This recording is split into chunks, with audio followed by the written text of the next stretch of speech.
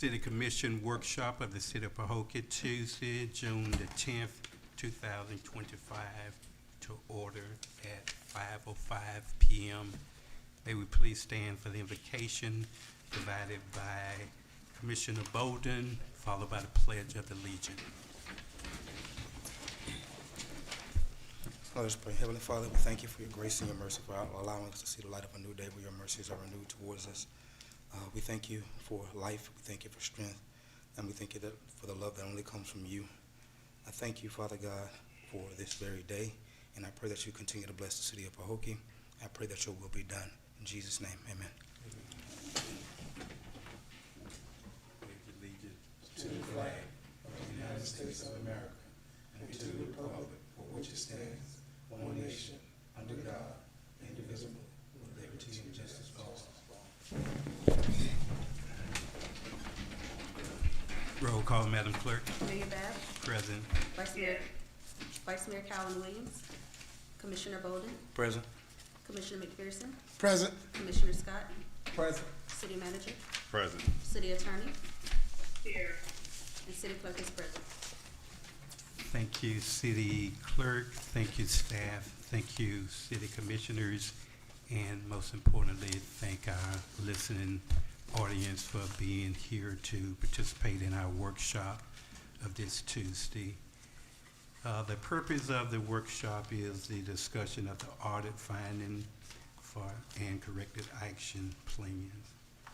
And at this time, I turn this portion over to our city manager to lead us in this discussion. Yes, I can't hear, I'm gonna hang up, okay, I'll be there in about 2 minutes. sounds good.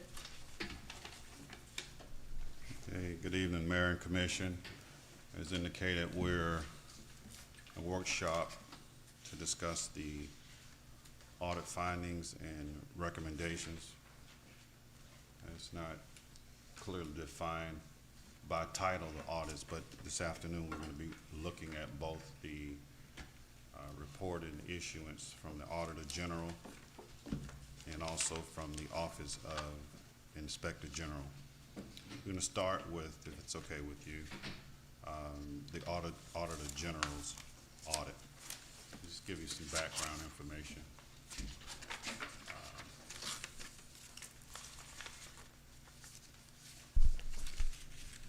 This year alone, the state auditor has audited 201 entities just this fiscal year since January. And the reason I'm saying is that audits are not uncommon. I think last year they ended up auditing 208, in the previous year 198. And there are several different types, entity types of audits. They audit school boards, local governments, nonprofits, state agencies, state colleges, state court systems, and state universities. And just give you an example of some of the audits that have been done already this year. Most of the universities in the state, Central Florida, Duval County School District, City of Deerfield Beach, Department of Elder Affairs, Florida A&M University, Florida Atlantic University, Florida Gulf Coast, even the Office of the quote that. Even state agencies are audited. One of the ones I was going to pull up for you is South Florida Water Managers District, other water managers districts. Again, just giving you an idea that audits are not uncommon, and there are several different types. And I'm going to go over the type that the city. There's an attestation, audit reports, federal awards, financial audit, information technology audits, operational audits, quality assessment, and significant findings. The city of Pahokee participated in an operational audit, and that operational audit was for a period of October 2022 through February 2024. Again, for informational purposes, operational audits. What is an operational audit? It evaluates management's performance in establishing and maintaining internal controls, including internal controls designed to prevent and detect fraud, waste, abuse, and non-compliance, and in administering assigned responsibilities in accordance with applicable laws, rules, contracts, grant agreements, and other guidelines. The operational audits examine internal controls, including certain information technology internal controls that are designed and placed in operation to promote and encourage the achievement of management's control objectives in the categories of compliance, economic and efficient operations, reliability of financial records and reports, and safeguarding of assets, and identify weaknesses in those internal controls. Operational audits may also include comparisons of the performance of a program, activity, or function of a governmental entity to specific criteria.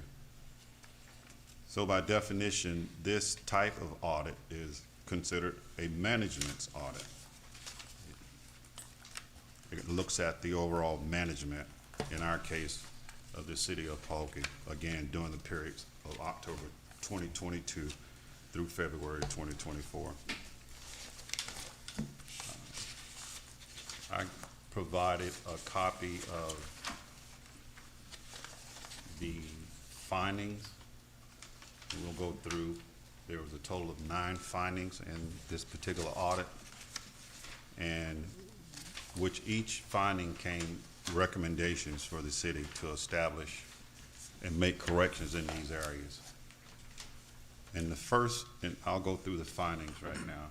Finding 1, the city lacked policies and procedures sufficient to provide reasonable assurance of compliance with grant terms and conditions, such as completion of grant deliverables, expenditure of grant monies only as specified in the grant agreement scope of work, maintenance of grant required documentation, and proper accounting of grant funding property. So that's the first finding. And let me go over a little bit more information to kind of give you an idea, an overview of what grants they were really looking at in this particular. In July 2017, the city received a $1.2 million grant from the Florida Department of Economic Opportunity to create a state-of-the-art marina facility on the city's Marina campground site located along the shores of Lake Okeechobee. In September 2018, the city received a second FDEO grant for $990,000 to complete infrastructure enhancements at the Marina campground site. In May 2021, the city received an additional grant from the Florida Department of Emergency Management, and $927,233 was used to repair 3 marina docks. In total, during the period October 2017 through January 2024, the city expended $3.1 million from the 2 FDEO grants and the FDEM grant for marina and campground improvements and repairs. And again, these are the findings that came as a result of the combination of these grants.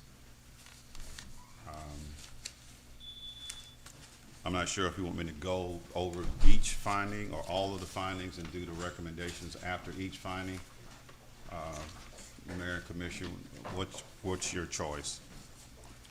I think we need to do both when we go with also do the recommendation. Okay. Okay.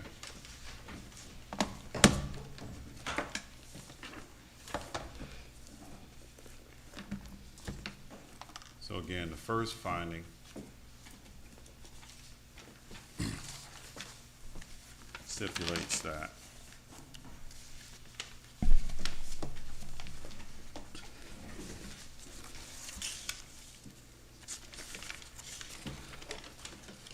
grant compliance pursuant to state law, municipalities are required to implement adequate controls to provide reasonable assurance of compliance with the provisions of law, regulations, and other rules pertaining to state awards of financial assistance. As of June 2024, the city had not established formal procedures for grant administration to assure compliance with grant terms and conditions. As shown in Table 1, the Florida Department of Economic Opportunity awarded 2 grants to the city for marina and campground improvements and repairs. The recommendations suggest that the city should establish written policies and procedures for grant administration. Such policies and procedures should ensure that, 1, all grant deliverables are completed in accordance with grant terms and conditions. Number 2, grant monies are expended only for authorized purposes specified in the grant agreement.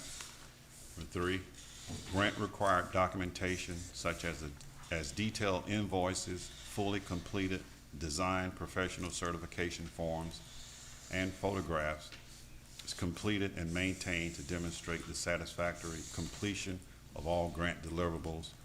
And number 4, under this finding, grant-funded non-expendable property as defined in the grant agreement be listed on the city's property records and annually inventoried.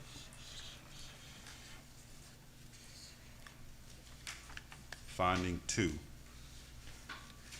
competitive procurement state law requires the solicitation of competitive bids or proposals for any municipality construction project projected to cost more than $500,000 to be publicly advertised at least once in a newspaper of general circulation where the project is located, or at least 30 days prior to the established bid opening, and at least 5 days prior to any scheduled pre-bid conference.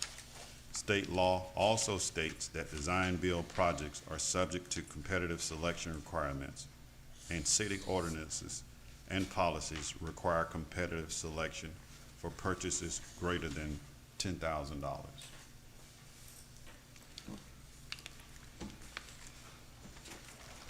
The recommendation coming from that finding, the city should competitively select goods and services in accordance with state law, city ordinances, and city policies and procedures. In addition, the city should promptly take action to initiate projects necessary to protect public health, safety, or welfare to avoid the emergency waiver or competitive selection. Finding 3, construction administration during the period October 2017 through January 2024, the city expended $3.2 million from the 2 FDEO grants and the FDEM grant for marina and campground improvements and repairs. To determine whether the city expended the grant monies in accordance with city ordinances, city policies and procedures, and good business practices, we examined city records supporting 26 expenditures totaling 1.9.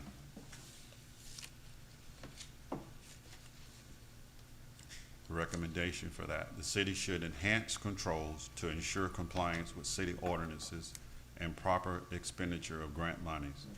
Further, the city should take appropriate action to collect the $125,000 judgment and accumulated interest from the non-performing contractor.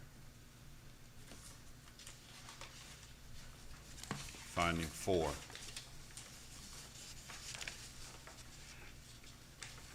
lease sovereign submerged lands. The city entered into a modified lease renewal with the Board of Trustees of the Internal Improvement Trust Fund of the state of Florida for a parcel of sovereign submerged lands on May 13, 2023 through May 13, 2033. State law requires the state-owned lands be managed to serve public interests by protecting and conserving land, air, water, and the state's natural resources, which contribute to the public health, welfare, and economy of the state. Accordingly, the lease terms and conditions state that the city is responsible for maintaining the lease premise in good condition, including structures and equipment located thereon, effective policies and procedures for maintaining and monitoring the state lands and the structures and equipment located thereon are essential to serve the public interest and ensure compliance with land lease conditions. The recommendation for that finding, the city should establish policies and procedures for the proper maintenance and monitoring of structures located on state leased lands. Finding number 5, Marina restaurant sublease. At the October 28, 2020 meeting, the City Commission authorized the city manager to apply to the FDEP, Division of State Lands Management, to secure approval for a proposed restaurant sublease. Accordingly, in May 2022, the city entered into a sublease of submerged lands with a vendor to operate a restaurant and tiki bar at the city marina and campground for a 10-year period. According to discussions with city staff, the restaurant operated from September 2022 to October 2023. The review of city meeting minutes disclosed that on August 27, 2024, the city manager reported to the City Commission that the restaurant operator was in breach of the sublease agreement, and the City Commission formally ended the sublease agreement. The recommendation for that finding, the city should, 1, develop policies and procedures to ensure that for any future restaurant sublease agreement, the city adequately monitors compliance with key sublease terms. Number 2, the city should consult with the city attorney and take appropriate legal action against the restaurant operator for breaching the sublease agreement. And number 3, the city should increase tourism and generate revenue, initiate a comprehensive search for a qualified restaurant operator for the restaurant. Finding 6, financial audits and annual financial reports. Pursuant to state law, the city is required to obtain a financial audit of its accounts and records by an independent certified public accountant. The resulting audit report must be filed with the Auditor General's office within 45 days after delivery of the audit report to the governing body of the city, but no later than 9 months after the end of the city's fiscal year. State law also requires the city to submit a copy of its audit report and annual financial report to the Florida Department of Financial Services. That it provides that any municipality, state statute provides that any municipality revenues or total expenditures and expense in excess of $250,000 are reported on the fund financial statement is required to obtain a financial audit of its accounts and records by an independent CPA. Florida statutes report number 2025-195, page 14, April 2025, within 45 days of completion of the audit report, but no later than 9 months after the end of the fiscal year. And the recommendation for this finding, the city should enhance efforts to comply with state law and ensure that annual financial audit reports and AFRs are timely completed and filed with the Auditor General and the FDFS. Finding 7, financial statement preparation.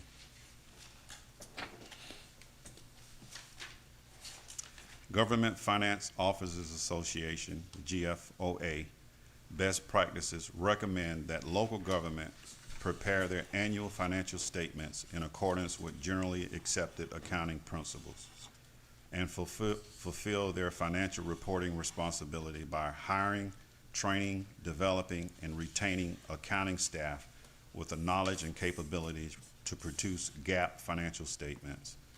Small governments that cannot hire someone with this expertise could hire a consultant or an accounting firm other than the independent auditor to produce GAAP financial statements and other related financial management outcomes.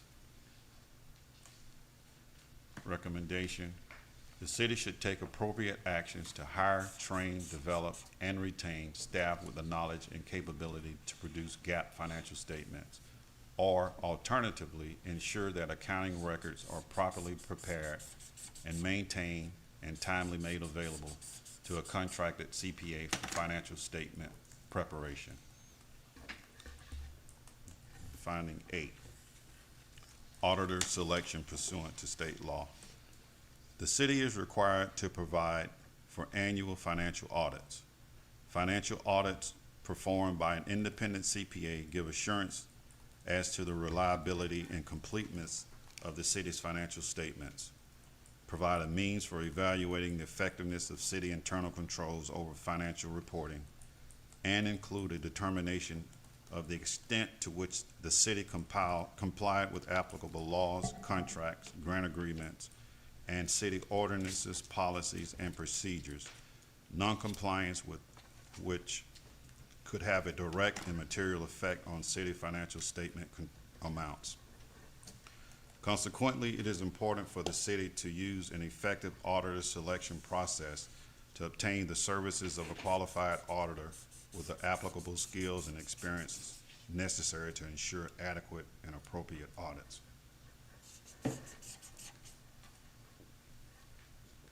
Excuse me.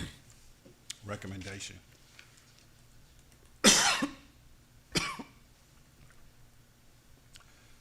For future auditor selections, the city should establish an auditor selection committee and competitively select auditors consistent with state law and city policies. Excuse me.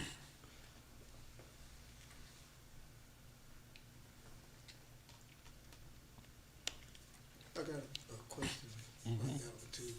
I know that we were 3 years behind on our annual audit, and I understand that they probably gave us a non-compliance because they were not filed timely. Since we've gotten all those audits caught up and working on the current audit, how would that affect us going forward in the future? I don't know if you can answer that question. Yes. Because as far as the corrective action plan, as far as that recommendation, we've already established that as far as the Correct. Auditor selection committee. Right. Yes. We'll find, as we discuss this further, that we, as you indicated, this actual item has already been accomplished. So we're now in compliance with that particular finding. And we're partially in compliance with quite a few of the others. But we're gonna finish finding 9, and then we can go a little bit more into discussion on this particular one. Okay. Finding 9, audit fraud policy, effective policies and procedures for communicating, investigating, and reporting known or suspected fraud are essential to aid in the mitigation, detection, and prevention of fraud. Such policies and procedures educate employees about proper conduct, create an environment that deters dishonesty, and establish controls that provide reasonable assurance of having management objectives and detecting dishonest acts. Specifically, anti-fraud policies and procedures identify actions constituting fraud, require individuals to report known or suspected fraud, provide guidance for incident reporting, establish responsibility and guidance for fraud investigation, and specify consequences for fraudulent behavior. And the recommendation,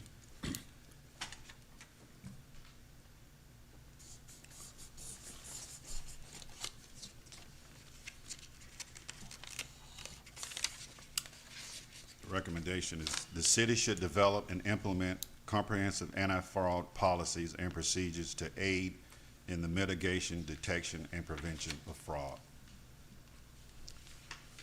So, Mayor and Commission, those are the 9 findings as found through the operation audit of the State of Florida Auditor General's Office, along with the recommendations.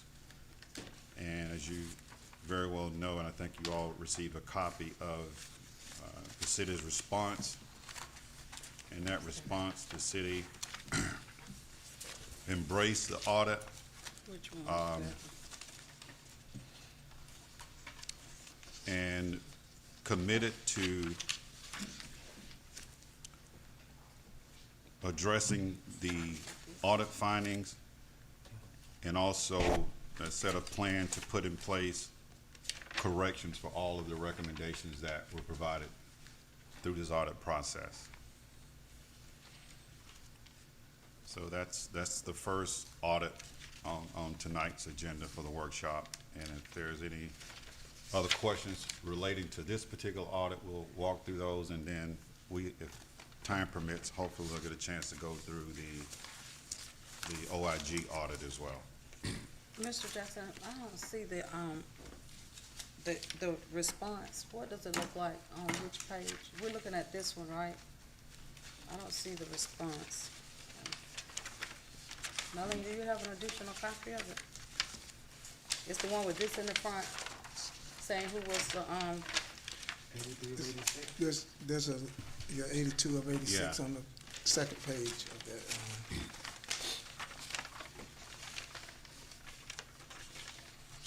I don't have 82 of 86.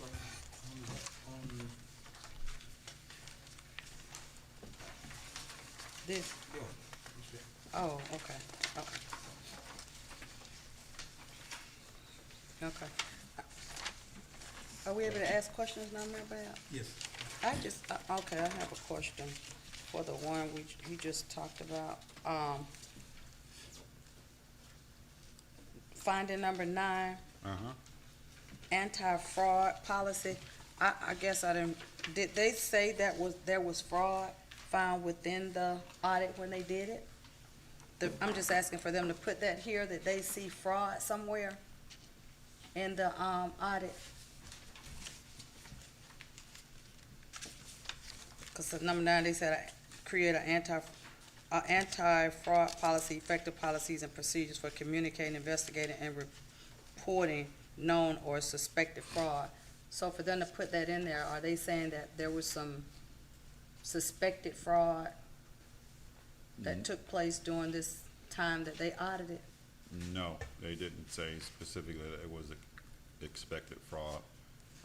Investigative procedures establish responsibility and actions for investigating potential incidents of fraud. They investigated it, reporting evidence of such investigations and actions to the appropriate authorities, and protect them. These are the things that they're recommending that we have in place. Although city policies indicate that fraud could result in employee discipline or termination, and include several examples of other actions that could result in discipline or termination. This is what the existing policy states, but as of August 2024, the city had not developed a comprehensive anti-fraud policy that includes mandating employees to report known or suspected instances, allows employees to report fraud anonymously, centralizes the record keeping of fraud allegations and investigation into these allegations, assigns responsibility to investigating acts of fraud, or guidelines on how to conduct fraud investigations, including protecting the reputation of those investigated but not found guilty of committing fraud. So that's what I'm saying, for them to put that in there, was there anything that took place that they thought or suspected that fraud took place, is what I'm asking, in order for them to put this in here? That's my question. Well, I'll say, Because if it is, because then I have a follow-up to it, that's why I'm asking. Go ahead, Mr. Bowden. no, I'll say, for quite some time, there's been, they did mention that they looked into, city, minutes as well. And, for years, we've even had members of the commission in the past use accusatory language in that regard. So, maybe that's something that they, probably why they looked into it. We've had accusatory language, spoken from our commission, for quite some time by members of the commission, without unsubstantiated, but spoken of nevertheless. I think also in that report, it made mention of, credit cards being utilized for personal use and those type of things. I mean, to me, that's scratching a real thin line. So that's what I'm asking, so what did they consider that as? That's why I'm asking for this for them to say we need a policy on it. I'm just trying to figure out, did something trigger it that they saw, that fraud took place? I guess that's what I was trying to. As I indicated, I think it was prior to you coming in, the type of audit that the city underwent with this, the Auditor General's office, they looked at and evaluated the management's performance in establishing and maintaining internal controls. So everything that had to do with management, whether it prevent and detect fraud, waste, abuse, and noncompliance. So they looked at all of the areas that would strengthen the city's position from a policy ordinance standpoint to see if they made sure that they had all of those things in place to protect against that. And when they looked, the city fraud policy was not comprehensive enough. So their recommendation is, it didn't say fraud occurred or anything of that nature, but just looking at all of those operational management tools and actions, they wanted to make sure that the city had a stronger anti-fraud policy in place, so much so that they recommended the exact language that we should adopt. Okay. And so we'll look at the previous one that we have, and in our comprehensive plan, the commission will agree on what we're striking out, what we're adding, since, correct, that's what we're doing with the comprehensive plan on the recommendations that they're giving, making sure that we're in compliance with what they're asking us to do. So as a commission, we'll work through this together to look at what the fraud policy is, the anti-fraud policy is now, and how we can make sure it's strengthened to be what the state say it should be. Yes, yes. And if you look at that a little bit more in detail, again, I'll point out to you that what the city currently has, and I just read that a minute ago. It's not strong enough. Right. In their recommendation to ensure that fraud and some of these other things don't occur. We need to put things in place to further prevent that and eliminate that as an option. Okay, so my question is, I know we're having a workshop talking about this today, and hopefully we'll have a follow-up workshop where all the recommendations that they have given us, that we as the commission can have time, we get all of those policies and look at them, and then we can take them home, have time to look at them, and then we can do another workshop and come back with recommendations based on what the state says. Yes, that's exactly a part of what we're starting here. Okay. Since we don't have them all, I know we don't have all of the policies in front of us today, what they were saying that, you know, we should be updating or we don't have those, but it would have been good if we did, and we can just take them home, what we don't finish today, and then maybe reschedule another meeting. But we would have had the opportunity to look at all of the policies that they say we need to update to make sure we're in compliance when they come back within those 6 months, at least that we've started something. Yes, that's the goal. As I mentioned a minute ago, out of the 9 findings, I think we probably would need to reestablish or align our policies with state ordinance and city ordinance and state statute to make sure that they're all saying the same things, because that was one of the issues, that our ordinances didn't always line up with state statute, and there's a need to do that to some degree. But the other part is that the ones that we have that's sufficient, we need to start operating Adhering under to those and adhering to those policies. So you got a mix. And then there are some policies that have been, some recommendations have already been corrected since the audit finding, even prior to the audit report release. And one of the examples was what Commissioner McPherson mentioned a minute ago, having a audit selection committee. And we were able to get that in place. That was one of the things that they found out in their audit, that it was not in place, or it was skipped at one point, and it was not followed, and it was just addressing that. And prior to the report being released, we worked with legal and staff and made sure we had those processes in place.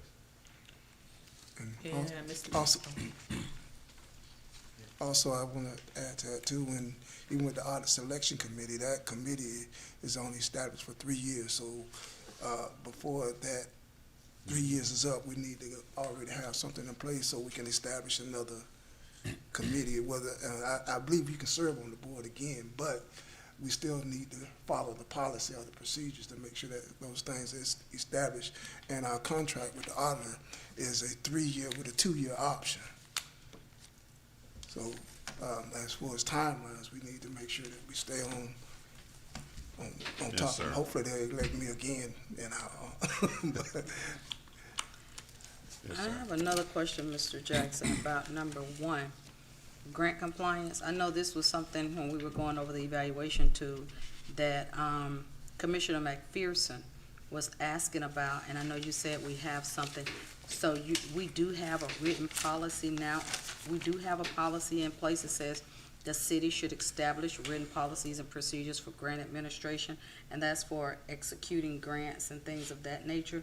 So I know you said the other night we have something in place, so will that be coming to the commission for us to review, to make sure that we see what it is, to make sure that it's in compliance with their saying what the policy is on executing grants? And I know you were saying, and we understand that all grants have different requirements, but we're just talking about just basic timelines. When you receive a grant, what's the execution process? Do we hold a grant for 2 months, 3 months, like just basic execution? Because we do know that all of the grants are different and they require something different. So we're just talking about the basics. Do we have anything of that nature in place already? And so if so, if we can look at it to make sure that we're in compliance with what their recommendations are. Because I did go on the Muni codes and I didn't see anything as far as grant executions. I don't know where I would find that at. So I try to do my research and find as much as I could. So if whatever it is that you have in the whatever it is that you have that shows what the grant execution process is. Yes, yes. And I think the explanation I gave a minute ago when we were talking about having policies in place, and to some degree, and not having sufficient policies in place, I think this one fell within the parameters of that. We have a policy in place for grant administration, but they're recommending that is strengthened. It says here, the lack of established grant administration policies and procedures may have contributed to the city's deficient administration of the grants. Just for a little clarification too, let's use an example of the Martin Luther King Park grant that was secured, I think, in 2018. And we're now in 2025, and we find that it was discontinued by the state. They wouldn't fund it any further. What is in our current policy that would have encouraged or directed a city manager to pick up the ball and make sure that wasn't a lapse in the grant time to be completed? And the reason I'm mentioning that, to be honest, even on a Facebook post that I read, and a young man stated it clearly to me that each of the city managers had a role and a responsibility to make sure that grant was carried out, and they all failed in that. And I totally agree with that to a certain extent. I don't know, I know one individual, one city manager had reestablished another deadline for it, but that same city manager didn't even do anything. He got it back on the books that we would be able to secure that grant, and he didn't do anything. Then I'm gonna go a little further. When you came, I'm just asking what happened to that grant to an extent that it lapsed it again, that we knew the deadline that was originally established or reestablished, or what happened? I'm just trying to figure out how we can make sure that something like that in itself doesn't happen again. I know the changes administration caused some of that, but to the extent that an individual would, and most of them had been here at least 9 months to a year, so they had time to make sure that we followed through and did lose that particular money. I'm just kind of brainstorming and trying to figure out what happened and how, as a commission and a manager, we can prevent those type of things from happening in the future. I think you pretty much answered your question in your question. A big part of it was inconsistency in following the grant. You have a grant a grant management policy per se in place, and along, I think we talked last meeting, the contract drives a lot of that information. And what specifically happened in the grant with MLK is that, as you mentioned, it was established in 2018, and there were a couple of different extensions placed on the grant. And when the last extension was placed on the grant, was in 2022, and it was stated in that extension that the grant would not be extended beyond the expiration date of 2024. December 2024. Okay, that from a management standpoint and managing that grant, the information came to my office, and I think it was October of 2024 that grant needed to be extended. And staff brought a staff report, brought a resolution, you approved the resolution, and was told that the state had extended the grant for another 2-year period. I learned in first week of February, after calling the state to find out what was going on in the grant, I found out that grant had the terms established in 2022 was the terms that they were going by. And they decided that they would not extend it beyond that point because there was no activity from 2018 to 2024. And they decided that those monies would be rolled back into the state agency, and recommended that the city apply for another grant at a different period of time. That pretty much signifies, and it's a real good example of what happened and what didn't. What should have happened in that scenario is very much similar to what happened in this particular process here. All grant deliverables were not completed in accordance with the grant terms.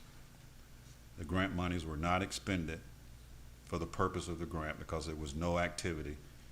Grant required documentations such as invoices. We never got to that point, not even a completed design. So that's a prime example on what happens when nothing happens. May I ask a question? Mr. Jackson, and this is just for maybe thinking we can put something in the policy, because it was reported to the commission since I've been on here in 2024 that we were in the design phase, and that I know I asked to bring in documentation. So maybe we can put something like that in there. Not that we're micromanaging, but I know the economic development person came up and said that we were in the design phase with MLK, and we were 20%, and I know I requested in one of the meetings, bring that information and let us see who's doing the design phase. And so I think if we include documents, we've been taking people's word, and that to me hasn't been good enough, because look where this has gotten us. So when they're coming up here reporting, have something to distribute to the commission. When, department heads or whoever come, or you're reporting from their department, so that we can actually see and know what they're talking about, and not just telling us, and then here it is, we come back later to find out, oh, nothing has been done from 18 to 24, but it's been reported to the commission that we're in the design phase, it has gone out, and this is what was reported to the commission, and then to hear this now. So I think when they come and reporting to the commission, bring documentation so we can actually see what you're saying and what you're talking about, so that we can follow along. So if we have questions later, we can say, oh, no, that's not true, because here's the documentations that we were given. So I think putting that as part of the policy, that when a report is given, providing the commission with documentation based on what you're saying. And we're not just taking your word. And I know they say trust staff, but staff has been trusted. So in the future, then I just think we need to tighten the policy up and provide the documentation, because you're doing it anyway. If you send it out for the design phase, that's paperwork that has to be done anyway, because it has to be, provided for the grant. So I think providing that documentation when they come up and give reports, that we actually have documents to support and back up what you're saying, and just not telling the commission. I completely agree. I completely agree. As I indicate, and this is my first time ever hearing that MLK was 20% design. All of my reports and all of my investigations suggested that nothing had happened at MLK. No design, no anything. Let me just say this. I think this should be a collaborative effort anytime we're dealing with grants or whatever. Not only the city manager has the responsibility, us as commissioners have a responsibility. And what I just want to just food for thought, one of the things that I'm thinking about, that we put timelines as far as our grants are indicated. For example, if we have a grant that's 4 years or more, that the grant should be secured, the engineering, whatever the design phase, all that should be done and placed out for bid within the first 6 months. And then the project should be started within that year. If the grant is 2 years or less, we put a timeline of 90 days. These are just food for thought. Not only to hold you responsible, but we as elected officials need to be responsible to make sure that our monies are being spent appropriately, and not just appropriately, that we don't find ourselves in this situation. And I think this will help strengthen our policies as far as administering grants. I agree with you 100% as it relates to that. And we're just talking about one particular grant now. Yeah. But as you all are very much aware, all of our projects are running behind. And we're in the same situation. For the last year now, I've been trying to get projects back on track. Barfield Highway is just a prime example. We completed the final walkthrough with Palm Beach County Water Utility today. So that project had lagged for years, and we should receive the final invoices on that. And I'll talk a little bit more about it in a commission meeting later this week, or no later than next week. But it takes time, it takes investigation, it takes audits to find out a lot of the things that have happened prior to me getting here. But my commitment is to make sure that these projects are put back on track and completed within a timely manner. And one other one is also the phase 4 of our roads and street project. That particular installment, at least the grant, was given, I think, in 2020. And we're in 2025. I don't know if we have checked with the state to make sure that's still secure and we're not gonna lose it, because to be honest, I have lost sleep on that one. I think that's gonna be similar to MLK if we don't act expeditious on it. And I know you have a plan. You're saying that currently, because we only was awarded $210,000, it haven't been enough to finish the 4 roads we had identified. But I'm just saying up here as a commissioner, whatever it takes to make sure we don't lose that $210,000, cause roads right now, improving those are critical to our success in Pahokee. And I just want to make sure we don't lose that, and we are on top of it, and it's not in jeopardy of the state saying once we do decide to have a plan in place to move forward, this money, we're not going to extend it to you all, because Yes, sir. I've been working on that particular project for the last 2.5, 3 weeks. I've met with the state on a couple of different occasions, and those dollars are secure.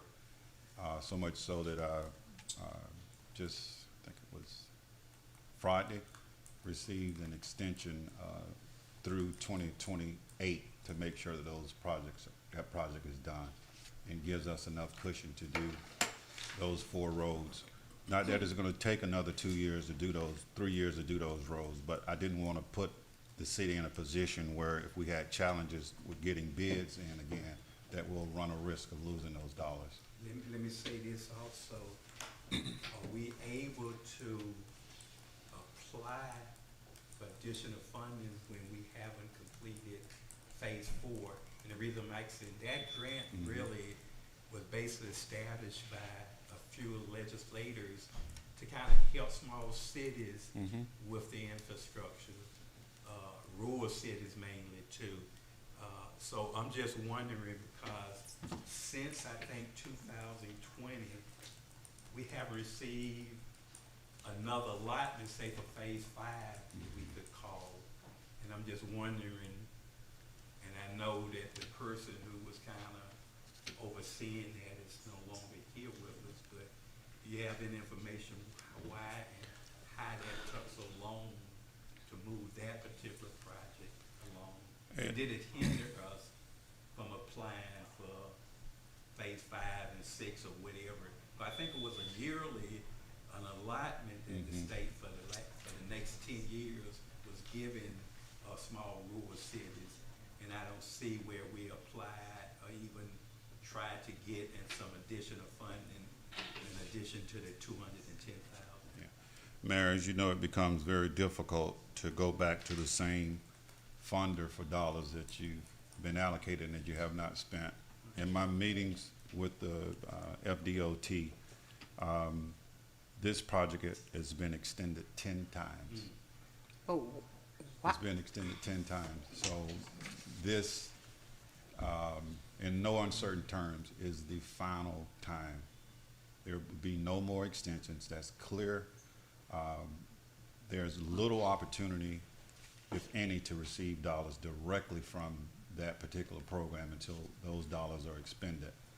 But there's also funding available through Palm Beach County Community Development Block Grant that will start up again October 1, that we can utilize for repaving roads and streets. That will not hinder our ability to do that. That's a different pool of dollars.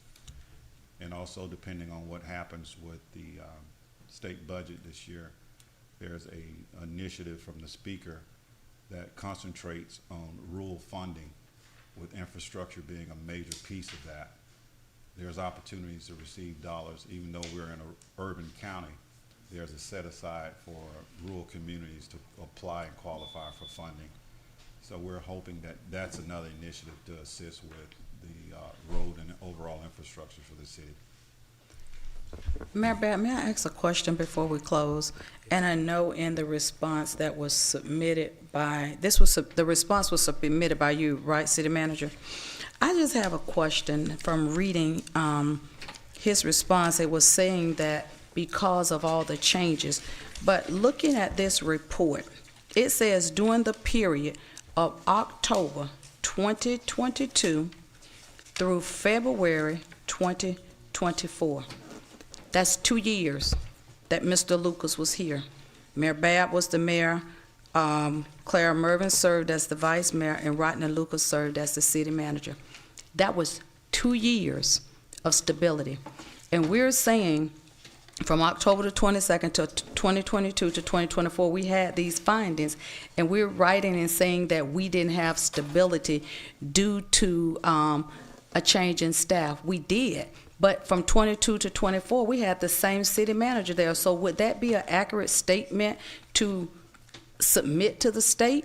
Because that was a 2 year so my question is, for 2 years, we had a city manager here, and none of this was what was taken. I'm just trying to figure out, how can we say that, how can we write and say because of all of the turnovers that we've had when we had, here it says from 22 to 24, we had a city manager for 2 years. I can answer some of that. I don't believe even Mr. Luke was here for 2 years. There was a big gap in his, they terminated Mr. Lucas during that period of time, and he was brought back at a certain period. In addition to the city manager, there was also other top staff that wasn't here, the finance director. So it was some key folks, even the economic development director. There's some other key folks that wasn't here during the whole 2-year period. So that why you didn't they mentioned. put the, I'm just asking, so why didn't they put what all city managers was here from 22 to 24? Why did they just put just one then if it was just only one? Because to me, that's misleading, because that's what I'm thinking, it was just this one city manager that was here. Well, the Inspector General himself was the one that actually mentioned a lot of these things being issues due to turnover. Mentioned it on the news. When What did he actually said that on? explained it. I'm looking at the report right here. I'm just saying that in his explanation, that's what he mentioned as one of the major issues, the turnover. To answer your question more succinctly, the statement that was presented in the response is an accurate statement. No, I was just looking at the report because it just had one person on here as the city manager. So that's why I was asking the Okay. question from 22 to 24. So I would have thought for 2 years, that was 2 years of stability. I didn't know that, within that 2-year period, I thought they would mention, if it was others, they would mention them. I just thought it was that one Like if city they would manager. mention the interim or something, is what you're saying? Yeah, I'll get, well, yeah. You know what I'm saying? Like it wouldn't all just fell on one city manager. That's what I was thinking, that this all just fell on one city manager. At this time, I'm sorry, city attorney. Yes, I just wanted to put a couple of things on the record, Mr. Mayor, Vice Mayor, Commissioners. And maybe Mr. Jackson has more information from the state on what is intended by some of the things, like for instance, I don't know if there was follow-up or backup materials that were given, because some of the things are just kind of open-ended, they're stated, and it sounds, like something certainly the city should obviously be on top of, but it's not clarified in a way that will not prevent duplication. Like for instance, if you look at finding 1, where it talks about the completion of grant deliverables, and those things, like the grant terms are in the grant. Like they normally tell you, this is what you do, this is how you do it. It's, those are the things that are in the grant. And so where they go to finding 3 from 1, and they say that the city did not expend grant monies in accordance with city ordinances, the only ordinance that I saw, maybe this is what Mr. Jackson was referring to when he said some things are not followed or something from the ordinance. There is an ordinance that is kind of an unreasonable ordinance, which talks about grant administration fees, and it talks about when you get a grant, you're supposed to charge like 10% over that to make sure that you're able to administer the grant for the different things that are required from staff. So, it's not clear whether that's the one that they're talking about or whether it's something else. And so I don't know if, like I said, additional information was provided. And then there are things mentioned, like it talks about, finding 4, it talks about procedures to properly maintain and monitor the lease, sub and submerged land. So it appears that they're referring to maintenance issues, appropriate, because when you go over to finding number 4, they have a reference to maintaining the leased premises in good condition, including structures and equipment located therein. So I think they're talking about maintenance issues, but they don't say, like, if they were talking about whether they're talking about the,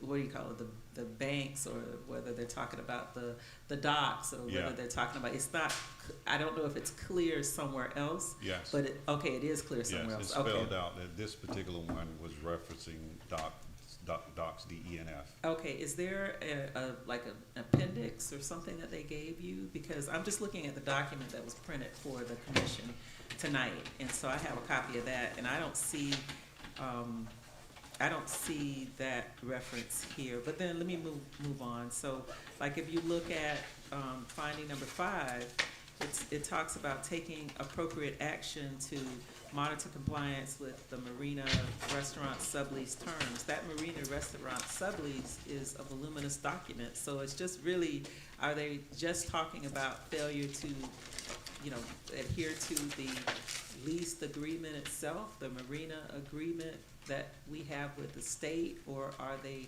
specifically referring to, something else? Because it says appropriate action, but what, so I guess and maybe I'll get with you, because I certainly want to help in any way that I can. I've even sent Mr. Jackson, and we've been sitting here tonight, what I believe is a comprehensive policy for the mitigation of of fraud and that kind of thing. I sent a long policy on that I'm sure, rather than trying to rework something that they think is not adequate, maybe we can just give them another comprehensive policy. So in getting answers to some of these things, or at least having someone that we can talk with that will communicate with us about what it is that they intend, or if you have an appendix that went with this that maybe just not be included, that's just not included here, that would be helpful. There's a link? Okay, Yeah. all right, I'll What take you- a look at What the you link have then. before you is just a summation of the findings and the recommendations. Okay, I'll take a look at the link, thank Yeah. you. At this time, due to our time, we're gonna end our workshop and adjourn our regular meeting in 2 minutes.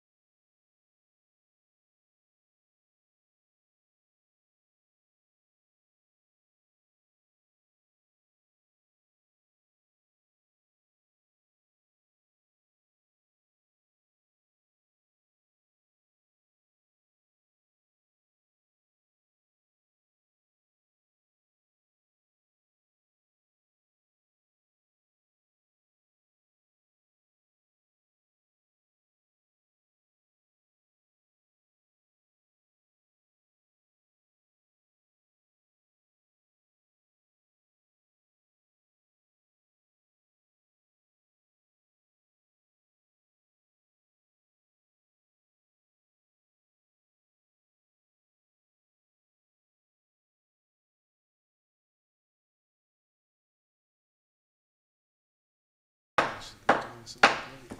I call this city commission meeting of the city of Pahokee, Tuesday, June the 10th, 2025, to order at 6:14 p.m. May we please stand for the invocation provided by Vice Mayor Cowers Williams, followed by the Pledge of Allegiance. Oh, gracious God, thank you for allowing us to be here tonight. Father God, we thank you for how we are here to take care of the business of the city of Pahokee. Thank you for how we can respect each other in a very professional manner and move forward with taking care of the business of the city of Pahokee. Thank you for allowing us to be here. Thank you for taking care of our city and allowing our residents to continue to support us as we try to move our city forward. We thank you for your continued blessings in Jesus' name. I pledge allegiance to the flag of the United States of America and to the republic for which it stands, one nation, under God, indivisible, With liberty and justice for Roll call, Madam Clerk. Mayor Bab, Present. Vice Mayor Calvin Williams. Present. Commissioner Bowden, Present? Commissioner McPherson, Present. Commissioner Scott, Present. City Manager, Present. City Attorney, City Clerk is present. Thank you, City Clerk. Thank you, staff. Thank you, Commissioners, and most importantly, thank our audience for being here to participate in our regular scheduled commission meeting of Tuesday, June the 10th.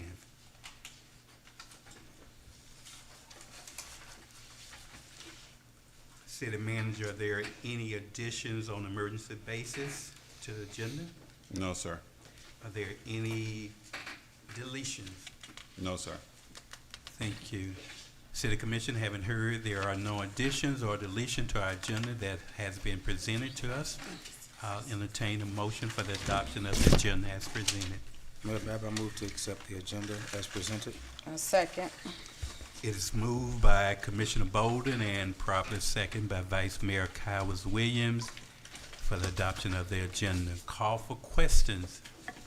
Hearing none, are you ready for a vote? Roll call, Madam Clerk. Commissioner Bowden? Yes? Vice Mayor Calvin Williams? Yes. Commissioner McPherson, Present. Yes. Commissioner Scott, Yes. Mayor Bab. Yes. Thank you, Madam Clerk. Motion passed by unanimous vote. Next, we have presentation, proclamation, public service announcement, public comments. At this time, City Clerk, do we have any public service comments card or public announcements? Yes, sir. Only one for this section, and it's Dr. Jinga. It's a PSA.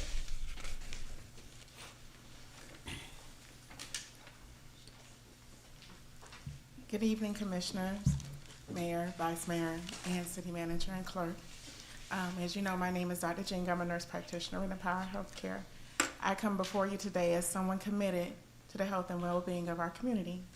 On May 26th, I received a phone call informing me that the building in which we currently occupy, the United Methodist Church, has been sold.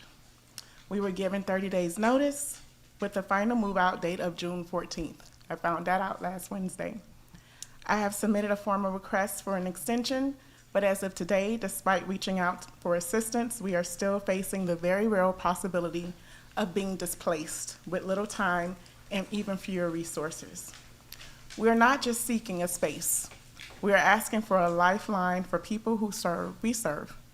Our facility is more than just a building, it's a hub. It's a community hub. We are compassionate about what we do, and we provide critical services for individuals and families who rely on us.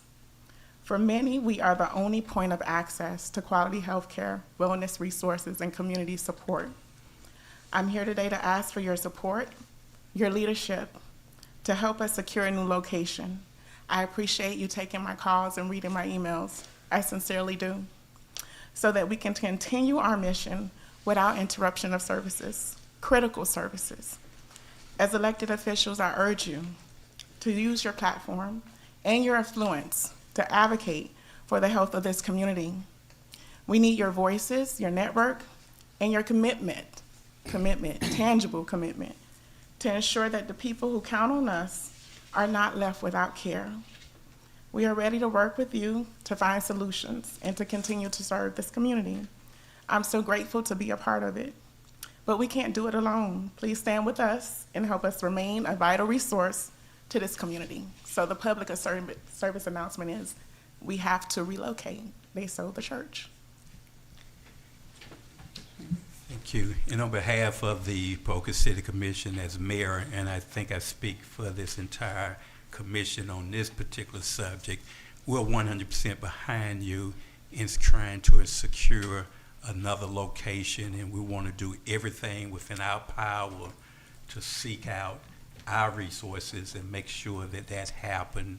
I know earlier I was called by the doctor and indicated that the state wanted someone from a municipal level, a state level, or county level to support their request to utilize an old highway patrol station.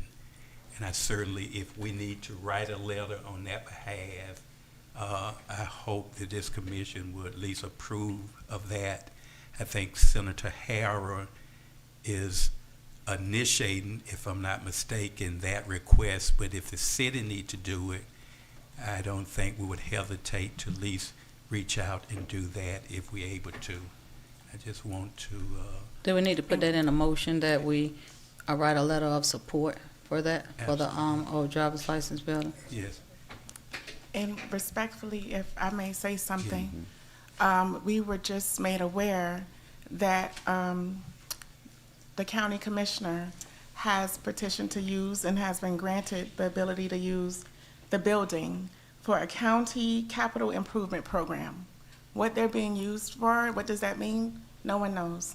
I did get a call from Senator Harrell's legislative aide who is looking into that, but at this time she has confirmed that that is fact and that they're starting to work on the process of refurbishing the building, I guess any day now.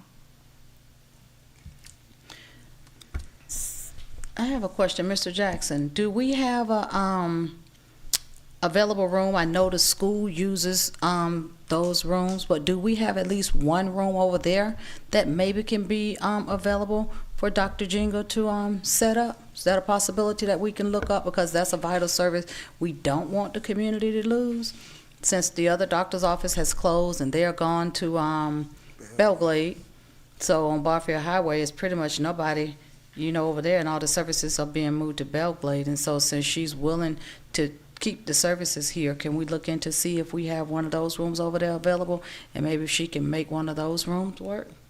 When I received both the email and telephone call from Dr. Jinga, I immediately looked at all the possibilities or potentials of using a city-owned property. I have not been able to find one that's both available or in a situation where it can be used at this point. The school, as you referenced, utilizes quite a bit of property.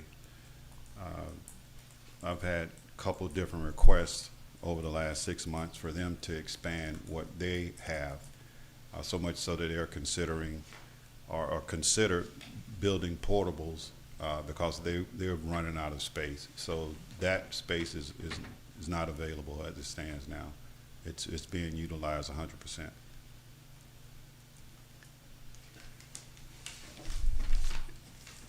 What about still the letter of support? I know that the county is planning on utilizing that facility for something else, but if we ask that the doctor's office could utilize that maybe for the next 2 years to give her time enough to seek a better and a more suitable location. I'm just trying to ask whether or not that we can say that the service that this agency would provide would be better suited for our community, not saying what the county's planning on doing is not a valuable service, but we feel having a medical profession in our community that service our community would be in a better position to assist the city and its residents than whatever the county may have in mind.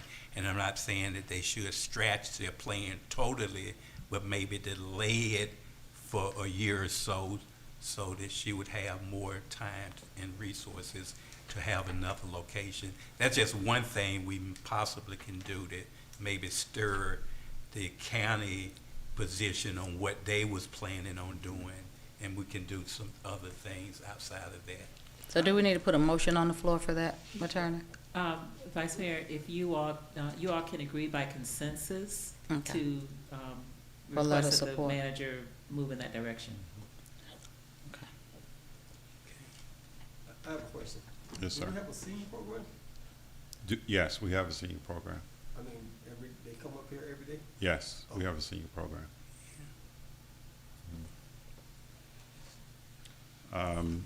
We can definitely put pen to paper what you're recommending, Mayor, and we can definitely get that done as early as tomorrow. I saw the response that came directly from County Commissioner's office upon her request to use the facility. And pretty much got the same thing from my inquiry. That is something they developed in their comprehensive plan some years ago and have a designated use identified for that property. We can write the letter and we can definitely make the request based on what you just mentioned about allowing time if their calendar is not in sync with doing anything within the next year or two to see if it can be occupied until such time. The only other property, and I mentioned it to Dr. Jinga, that comes to mind is the suite that the Community Health Center once occupied on Barfield Highway. That facility is available. I know there have been some challenges there, and I definitely won't speak for Dr. Jinga, but I think that was one of the locations she originally looked at and had issues with a lot of the things that were not available and not suited for what she was wanting to provide for a clinic. I will note that there's recently there's a new owner to that property. It may be an opportunity to sit down and talk in detail and exactly what's expected from the city standpoint and what can be done to develop it in a way or renovate it in a way that's pleasing and acceptable to Dr. Jinga. I'm willing to lead that conversation if that's something that you want to explore as well, but I do know that facility and that property and that suite is open as of a couple of weeks ago. And when I inquired about that one recently, because I tried last year to move there as well, but recently I'm told that there is a horrible sewage issue in that building, which was one of the reasons why Florida Community Health Center may have left, a continuous sewage issue, from my understanding. Okay. That's something that could be mitigated. And that's all I'll say on that at this point. Okay, thank you so much. Uh-huh.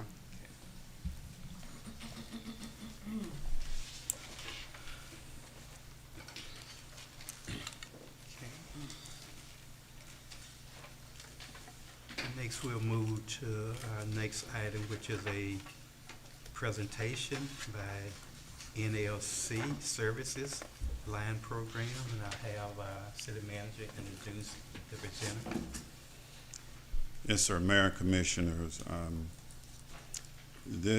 from my understanding, this NLC Service Line Program was introduced to the city and the commission prior to COVID, and was reintroduced to the representative by Vice Mayor Cowan Williams, their participation in the National League of Cities conference some months ago. Ms. Shawarski, I've been communicating with her ever since.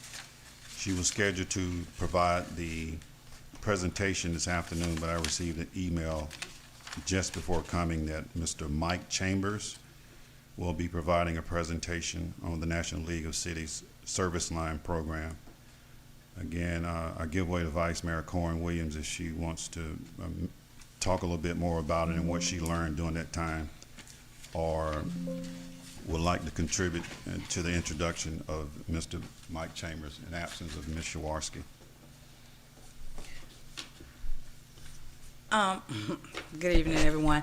I just want to say when I go to the trainings and you hear a lot of different presentations and you want to come back and share information with your community. So that's what I go and do. I try to learn as much as I can, and if I think that it's value to our city, I will forward it to the city manager and let him know this is who I spoke with, and I would forward it to him, and then they would talk to see is it something they would like to present to our community. So after speaking with them on several occasions, I thought it would be a good idea. It wouldn't hurt to at least come and explain the program to the city and the residents to see if it's something that they would like for us to have in our city. So I don't like to just say no without giving someone an opportunity to explain what programs they have. So I want to say I appreciate you all for coming, and thank you for taking the time to come, Mike, and talk to our residents and talk to the commission. And so I present Mike Chambers to you. Thank you very much. I appreciate that. I do appreciate the mayor, city commission, clerk, manager, and everybody else, staff there with the city, allowing us a few minutes tonight to tell you a little bit about our program and how it can help the residents there in your community. My name is Mike Chambers, and I work with the National League of Cities Service Line Program. And through that program, we work with cities and municipalities all across the country to make our service line warranty programs available for your residents. What I'd like to do is just kind of give you a brief overview of the program, and then save time, for any questions. A little bit of a background, we currently work with about 1,300 communities across the country. There's about 32 there in the state of Florida. We've been doing this program through the National League of Cities since 2010, so coming up on 15 years now. And the reason the NLC has gotten involved with this type of program is they understand that infrastructure is getting older and older, especially when it comes to water and sewer. And one of the big issues is while the cities and the municipalities are doing their part to maintain those main water and sewer lines through the street, you have these miles and miles of lines that connect to that system that a lot of times they don't get any attention until there's an issue. And that's the residents' lateral water and sewer service lines.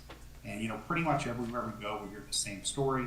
Residents will have a broken water line, or their sewer line will collapse, or you get clogged with tree roots. First thing they do is contact the city. You have to send someone out there and make sure that the line in the street's working properly. Typically, it is because you're doing the maintenance and the upkeep on it, and that's when it kind of makes you the bearer of bad news, where you have to say, Mr. and Mrs. Resident, we found the issue. It's your service line, your water line, your sewer line that's causing the problem, the backup, or the leak, and you're going to have a contractor out there and have it repaired. And a lot of residents, they don't even realize they're responsible for these buried lines, from their home to the street until you're there telling them. And then even the residents that do realize they're responsible, they don't have the $5,000, $6,000, $7,000, $8,000 it could even cost to dig one of these lines up and have them repaired. So that's where our program comes in. First off, it's an educational program. We'll do a free public awareness campaign to all the homeowners there in the community, let them know that these lines are their responsibility. Also give them tips on what they can do to keep things working properly, and also allow them to purchase a low-cost monthly warranty through us that will cover these lines in case anything were to happen to them. Now the nice part for the city, it's a fully turnkey program. We handle all the marketing, all the billing, all the customer service, all the claims. There's no cost or anything for the city to participate. And then we do share a portion of all the revenue that's generated from the program back with the city. Now for your residents, if the city does decide to participate, it's nothing that they're forced to take. It doesn't go on their bill or anything like that. It's simply a program that will be available that should they choose, they can cover and protect themselves for their lateral service lines. We've only 3 products available for your residents. They can pick and choose. They can pick either ones they want, or none at all. But the first one is the external water line coverage. That'll cover their whole water line from where it enters the home all the way to the city's connection, whether that's the curb stop or the main. That will cover leaking lines, broken lines, slow running lines, loss of pressure, basically any issue that would occur to their water service line. There's no deductible on that program. There's also no service fees, and we don't do any pre-inspections, so all your residents are eligible to enroll. The second product we'll make available is the external sewer line coverage. That will cover their entire sewer line from where it enters the home all the way to where it connects to the main. And then the nice part about that is that will not only cover a full replacement of the line, even repairing any kind of concrete if the street needs to be disturbed, but it'll also cover simple things. Something gets flushed down there, or a lot of times tree roots infiltrate that, and it just needs to be cleaned out. So all that's covered, any disruption in their sewer service. Once again, no deductibles or service fees and no pre-inspections as well. And then the final product just kind of completes the coverage, and that's the in-home plumbing and drainage. That will cover all water and sewer lines inside the home, as well as stop-up sinks, commodes, any issue water or sewer related to occur inside the home is covered. When the resident does have an issue, they don't need to call the city or anything like that. We have a 24-hour-a-day, 7-day-a-week call center based here in the U.S. That they can contact us or speak here to our residents, and then we will dispatch a local licensed plumber out there to make the repair. That's another huge benefit of the program as well, is we only use contractors from there in your city to do the work and complete these repairs. A couple reasons we do that. First off, the city is working with us, so we want to make sure your local businesses are benefiting from this program. But more importantly, we understand that when a resident has a broken water line or their sewer line's backed up, it's not something they can wait a day or 2 days or 3 days to get repaired. So by using local contractors there in the city, we're able to get those contractors out there as soon as possible, get the problem fixed and their service restored. Now, as for the way we make the program available to your residents, I always get the question, are our residents going to get annoying phone calls or door-to-door sales or anything like that? We never do any door-to-door sales or telemarketing for this program. All education of the program is done through a direct mail letter. Typically, we send that out twice a year. Before we ever mail it to the residents, we provide it to the city. You have an opportunity to review it, make sure you're happy with all the language that's in it, and only once it's approved by the city will we go ahead and set that mail date and send it out to your residents. Residents will receive that letter. On the letter, we'll say the national cities and the city want to make you aware that this program is available. It will have our phone number on it and website, so if they have questions, they can call us and get those answers. And there will also be a postage paid envelope included and a tear off at the bottom where if they just want to sign up, they can send that back to us and enroll. And as I said, we've been doing this program for over 15 years. Just in the past 3 years alone, we fixed over 1.2 million lines, saving residents over $500 million. The program is A-rated with the Better Business Bureau. And then we also do a customer satisfaction survey to every resident that does file a claim through the program. It's basically like an Amazon or an Uber score. It's based on 5. And currently, we have a 4.8 rating on that program. As for the rates of the program, each one that's available, the external water line coverage runs $5.99 per month. The external sewer line coverage was about $7.99 per month for your residents. And then the in-home plumbing and drainage runs $9.99 per month for the residents. And as I stated, we give a portion of that back to the community there. So 10% of every dollar we collect, we provide back to the city. You can use those funds however you want. Some of our more popular programs that cities have done and our partners is they'll set those funds aside, and maybe there's a low-income family that might need help paying a water bill, where they have a broken line and they might not have our coverage. There's funds available for that. Others will put it back into some other project that they're working on or an infrastructure issue that they're concerned with. About 80% of our partners take the revenue. About 20% decide that they don't want it. So if you don't want the revenue, we just discount that cost to your residents. So that's kind of the overview of the program. I'd like to answer any questions for you if you have.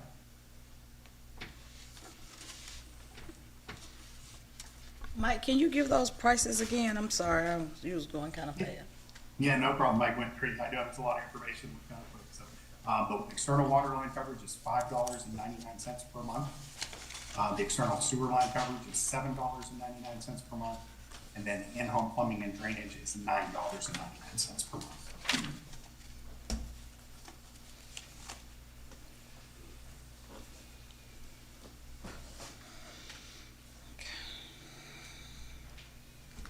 Mike, can you talk a little bit about how that is actually billed? How would a resident see that bill? Will it come as a part of their FP&L or water and sewer bill?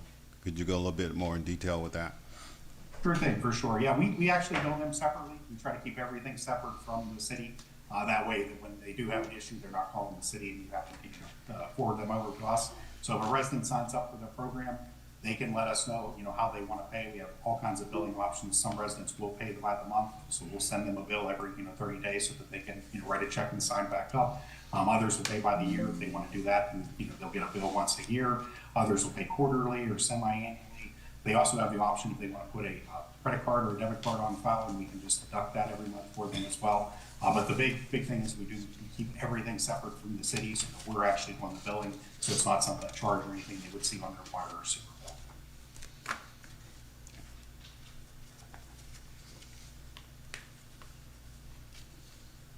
Mr. Mayor? Yes, ma'am. Yes, this is something that has passed in one of the neighboring cities, and the company was amenable to certain changes being made to the contract, and I'm assuming that would be acceptable with the city of Pahokee as well. Those had to do with privacy issues. They had to do with indemnifying commissioners and employees and contractors and so forth from any negligent or fraudulent actions, and it had to do with setting forth, making clear the venue in case there was litigation. So I'm assuming that the league is fine with those changes being extended to the city of Pahokee as well. That is correct. Yeah, we start with a template, standard marketing agreement that we use, and we definitely, appreciate any city's feedback or changes that they need.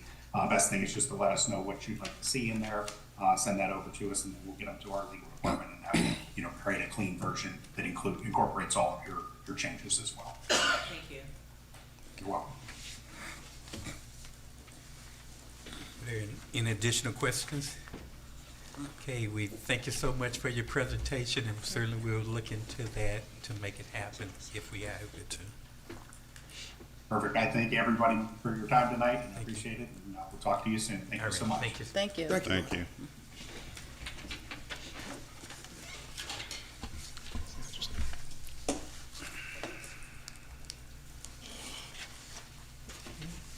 I think that's it for our presentations. Next on our agenda is the consent agenda. We have 3 items on our consent agenda: the May 27, 2025 City Commission meeting minutes, the June 3rd, 2025 City Commission workshop minutes, and resolution 2025-30.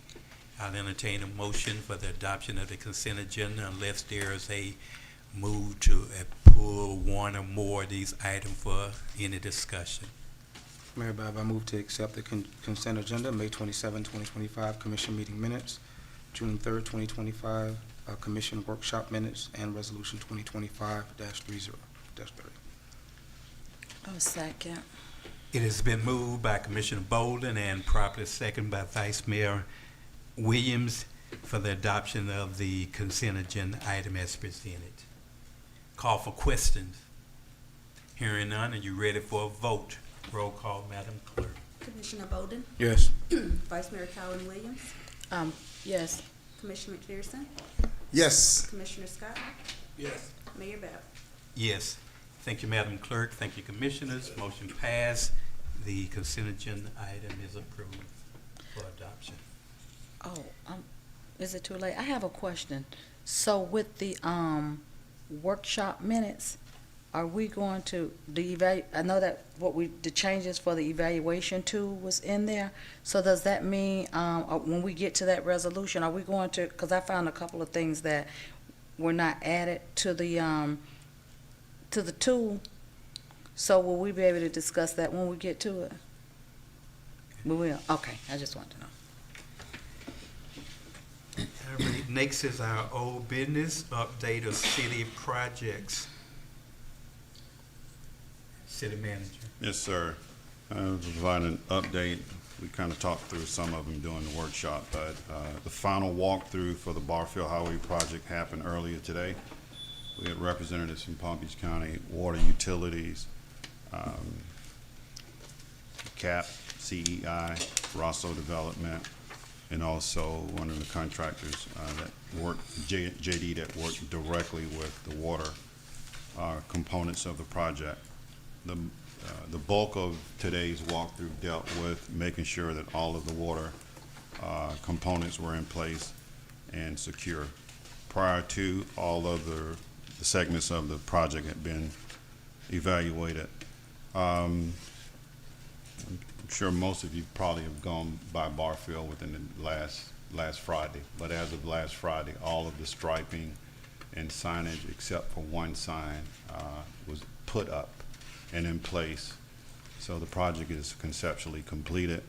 we'll have hopefully a final invoice to submit to FDOT either end of this week or early next week, and just complete sign off on the documents, and that project will be completed.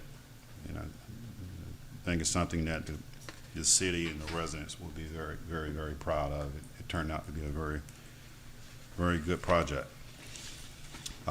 We mentioned phase 4. Also during the workshop, I have requested and received confirmation to extend that project to make sure it's given an opportunity to be completed. Stations as early as tomorrow with the engineering company that can assist in providing follow-up from the last RFP that went out, and looking to see how we could strengthen it and make it more appealing to see if we can get more responders and select a firm that will put us in a position to finish those 4 streets that's identified in the phase 4 project. Likewise, as indicated, I've been working on the McClure project as well. I've had conversations with the parties that's associated with that project, primarily Palm Beach County Water Utility and WGI. We've had separate meetings, and hopefully by the end of this week or early next week, we'll have a combined meeting that will include at some point FDEP as well to move this project, FDOT to move this project along and get it back on track to completion. That's the only project updates I have this time. I have some other items to mention during my report. Thank you. I have a question about that. On Barfield Highway, I know there was a particular section on the entry level where the Everglades property. I didn't go by and look at it today, but I know if is that one of the things during the walkthrough, was that addressed? Yes, and the developer of that project has taken responsibility to make sure that that entryway is corrected to design along the Barfield Highway once that project is completed, the development is completed. And the other, I mentioned that there was only one sign that was not installed, and that sign is associated with that project as well. Once it's completed, that final signage will go up. Okay.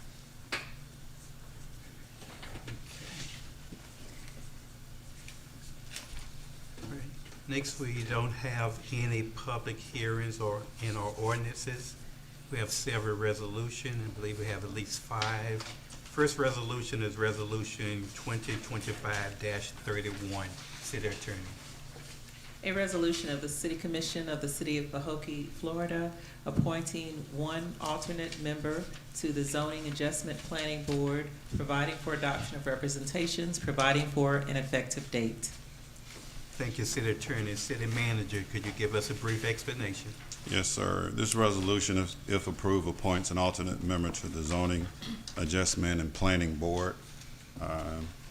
Staff recommends approval of Resolution 2025-31. Thank you, sir. City Commission, having heard Resolution 2025-31 properly read into the minutes by City Attorney, properly explained by City Manager, what is your preference?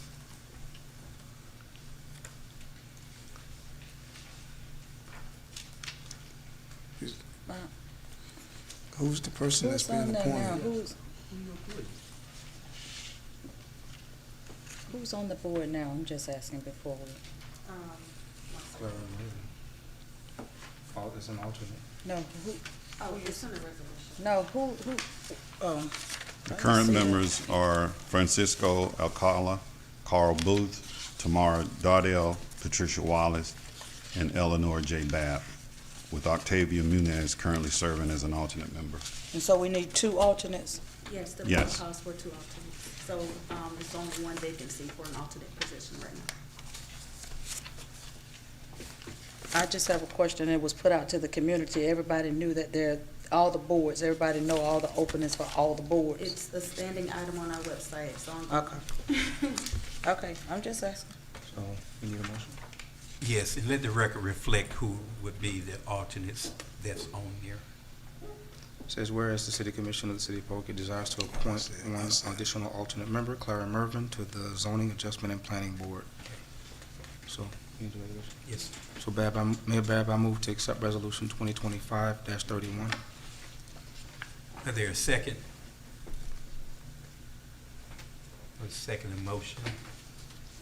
It has been moved by Commissioner Bolden and properly second by the mayor for the adoption of resolution 2025-31.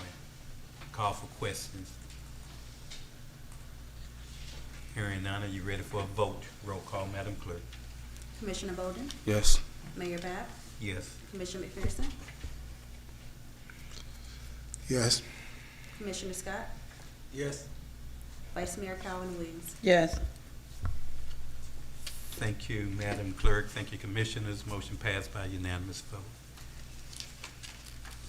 Next, we have Resolution 2025-32, City Attorney. A resolution of the City Commission of the City of Pahokee, Florida, approving and adopting an evaluation tool for the city manager as set forth in Exhibit A, providing for adoption of representations, providing for conflict, and providing for an effective date. Thank you, City Attorney. City Manager, could you give us a brief explanation? Yes, this resolution approves and adopts an evaluation tool for the city manager as defined and determined by the commission during multiple workshops in February and just recently June of this year. Thank you, City Manager. City Commission, having heard Resolution 2025-32, properly read into the minutes by our City Attorney, properly explained by our City Manager, what is your preference? Mayor Bab, I move to accept resolution number 2025-32. Second. It has been moved by Commissioner Bolden and properly second by Commissioner Vice Mayor Cowles Williams for the adoption of Resolution 2025-32. Call for questions, Yes, Vice Mayor. if we can go through them, I kept my notes and I compared it to what we have here. For the first one, for number 1, under individual characteristics, we changed that from strides to provide, and we took out to continue.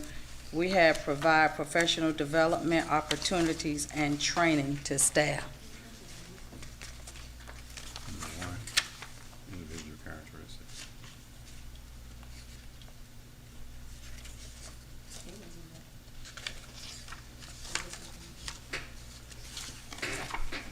This is for, We changed that from, it was something that said promote, and also a different section. What she say? So, the word provide was only inserted in a different section. It went from promote to provide, and it wasn't for this particular section.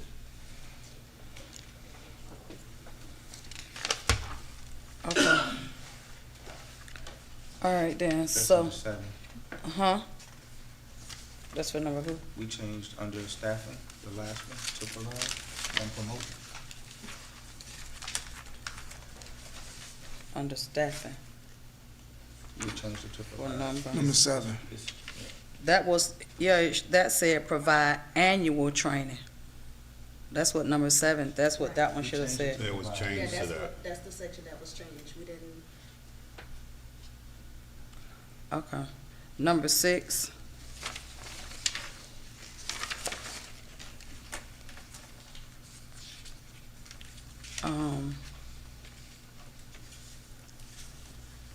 Do we have that one? Town hall. Yeah, we got that. Okay, we got that one. Let me see the other one. I'm just going through for other ones that,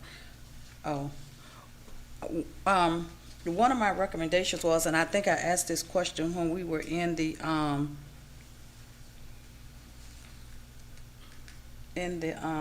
so look up number 9 under physical management. I think that should have been grants, in parentheses, where the second one, where it says make best possible use of available funds, and I had grants in parentheses that we added there under the second one. And you're referring to the last workshop that we had? Uh-huh, the one we That just had. wasn't something that was a part of the consensus. Okay, well, I move that we add grants to the second bullet point on number 9.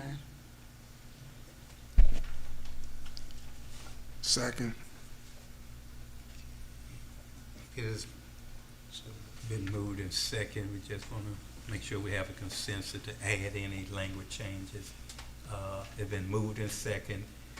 So we're not looking at all available funds, available funds as all inclusive? No, we're just adding grants there as well. Okay. And the last bullet, kind of captures it as well, appropriate monitors and manage fiscal activities of the organization. I know I've looked at that, Mr. Jackson, we're not there yet. I went home and kind of looked at this too again, so I haven't gotten there yet. So how would it read? We can vote it up or vote it down. I just want to know how it's read. How, Oh, we're just gonna put grants in parentheses. okay.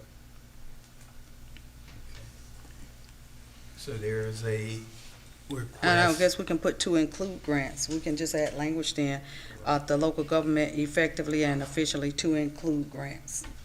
I think that's better. Put it in So put to parentheses, include, makes it seem- and put it in parentheses, to include grants in parentheses. But I know we had that. So there's a motion to make a wording change in the language to include grants. Mr. Mayor, Yes, do you all want to make all of the, jot all of the changes that you might have and then do one amendment with those changes, that being one? And because you may have others, and Okay. instead of continuing Right. to. We didn't do that? Yeah, but I went home and looked at it, we did, and I went home and looked at it again, and that's why I'm, The minutes, The consensus. I yeah, the think she's minutes going- capture what everyone agreed on, up here, and, you know. but just- we didn't vote at that time, so now is the time, if we have any changes, that we can make changes. Am I correct, Attorney? You're correct, and so all I'm Oh, okay. suggesting right now is that All at if one you time. would maybe put them all in, that way you're not going back and motion second and. Right. Because you're Right. still gonna have to go back to the main motion after it's over, so you do the amendments and you do the amendments in one swoop. So that's one suggestion, if Okay. that passes, unless you all want to do it separately, you have that option. now as we can well. do it together. It would probably take a little Saves the quicker time. time. Okay, also, on number 9, Motion and a second, right? oh, so she just said do them all at one time, so, If you if there was consensus, if you don't think there's consensus, then I guess you can do them individually, but if there's consensus on what is being stated, it would be easier just to make one motion once everybody gives their feedback. And even at the end of it, you could say, well, yeah, with the exception of, or, you know, something like that, but.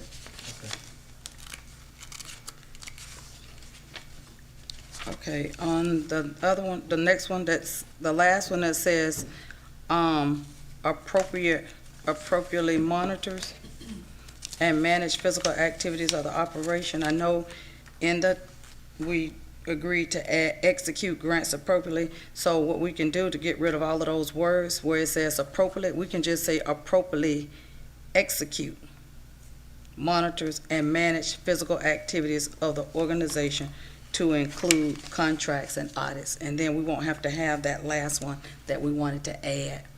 That last one that says execute grants appropriately. So we can just add the words appropriately, there, execute, just add the word execute after appropriately, monitors and manage physical activities of the organization to also include contracts and audits. And then we won't need that additional one that we had talked about. Managing physical activities is actually the action of executing it. I'm just appropriately executes, monitors, and manages physical activities of the organization. but it haven't been being done, so after, I'm just trying to make sure that it is done to include contracts and audits and all of that, to make sure we're covering everything. It is for physical activities, but I wanted to include contracts and audits.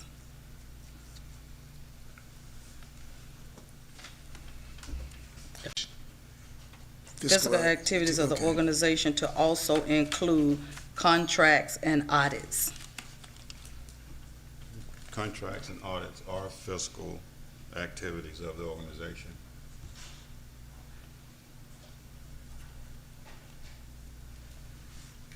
So here, I guess, Yes, that's, there's an IE, like things like as in, but, I just wanna make sure the language would be, if it's approved by you all, appropriately execute, removing, no S at the end, execute, comma, monitor, and manage, take out the S off of, manages, and manage, and the rest of it would be the same, is that what you're saying?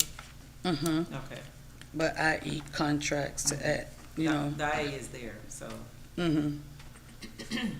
Contracts and audits. Okay, Because you initially said to include, and, Yeah, but, To but the also- attorney said i.e., so I Okay. Yeah, guess you it's don't- all the same. We don't have to put i.e. No, IE is fine. You Okay. could- It's such as. Such you know, as, yeah. okay. So there could be other things that Okay, fall yeah. under that. Okay, so we're not gonna have the wording to also include, we're just gonna leave. the No. remaining I think sentence. the include language went with the second one, which was available funds and then, and grants in parentheses, Right. grants to include, that's where the include went. Just No? say- two separate, Okay. bullets. Yeah, But you- so- Did you have it in the second paragraph? yes, I had it in the Okay. second, yeah, the second bullet. Yeah, it's in the second bullet, to Okay. include, yes, Okay, got So correct. you wanna keep it as what you said, i.e. or you wanna take out the IE? No, I'm putting in the i.e. and take out the to include and just put i.e. So just contracts, leave grants, it- and what's up. Leave the end as it is and just put appropriately executes, monitors, and manages, and the rest of it remains the No, same, take correct? the S off of manage, it's just manage. No, and then you're gonna put the i.e. contracts and audits in there, right? So if you All the look at- verbs look are back at singular. it, look back at how I said it. She said, Yeah, English class now. Yeah, well, we got a lot of, we need to go back over, because there's a lot of words in there that's need to add, like the will should be willing, so I didn't wanna, go into all of that, but that needs to be corrected in here as well. All right, okay, so the next one was number 10. I know this was one we talked about, number 10.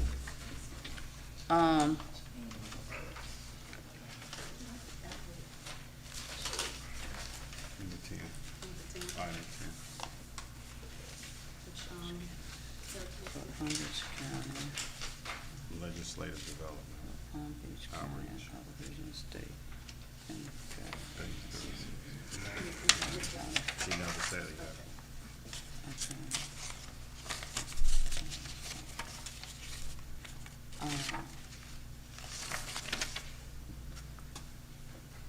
Where it says create partnerships, come down to the last, where it says secure funds from county, should it be from the county?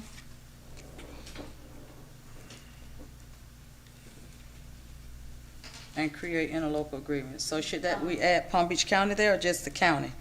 because Palm Beach County is mentioned in the beginning, so you guys left that as is, because it's mentioned in the beginning that it's Palm Beach County. So can we put from the county, add the word the there, so it can be a complete sentence from the county, if you don't mind.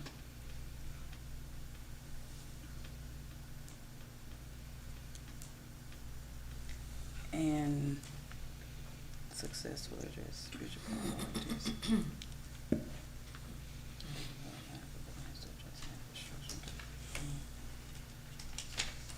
All right, see how you wrote that one, see how you did the IE on that one successfully? That's what she was talking about for the one we previously talked about, I like that one. And let's see,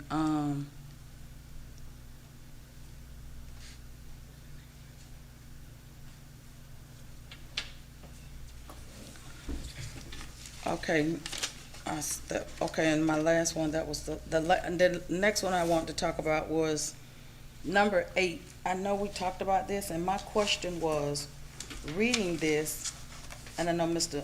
Commissioner Bolden said, you talked to the city manager in regards to it, and I know we also said, if it doesn't fit, just mark, zeros, it won't count for you, against you. I don't feel comfortable with that. So my recommendation was to remove number 8, because how would we be able to give him scores on this, and we are not at the city every day, and we can't get involved with day-to-day operation.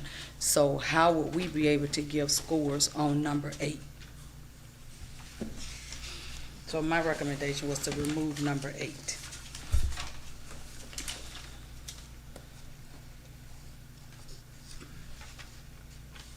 The whole section of fiscal management? Supervision. No, number 8. Supervision, number 8. No, supervision. Okay, I'm looking at the wrong, So we would have 10 instead of 11. I think so. I'll say this, in being in and out of the office, not necessarily getting involved in anything, you can see his interactions, with staff at times. I just think that's a matter of kind of what I mentioned earlier, or in a previous meeting, just being around enough to actually see some of these things. Like I said, I don't think it's necessarily speaking to or getting involved in anything. It's just when you walk in there, you can see him interacting with staff. I mean, I can't when I go in there. Until I can see him and I'm sitting and waiting, I can see him interacting with staff. I can see staff respond to him. Those are some things I can observe by being there. So let me ask a question. Let's look at the first one. Encourage heads of departments to make decisions within their jurisdiction with minimum city manager environment. How would you know that from just walking in there? Because I'm just trying to get an idea. If you're around them enough, you'll see it. I think the question that needs to be asked is, are we around and meeting with the city manager enough to observe some of these things? No, I'm not going Because to. I know I am. No, I'm not, because I'm not trying to get involved It's and not a accused matter of of with getting day-to-day involved. operations. It's So not a no, matter I'm of- not.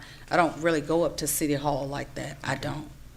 So that's why I'm saying, for me, I'm just trying to figure out, how would I be able to know that he encouraged teamwork, innovation, and effective problem solving among staff members? How would I know that when I go in there, I'm going to see him, not staff? So how would I know that with staff, that he's doing that with staff? Mr. Scott, just in your regular day, being in the basketball practices and things like that, do you observe the coaches collaborating, working together, looking like they're happy to be there and working with our children?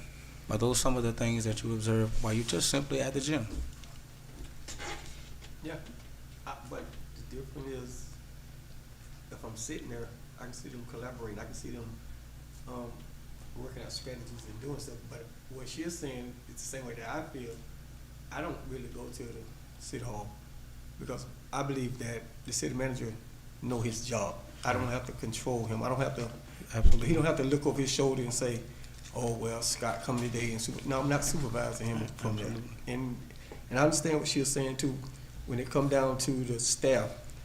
If I can't speak to him about anything, so I feel like I can evaluate him about the way that he's carried the day to day.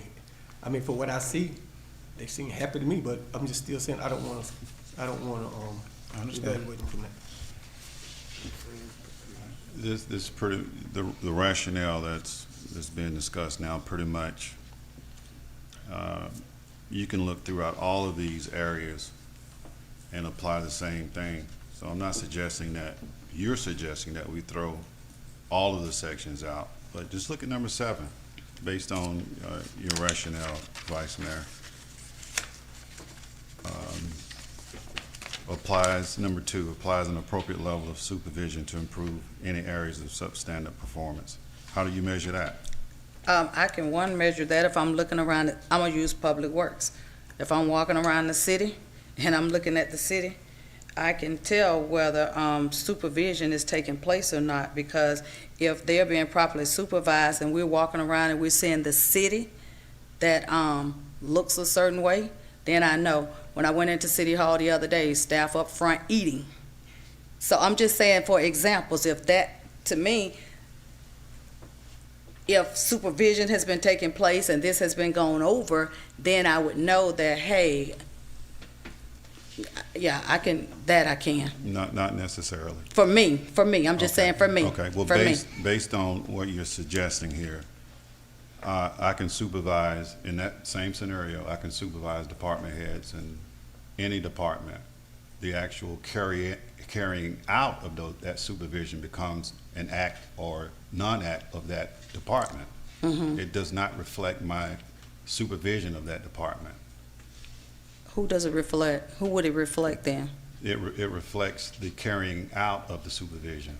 I don't provide, and it just goes back to what we were just talking about a minute ago. Encourage heads of departments to make decisions within their jurisdictions with minimal city manager involvement.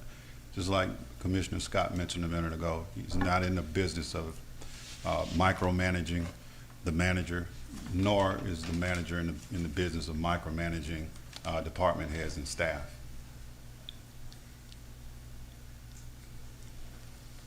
Let me just add to that. When I'm looking at number 7, it says applies an appropriate level of supervision to improve any areas of substandard performance.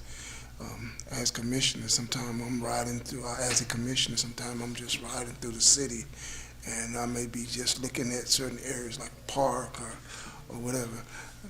I may not say anything to the staff, but I will bring that to the city manager's attention if that's appropriate. Absolutely. And that's where I think that's the way that we can monitor that particular one in 7. So, I'm just using this as an example. Are If you you- ride around and see the park and the grass is not cut, or for example, the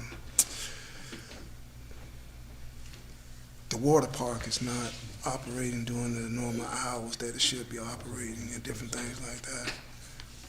I mean, I think those are two let's see if we different. can get a consensus. Or anyone seconding the vice mayor motion to eliminate number 8 altogether, supervision? Just I read second all it. of them. Okay. So he seconded it. Okay. That's a major change, so we're gonna go ahead and vote on that. We have a motion by the vice mayor to eliminate number 8, which would be supervision, because she feels she's unable to adequately determine his supervision without physically seeing it. And Commissioner There's 10 Scott more. has seconded. Call for questions. Hearing none, are you ready Yeah. for a vote? Okay, and I seen one that kind of caught my attention. Let's sustain or improve staff performance by evaluating performance of staff members at least annually. I don't know if we want to get rid of that and setting goals and objectives for them. Again, the And I think instruction that could will tell- probably still be yeah, fall under, I will could still tell do that you in the if 7. you can't adequately, you don't feel you can adequately, just don't score it. I don't think we're gonna find very many evaluation of a city manager that don't have the criteria of supervision. I just won't see that very often. I don't know if I see it in any evaluation of a city manager evaluation.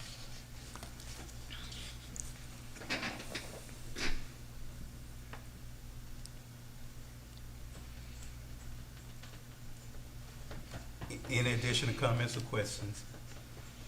So we're gonna vote on this item, whether or not we're gonna delete it altogether or have it remain in the evaluation process.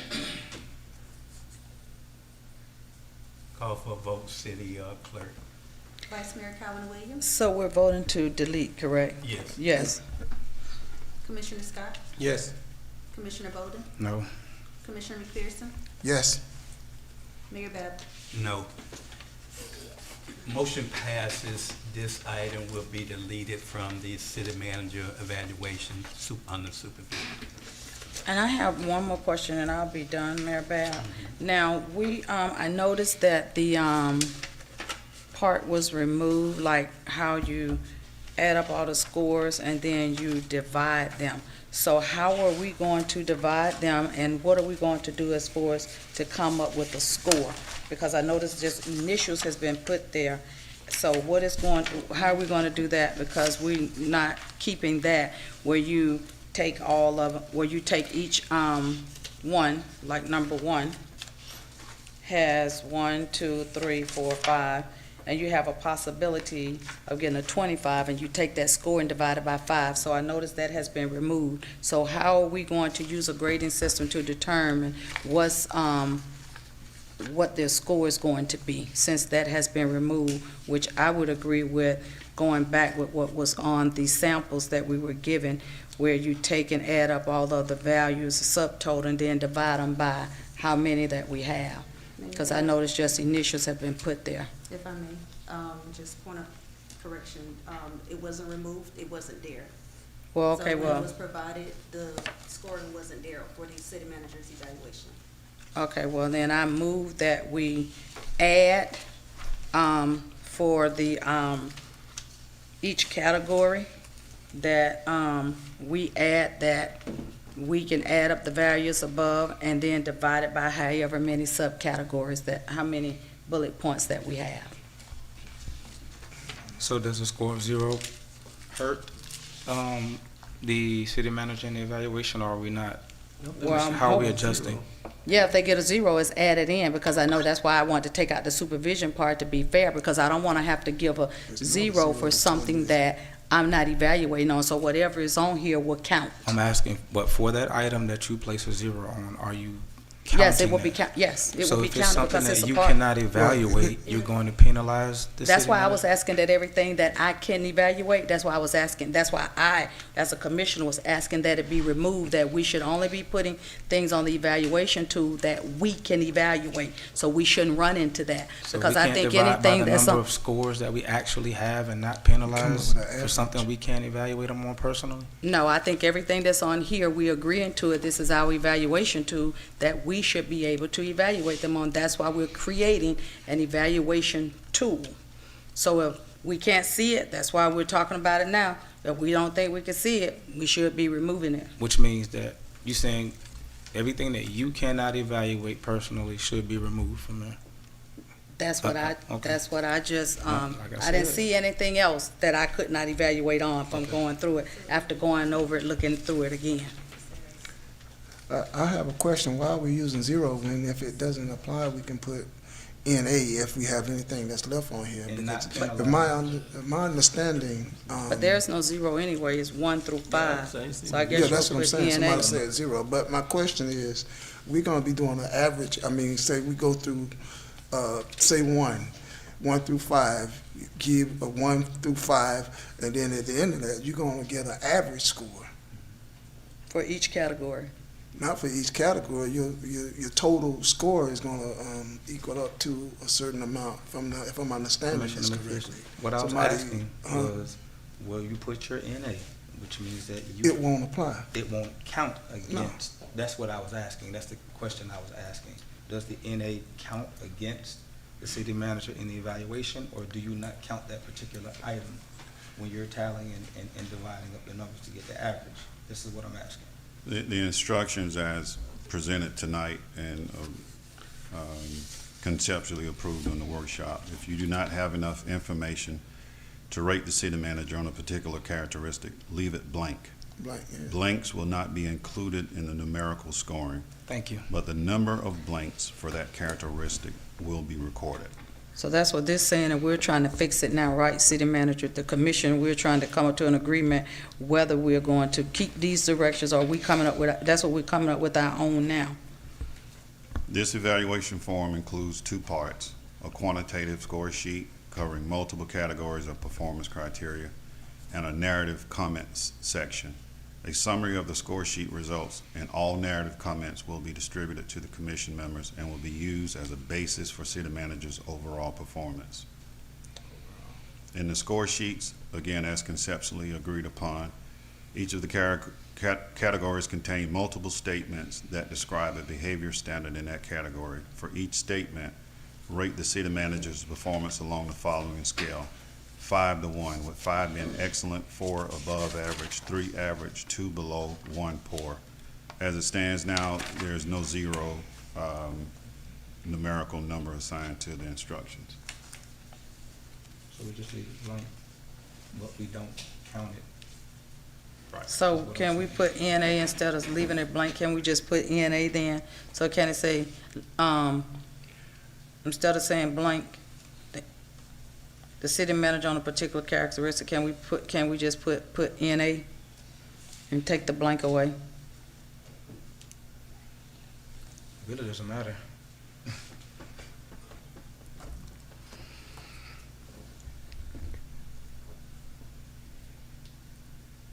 My point was, any blanks or NAs should not automatically count against the. But it says blanks will not be included, but the number of blanks for that characteristic be recorded. So what does that mean? They're gonna be Tally recorded? up the number of blanks and just record it, and that's it. Don't. So just what's the tally- purpose of recording them? Just to tally up the number of blanks. It doesn't count when you're calculating the scores. You can just say we got 6 blanks in this evaluation. Maybe there'll be 5 next time. 4 the time after that.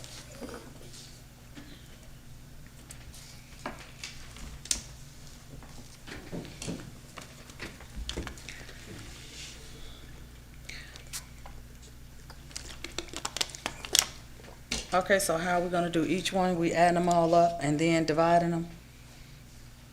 By the number of actual scores, yes. You get your average. I don't think they're gonna be fair. Hmm? I think we should just add up each section and divide them.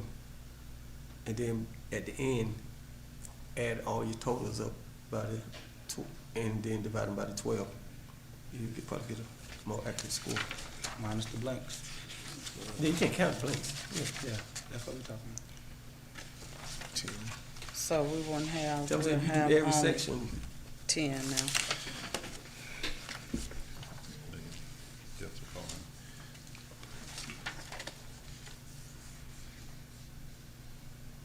So we'll have 10 instead of 11.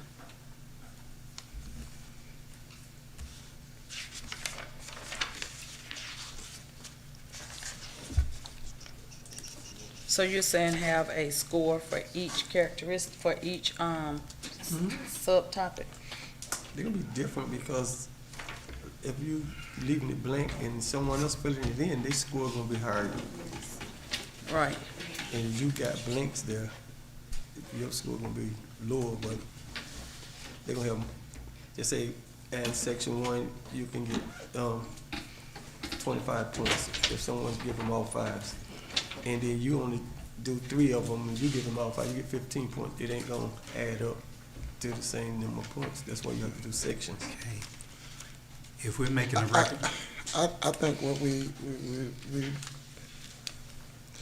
if we're gonna get an average, we're gonna have one city manager, and that average score should come out to be either excellent, above average, or below, or poor, based on the numbers that you have or that you're utilizing. If I'm understanding this correct, I think we're making this a little bit more difficult. No, so I was just asking, are we gonna add them all? I didn't see anything that says how we was gonna get the score. That's why I was asking. So we're gonna add them all up, and then I was just asking, what are we gonna use after that to determine whether it's a 5, 4, 3, 2, or 1? That's the only thing I was asking.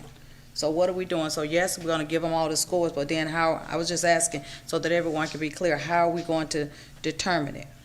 My suggestions, for example, number 1, we go through, we give 5, 4, 3, 5, 5. Then at the end of this, we calculate all of those, and you come out with an average of what his overall performance would And be. divide them by however many categories, and divide how many them by numbers? 10. Okay. Divide them by 10? Yeah, Yeah, because we're gonna have 10, you took out 1. If you have NAs, So, you can include. or whatever, all the numbers rather, 1, 2, 3, 4, 5, 6. how you gonna divide it by 10? The NA, what you're saying is, we're not counting the NA, it's not gonna be counted It's not in the counted. average. If I may, Eliminate that. you can chime in if you want to, but based on how the instructions read, it appears that HR will probably, still tally this up for you and provide that sheet to you guys. So even if there's difficulty in like getting it calculated, something will be provided back to you, just like how it was when, you did the 6-month evaluation for the city manager. So it's the same thing. I want to be clear, though. I hear what you're saying, leaving it to HR, but I want to be clear to know how it's going to be done. Because this is the same form. Okay, I just want to be clear how it's going to be done. We add them all up, he say then divide them by 10, so the HR can know that this is how how the commission has voted and agreed upon how to do it.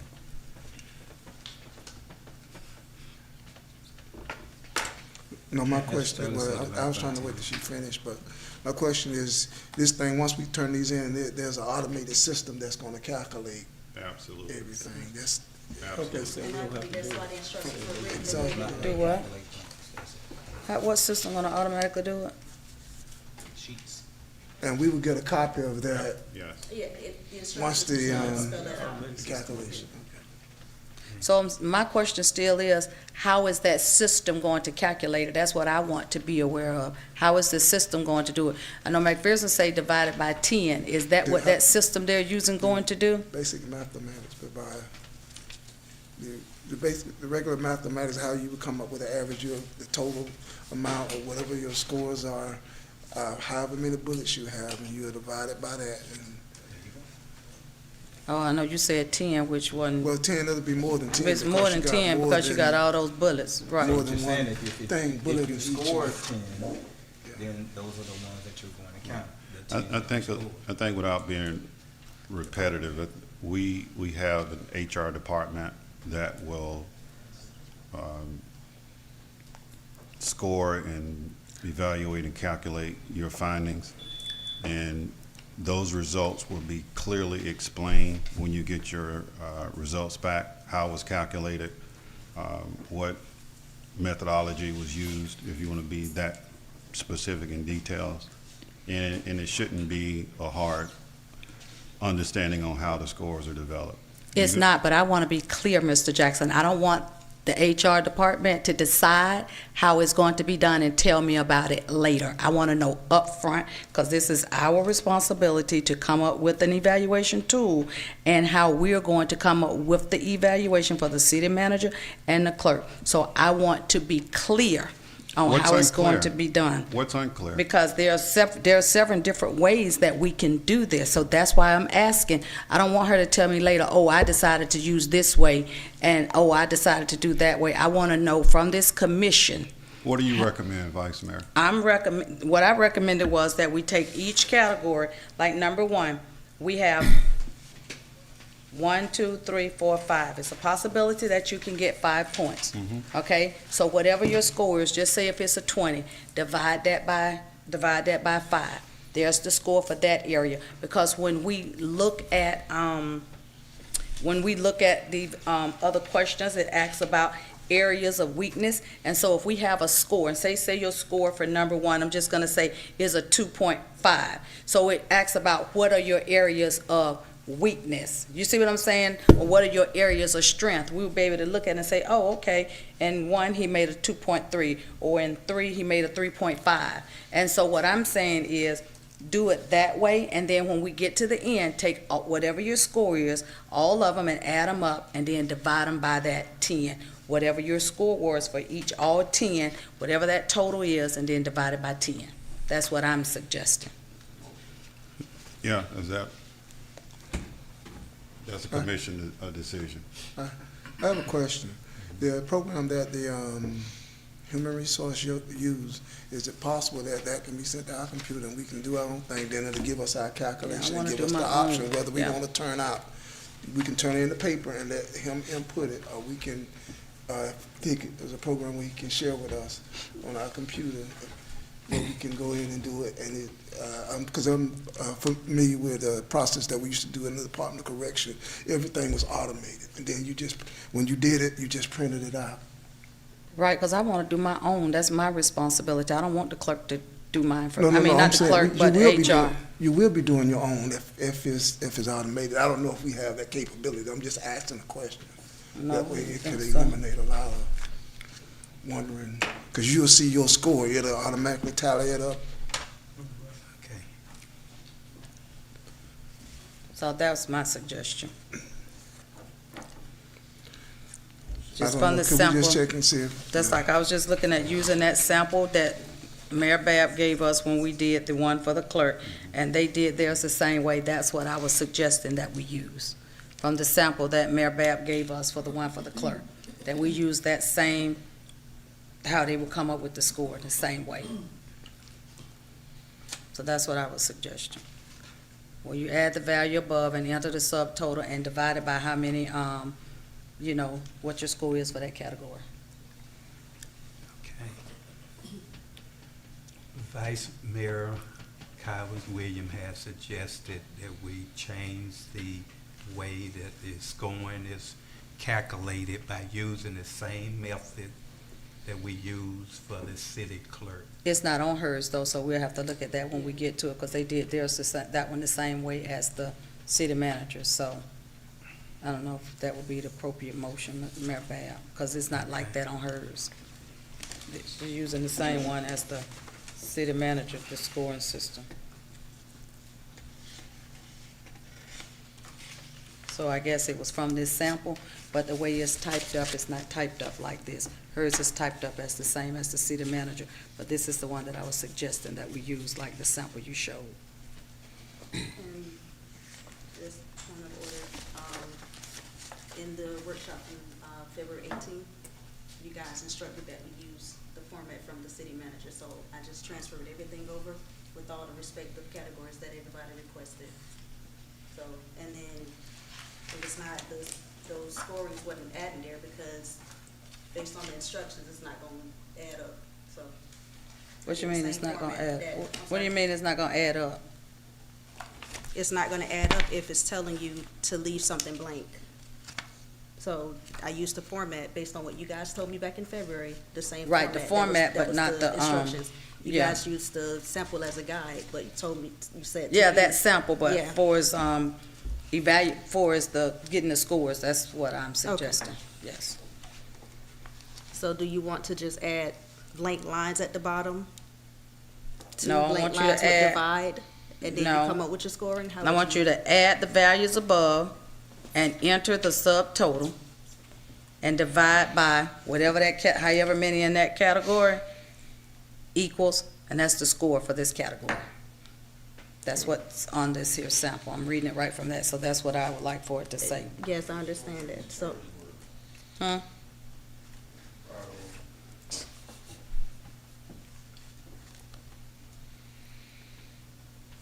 This is a commission decision, so.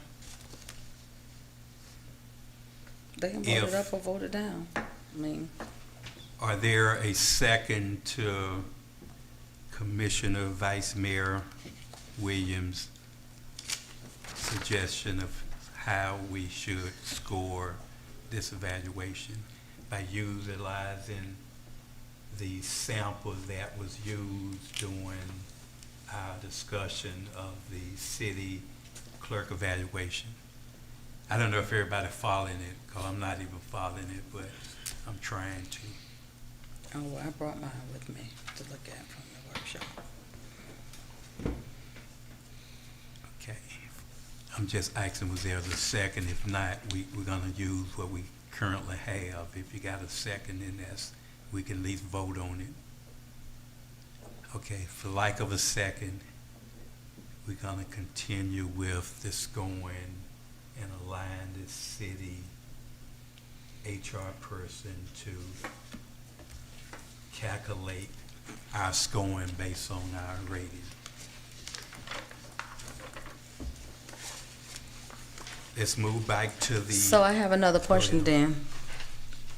Okay, you said it, so whenever she get it, so can you explain to me what is hers that she's going to use? I just wanna know from me.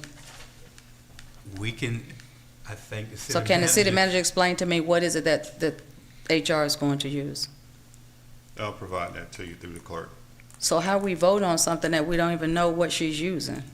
This same tool has been used in my research for the last maybe 10+ years, and that's the same process as suggested. I haven't seen it, because we asked the clerk to send some previous evaluations, and then maybe if I had those, I would have known. So I'm just asking. I haven't seen them to see what was used in the last 10 years. I don't know. That's why I was asking. Are you able to stop by City Hall and have the clerk I just go asked her to over eat. the process? I I not sent now. the I can't. samples of what was requested. From the But previous.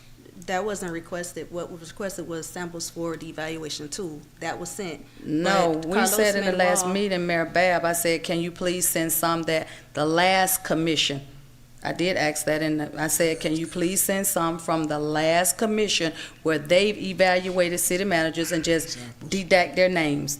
Yes, And I yeah, know Carlos Manuel did one, and he sent back to you guys 6 months ago. Well, not 6 months. Not to whenever you me. performed, yeah, all the commissioners, with the exception of Commissioner Scott, were up here, and you guys did evaluation on the city manager for 6 months.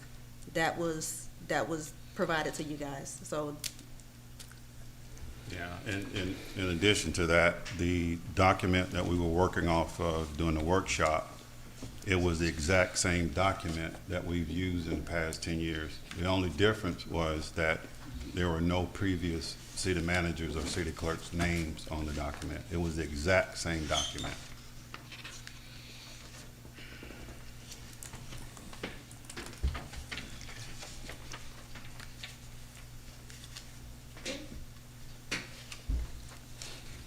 We're gonna go ahead and vote on the 2 changes, I believe, that we did. Overall, ask for, cause we grouped the changes all together, so we wouldn't vote on individual changes. We would continue at this point to have the evaluation rated by HR based on our scoring system.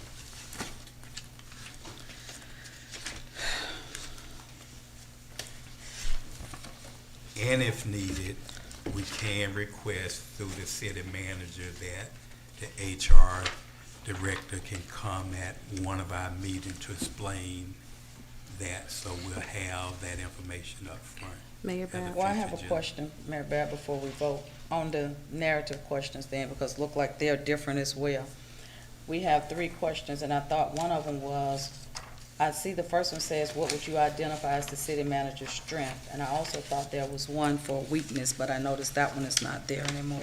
So can we add that? Let me find the other questions. I thought we had something on there, like what, performance area would you identify, areas of weakness or something? We don't have anything, like, we just have, these 3 questions, and I would just like to, Basically, I think number 2 is kind of suggesting that what suggestion or assistance you can give, offer to the city manager. or If you can we got a update it weak to say, area, you put that under that category. so can we word it, says,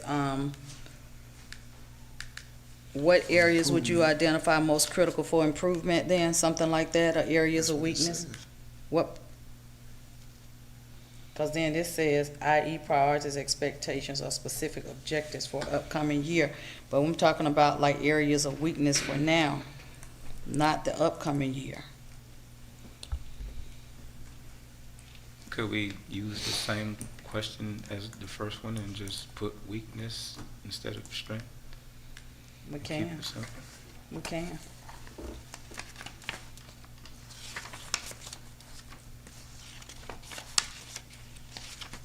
But it wouldn't be expressed in terms of principal results achieved during this rating period, would you? Is Would you say- weaknesses during the rating What period would as you well as the identify strength as during the areas same rating of period? weakness? This is all during that rating period, whether this is strengths or observed Yes, weaknesses. So yes, I'm sorry, yes, you're right. So use number 1 for number 2. Just change one word. And change one word into weaknesses. Did you repeat that? I'm not following. For number one, Mhm. what would you identify as the city manager's strength expressed in terms of the principal results achieved during this rating? You'll just switch it, you'll use that for number two and just put weaknesses there and remove strengths and put weaknesses there So there'll be four and get questions. rid of what's there. You getting rid of the second one? Yes, Okay. getting rid of And the you- second one and just replacing it with with number one and just putting areas of weakness there. There's a second on that? Just I'll make sure, okay.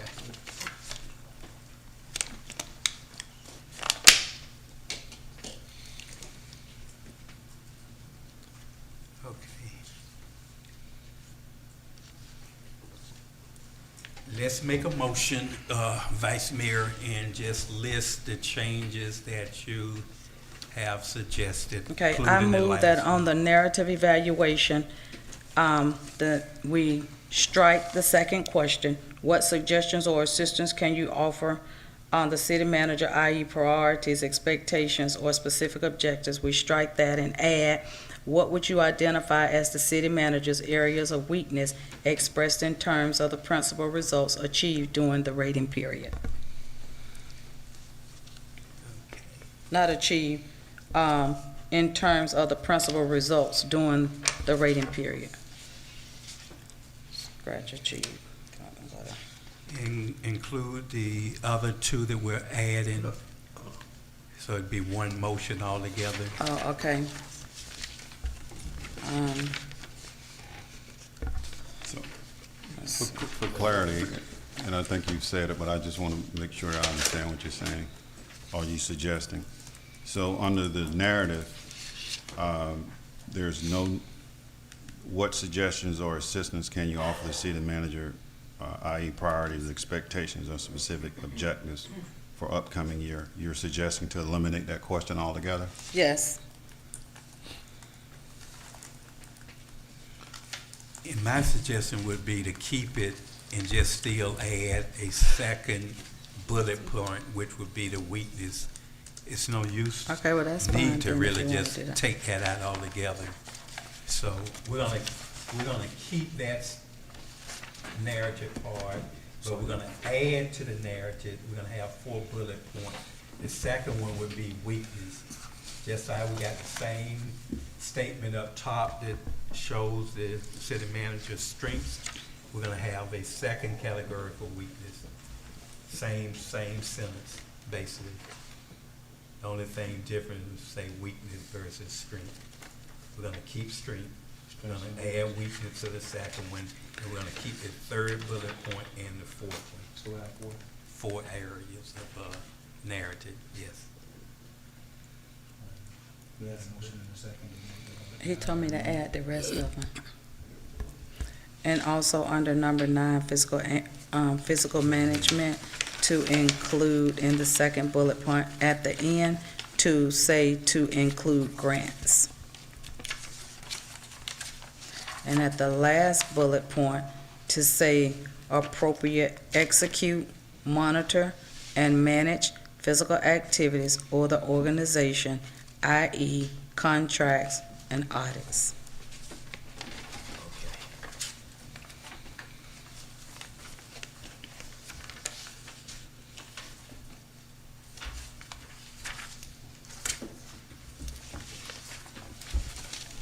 So we're all clear, that was, the vice mayor motion.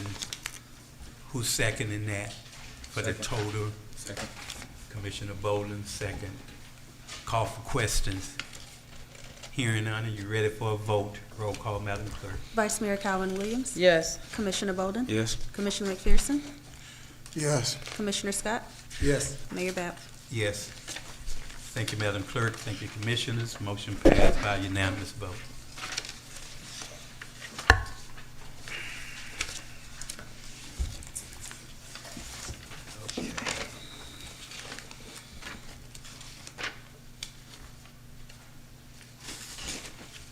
Now we'll move to Resolution 2025-35, City Attorney.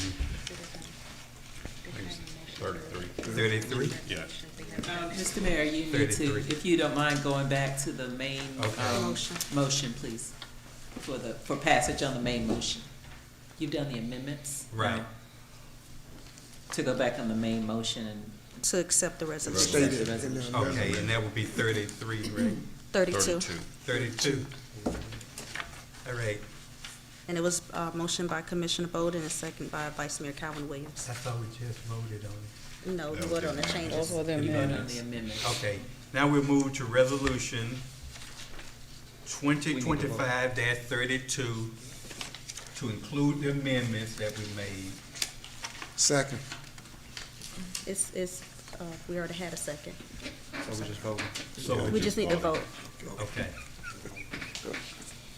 And so that'll be accept the resolution 2025-32 with the amendments. right.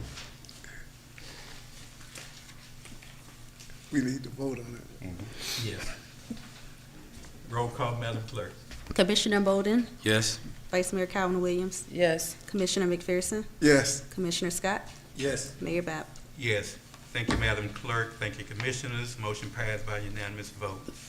Next, we have Resolution 2025-33.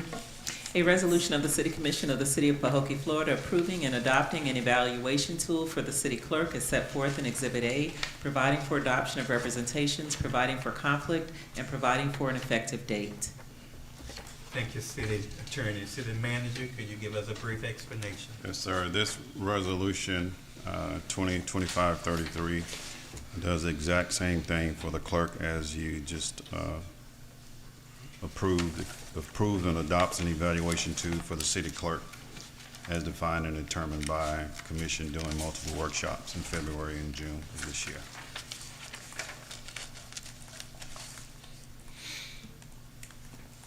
It has been properly read into the minutes by our city attorney and properly explained by our city manager for the adoption of resolution 2025-33.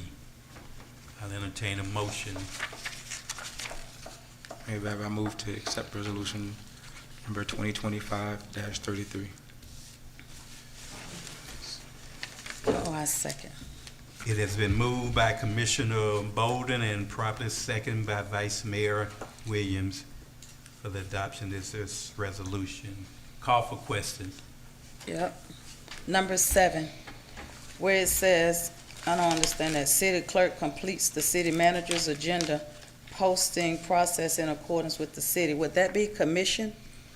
These are commission meetings? For number 7, the first one?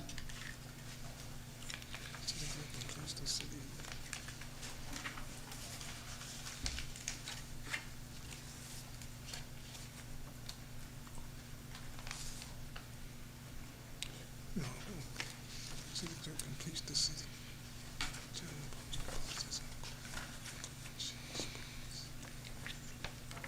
Number 7, the first bullet. City commission, agenda minutes. Says city clerk completes the city manager's agenda. Because it should be the commission. That was just taken directly from the sample. So it's up to you guys to, I'm saying that, shouldn't that say commission?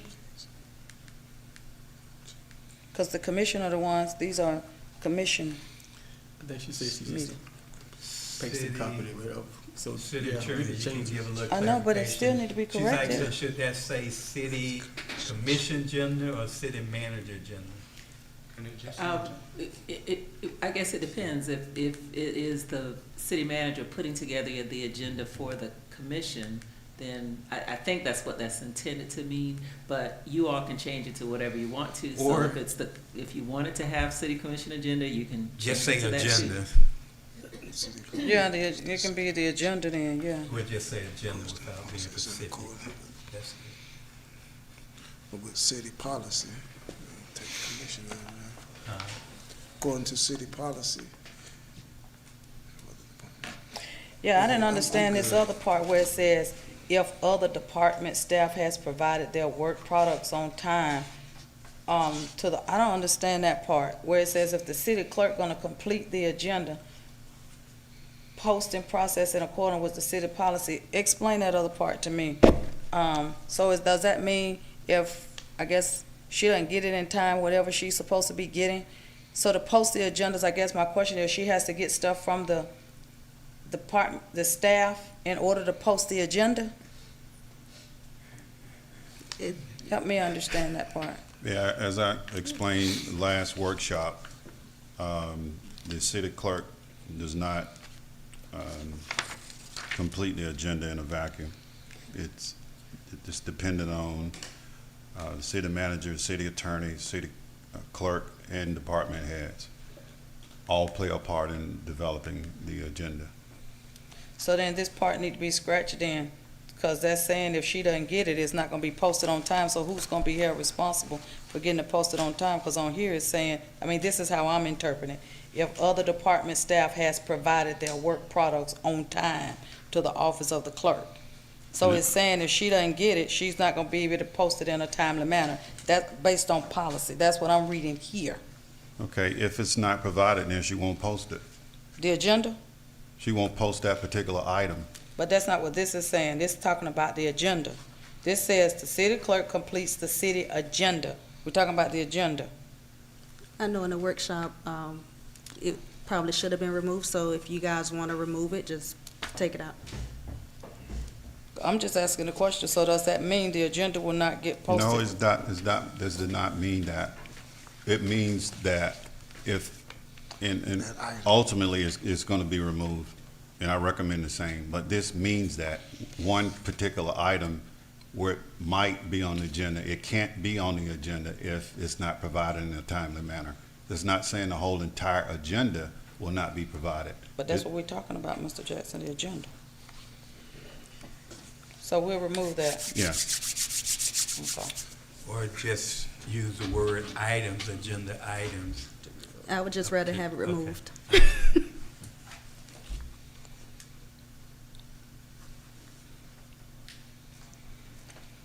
Let me see. We're doing by consensus right quick. Is a second on that, so we'll know. I second. Okay. Take it up.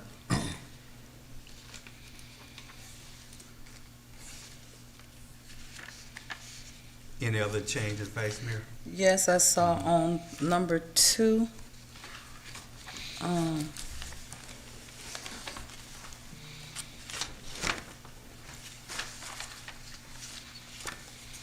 Wait, maybe she has it on here. Hold on. I just went through all of this.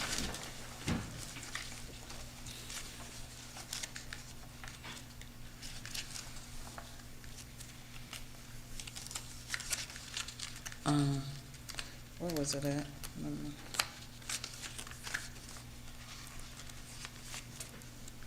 Also, I'm back to my question for number 2.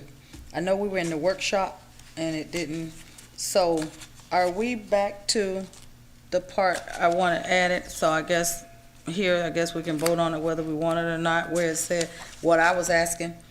Provide all agenda items and material. I know Mr. Jackson keeps saying that's impossible and it's not gonna be done within the 5 days based on that resolution.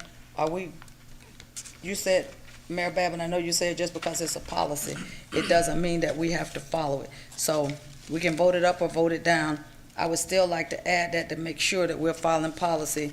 To number 2, the last one, provide all agendas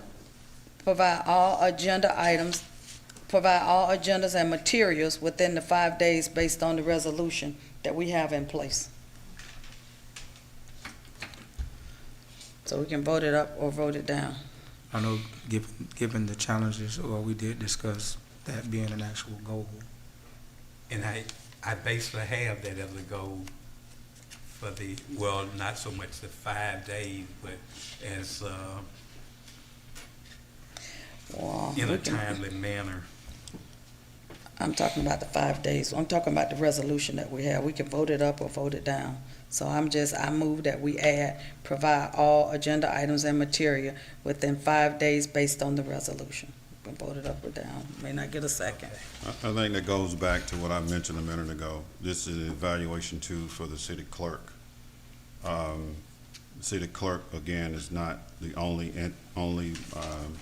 responsible entity for providing the agenda within a 5-day period. And I'm not sure of the history based on the other resolution that you're referencing.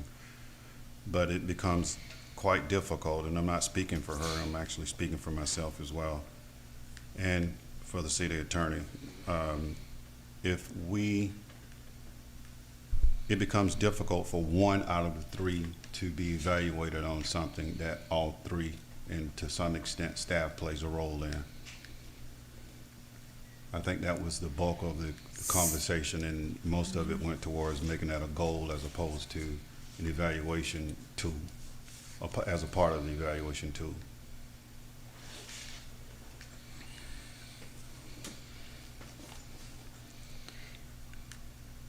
Okay.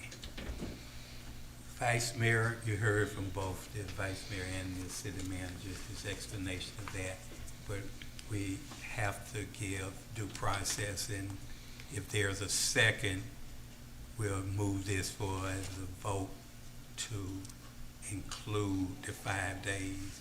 I think at our workshop, we did determine that we shouldn't penalize the city clerk for that when there's multiple hands responsible for that. And we did suggest that that would be a goal, and I do have it as one of my goals that I would introduce when we get to the goal setting, to have that as a goal of doing it in 5 days, so we can work toward it. All right, I'm with the, having the agenda out in 5 days, but I'm just not with evaluating one person on it. And I think we should just remove that question out of there. Because if we're not gonna evaluate everyone, then it's not, to me, it's just not fair to evaluate one person. And that's the conclusion we came up with at the workshop, but since we wasn't voting technically at the workshop, that's why it's reappearing now again. So I'll just take unless the there's a question. I'll make majority a motion, we that just take need it, that out. we'll keep it as, just remove it all together. Yep. So you can. Remove what? Remove the question. So if we're not gonna, Which question?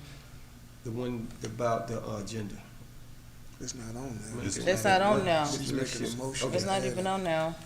Which question was you referring to? It's not on there. I was trying to add it. It's Oh, you not on trying to there. add- oh, no. Okay. It appears again, we don't have a consensus on adding that as a performance evaluation with the 5 days that's the ordinance called for. So we'll move Okay. not to. For number 3, the first one, we said remove that and individual as a body. And we said it'll just read, city clerk works with the city commission as a body.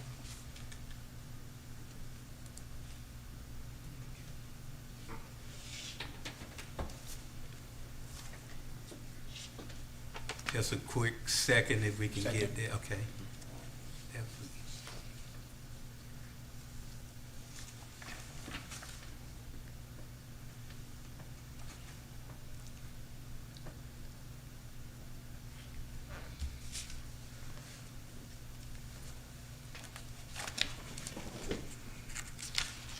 Did you have any additional recommendation, Vice Mayor? Yes, for, the last one under number 3, where it says city clerk timely maintains public disclosure on the website as required by law, can we put i.e. agendas, minutes, audits, and budget on there? Because those are some things that are supposed to go on the website. So can we add that, please? Which bullet point is yours? Number 3. Number 3. I don't believe that that's required by law to be posted, but we just do it as a city. What you mean, to put the budget on the website? We put it up there, but you're saying. Okay, I would like to add those items, i.e. agenda, minutes, audits, and budget.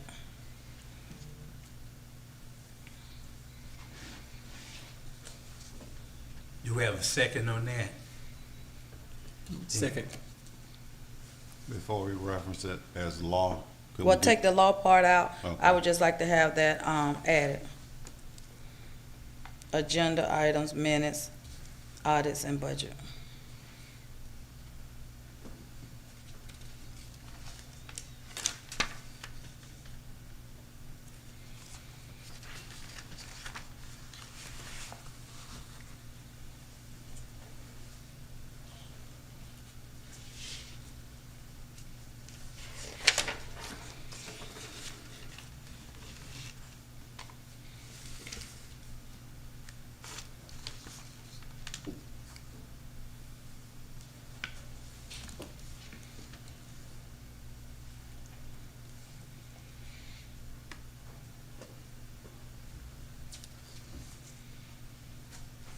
And you're saying to add that to the 5th bullet under number 3? Mm-hmm.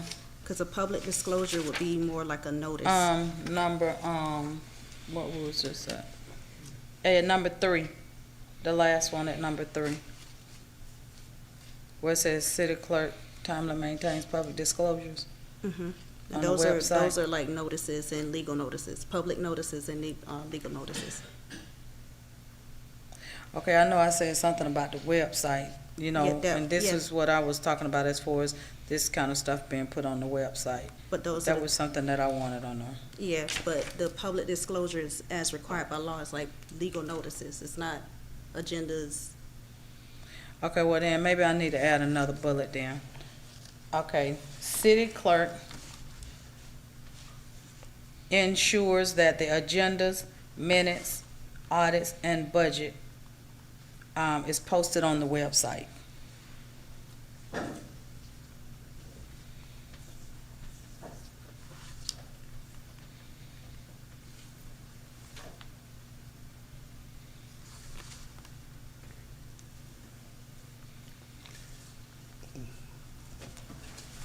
So that would be on the 3 communication. A new budget. The last bullet. But, Mhm. but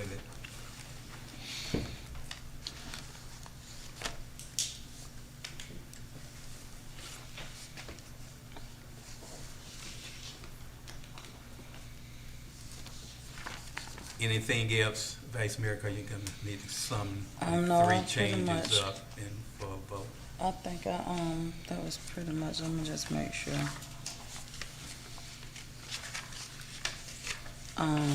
Which number that was?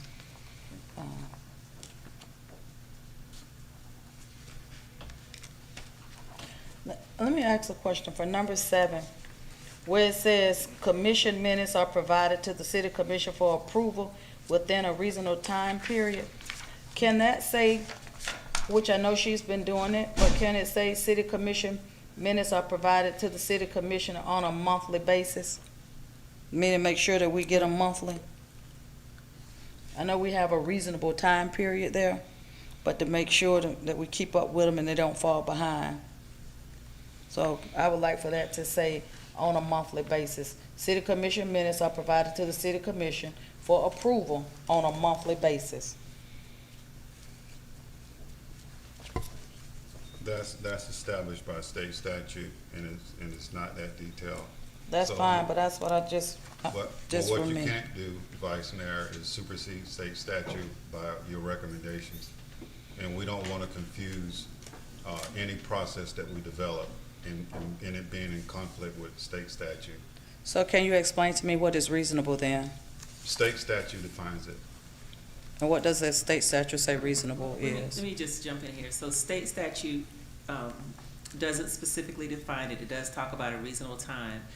Cities can be more restrictive. They can't be more, they can't, if the state statute is set, but, I mean, I'm not recommending, I don't know that the city wants to do that, because there may be things that come up, there may be, could be transcription, however she does it, machine could break. So you may not want to do that, but I don't wanna leave it out there that you all can't be more restrictive But we than want to, whatever we the- can, okay. whatever the state statute, because I don't want it to be quiet and then something else comes up and the same concept applies, so that's not accurate, but. So we can put but I'm on a not- monthly but I- basis. But I don't, just as your legal counsel, that's all I am, I don't know that you want to necessarily do that.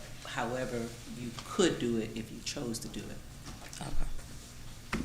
So that's what I wanted to put on a monthly basis. That's, I just saw that part, to make sure that we getting them.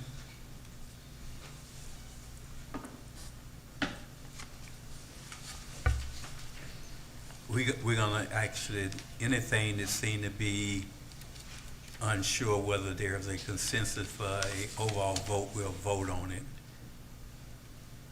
Are there a second on that? The vice mayor suggesting we add on a monthly basis. Okay, second is a motion. She will do it. It has been moved in second, we add under the bullet point on a monthly basis. We're gonna take a vote on that. Call for questions. Hearing none, are you ready for a vote? Roll call, Madam Clerk. Vice Mayor Calvin Williams. Yes. Commissioner Scott. Yes. Commissioner Bolden. No. Commissioner McPherson. Yes. Mayor Bab. No. Motion passed by a unanimous, not a unanimous, a majority, 3-2 vote. So we'll add that on the city clerk's evaluation performance monthly basis.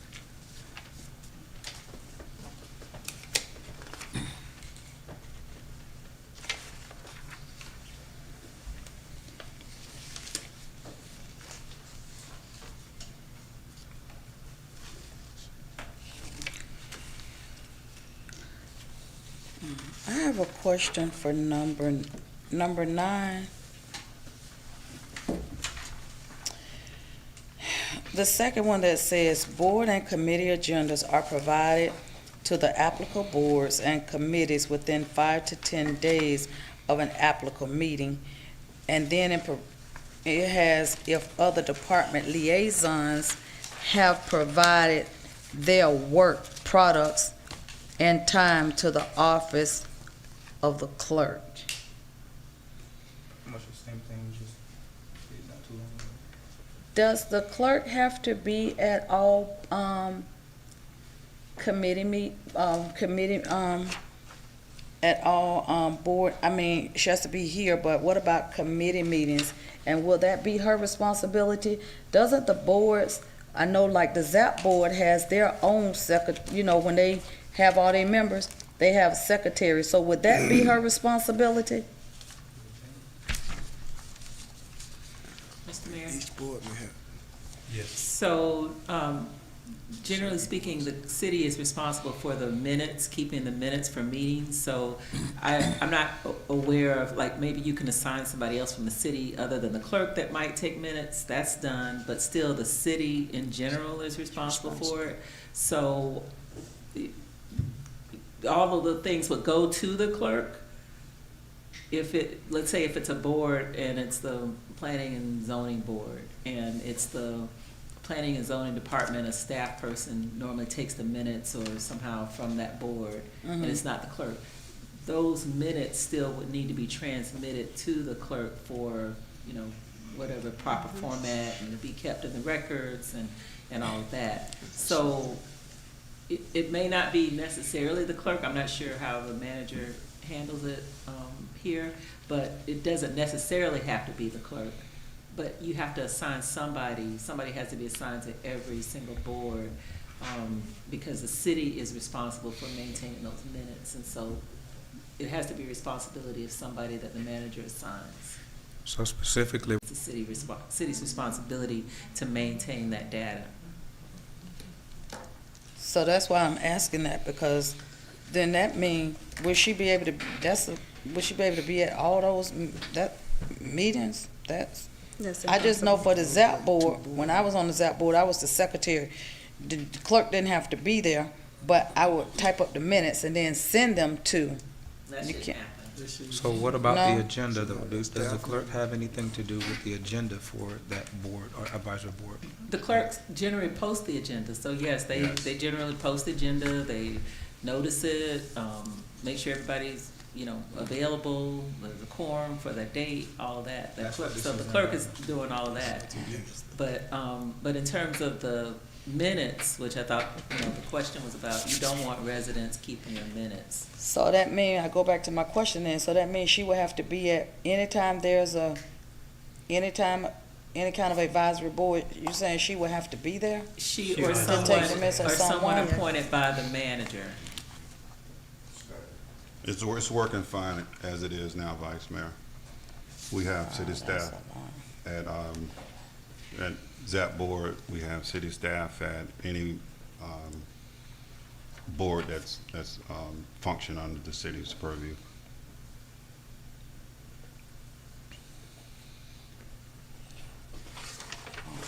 Okay. That was just a question I had, I wanted to know. And I think everything else looked at. Number 6 with number 10. Everything else,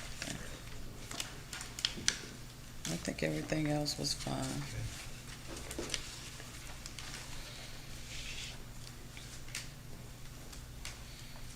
Just go ahead and summarize your motion for any changes, and we'll vote on them all at once.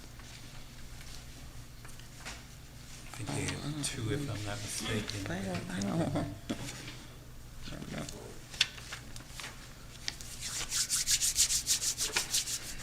I don't remember which one passed. Oh, okay, I move that we strike, under communications, number 3, and individually as a body.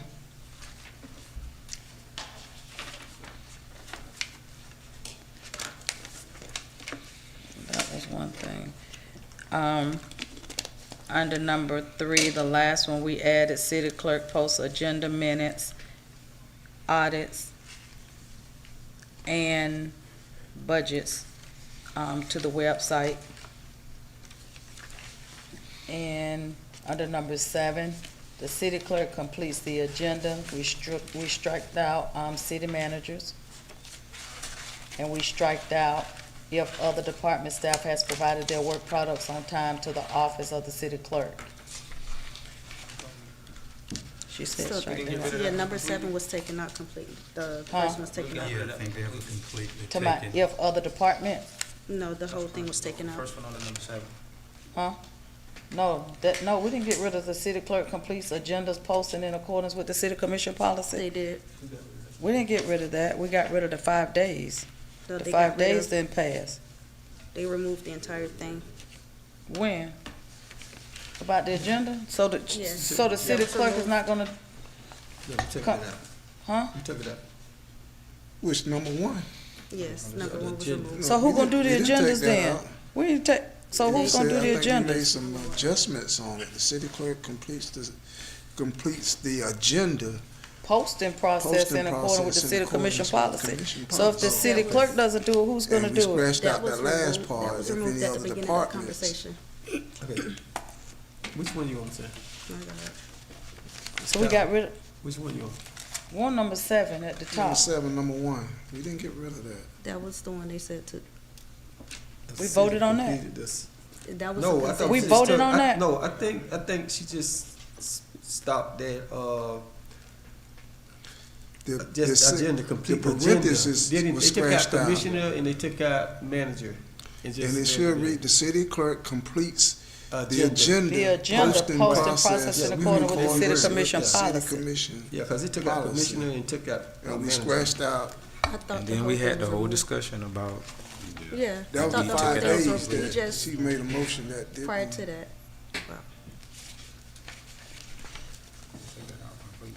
We took it out, y'all took it out completely. We were discussing it and. And we yeah, voted to take, It to was a take consensus the, to to take take, that out. No, we didn't.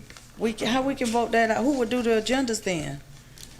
That was the same discussion we were having when we said it was not fair to add that to it, so that was. That was the removed. 5 After days. 5 days. Afterwards, you added the 5 days, but before that, it was a discussion to just take that out completely. No, my motion, I didn't take anything out. My motion was to provide all agenda items within the 5 days based on the resolution, which we Yes, didn't get a yes. second for it. Because you added that after, when they took that out, that's when you came back with the motion. It No, that was taken my out. original. Well, I'd like to make a motion that that's number 7, that we just change the wording. City clerk completes the city agenda posting process in accordance with city policy. Scratch was- out. 5 days.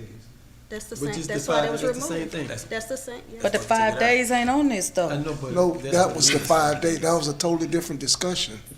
No, it's just, no, I think we took it out. I'm saying what I suggested that we had removed it because we can't apply it to the city manager or the attorney. So we just, and I said that just applying it to the So clerk who's is gonna not post the fair. agenda though? No, it didn't say, I mean, she's gonna post the agenda. It's the 5 day. We agreed that she gonna do 5 days not on here though, that's not I what we're know. talking about. So I'm just asking a question, who's In- going to post the agenda the if we discussion- remove this? What you saying, evaluated on it, yeah. We stated, and I think Mr. Jackson stated, things that would not be there if a particular item is not ready. And she said I would prefer agenda. No, I said I would prefer that to be removed. Move, that's That what was the she said. conversation. She said she preferred that to be removed. Well, we never voted on it, but I I don't like remember to, voting on to remove that, the city clerk don't do the agenda. We not voting? Never mind. we never voted on it, because you were putting all the things together before we make a final, vote. If I'm confused. And then we remove that part, if other department staff has provided their work, we remove that whole part out. The entire thing was removed. It's recorded. Okay, so can it be attorney added in this motion? Cause I don't remember, Just made You the all can motion. do whatever. oh, you okay, want. so this is part of my motion, that the city clerk completes the agenda posting process in accordance with the city commission policy. We also added for the the third one, that the city commission minutes are provided to the city commission for approval on a monthly basis, That's what we voted on. and that's it. That was it. That first one we took out. But Hmm. whatever one you stop and vote on. That was the. This is his current, request motion. Are there a second on those items? Second. It's been moved and second. Call for questions. Items, which one you doing, both of them or one? 'Cause we did Her, take that first one out. yeah, her, current is to have that back in, just removing the city manager, just saying the agenda would be completed by, with no stipulation of time as far as the 5 According days. to city But it's in commission accordance to the we took policy, back so it's 5 still days. stipulated. Yeah, it's still gonna be a stipulation of 5 days. That's the city policy. That's why we took it out. We just. You can think remove the part where by city policy, just not note that part of it, I think that but I don't know. the confusion coming in for me is that I'm not comfortable with evaluating her on it. Not that it being a policy, procedure, it's just that evaluate just her. If you'd have put that in the, say the manager, evaluation or the attorney, then it would've been fair. But you just, Yeah, y'all just saying put it on her, I don't agree with that. That item, I'm gonna bring it back. It was striking out completely. I didn't even mention that. So you was trying to add it back in, but I I don't think, never remember So, taking it yeah, out, but okay. Mr. Mayor, what you all did made it confusing. You did talk about taking 7 out completely. right, But then later, the vice mayor came back and she said, I want to add the monthly minutes issue, which you actually voted on, under 7. So then it revived 7 for purposes of that, just that issue, the having the minutes on a monthly basis. So, because that's what she said, she wanted to add it as 7. But before that, when you were just discussing it, you talked about taking it out completely, but then when you actually had a vote, you talked about 7 with just that item added for 7. So that's what the confusion is, because you talked about kind of 2 different things, but then you actually took a vote on it. And so that would go, that monthly minutes, completing the monthly minutes, that now goes under 7 by itself. Right, we didn't vote on the others. all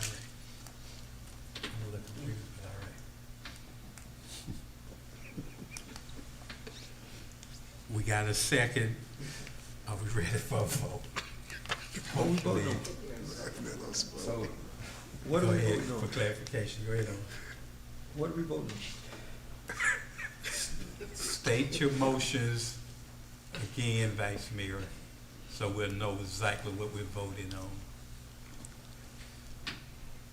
With, You For may the wanna do that one evaluation of the separately, Mayor. clerk, huh? You may wanna do that one separately. Okay. for number 3. That is. Mayor Bab, I'm getting ready to state them.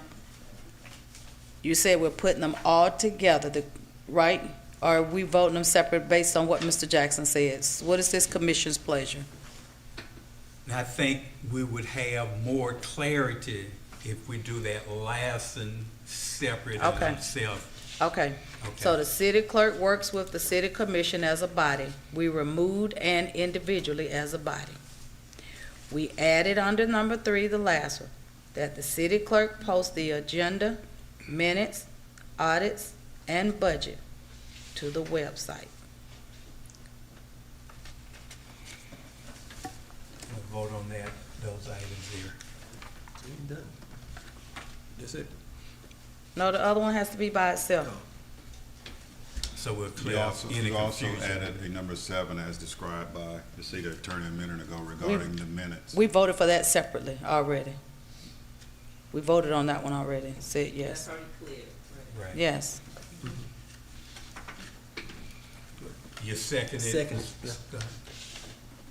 Call for questions. Hearing none, are you ready for a vote? Roll call, Madam Clerk. Vice Mayor Colin Williams. Yes. Commissioner Scott. Yes. Commissioner Bolden. Yes. Commissioner McPherson. Yes. Mayor Bab. Yes. Thank you. So the one by itself, city clerk completes the agenda, posting process in accordance with the city commission policy is what was on here. And we striking out if other department staff has provided their work products on time to the office of the city clerk. Are there a second on that? Second. Been moved in second. Questions? My question is, well, it's already been moved in second. I was just gonna ask, did we wanna now decide to scratch But- that out altogether? But when We we were s- gonna vote on it anyway since we got a second. Yeah, we gotta vote on it. I think our charter has that it should be timely. When we say in policies, we really have 2 policies in place. We have the resolution and we have the charter. I'm interpreting that as the charter. Time. And so my question is, if we strike this, my question is, who will post the agendas? If we're striking this, who's gonna be responsible for posting them? Or they'll just be able to be posted Okay. whenever? That's my question, if we Yeah. vote this down. That's all I was asking. And since we don't have the 5-day stipulation here as a valuation tool, it would be okay. I think the way it's written now. Although we have an ordinance, we're still interpreting it. It's a resolution. Just a like you resolution, said, not an We got a ordinance. resolution, Yeah. but the charter says something. Right. The charter does say time and manner, so. As stated here, as you mentioned it would be fine to vote upon this. But wouldn't that be left up to interpretation? And I just don't want to be unfairly evaluated on something. No, because it's on your evaluation here, it's not saying the 5 days. But it's saying policy, so I know the conversation is being held here, but So my question is, just to lessen the confusion. But it's let's based on the move charter them. then, so we can just base it on the charter. So what's the policy for the charter? When you all say basing it on the charter, I'm not really Let sure me what you're talking about. find- Right now, the charter says that the city clerk's powers and duties, it says the city clerk's duties shall be prescribed by ordinance or resolution. So you're doing a resolution right now. So I don't know what other section that you all may be referring to when you say, let me just look, make sure I'm not missing anything.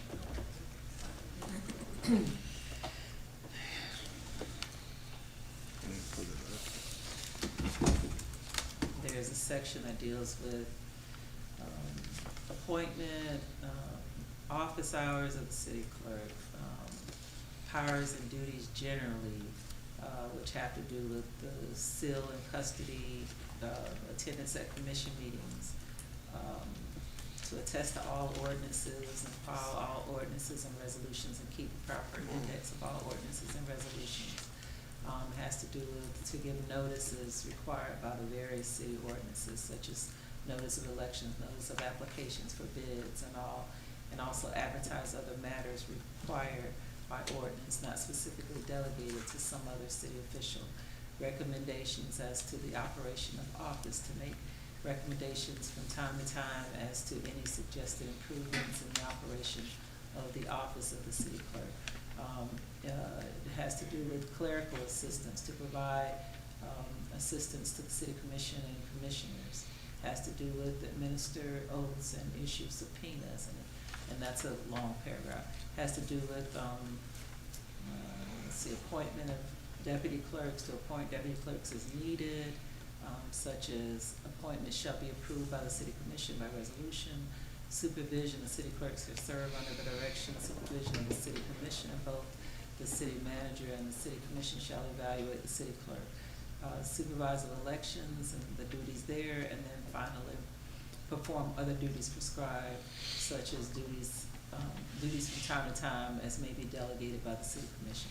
So, so she has, you know, a role that is outlined under, And nothing in there I think saying that's- posting of agendas? Notices, which would be 4, right?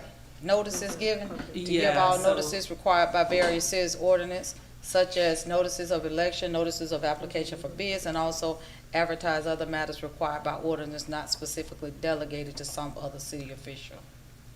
right, the legal notices, that, giving notices to all, yeah, right, required by the various city ordinances. So, you know, if it's a notice required by an ordinance, like, for your planning and zoning board, or legal notices that are required by law, to have it posted, you know, as required by law, or, I'm not sure if that's the kind of notices you're talking about.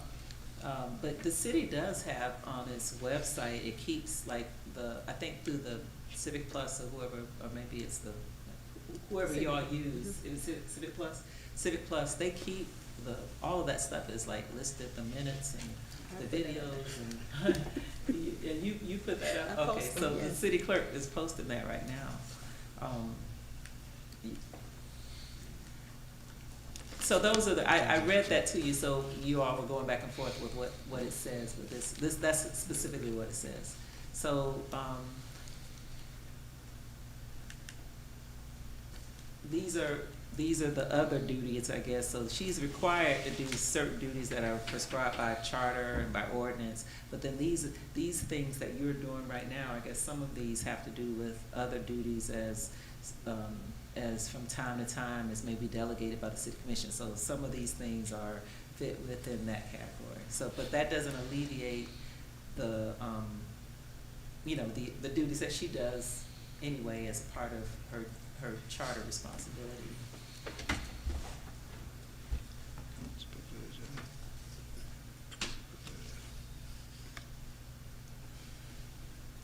I was hoping this would be a little clearer, but it's still a little foggy.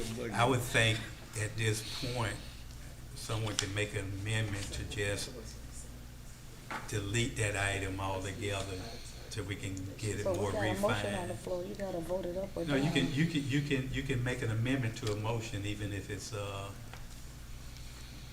moved and second. You can still amend that motion for deletion or whatever motion you put on the table, and you would vote on that prior to the original motion I'm just trying to eliminate just the confusion right now.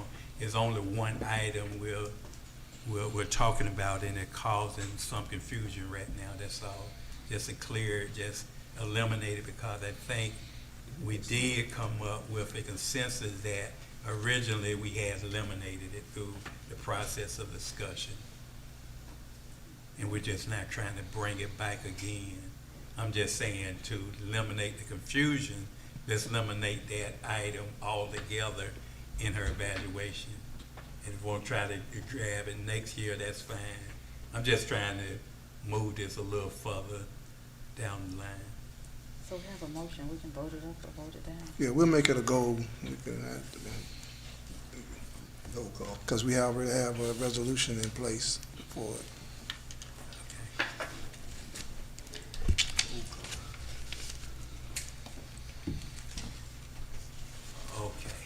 Let's vote it up and down since it's on the table. This is to vote this item as part of the evaluation or not. Voting it for it means it will be stated as Commissioner or Vice Mayor Williams has stated. Voting it down means it will be taken out of the evaluation process this year.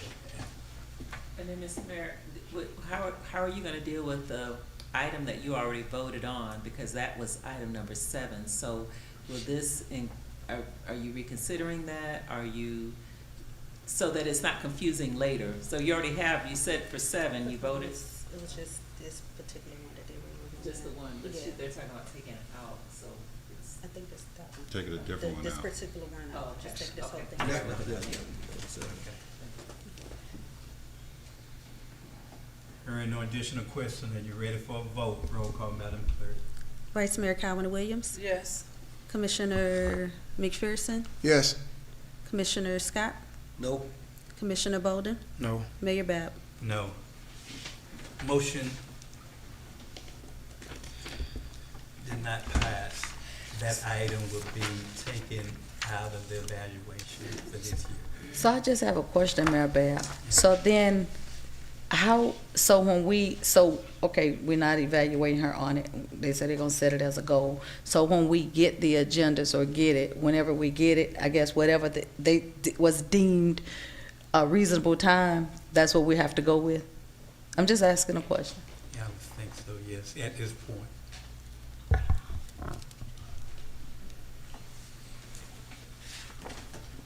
State law even say that, so. Okay. Where are we now? Back to the original motion. No, we done finished this. Go back to the original The motion. original.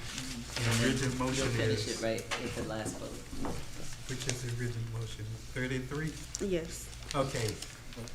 Resolution 2025-33 With amendments. with the amendments. And it was made by Commissioner Bolden and seconded by Vice Mayor Calvin Williams. Call for questions? Hearing none, are you ready for a vote? Roll call, Madam Clerk. Commissioner Bolden, Yes. Vice Mayor Calvin Williams, No. Commissioner McPherson,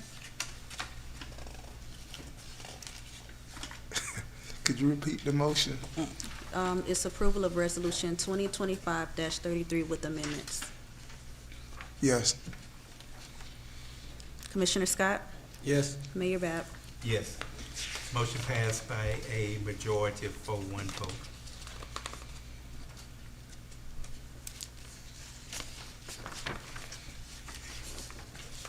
Next, we'll move to Resolution 2025-34. A resolution of the City Commission of the City of Pahokee, Florida, establishing performance goals for the city manager as set forth in Exhibit A, providing for adoption of representations, providing for an effective date.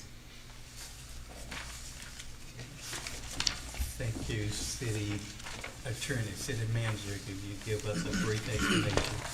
Yes, sir. This resolution if approved, establishes performance goals for the city manager for annual evaluation.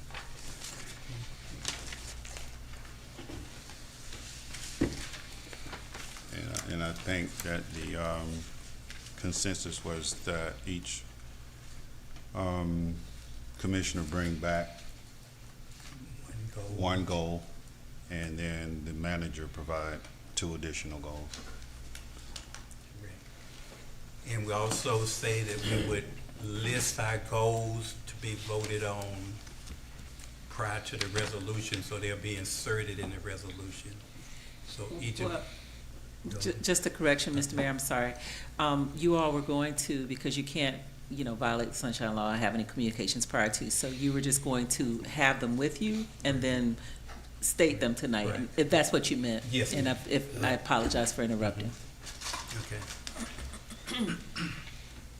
At this time, to be able to add our goals into the resolution, we'll have each of the commissioners list their stated goal. That goal, to be fair and equitable, would have to be voted upon by the body.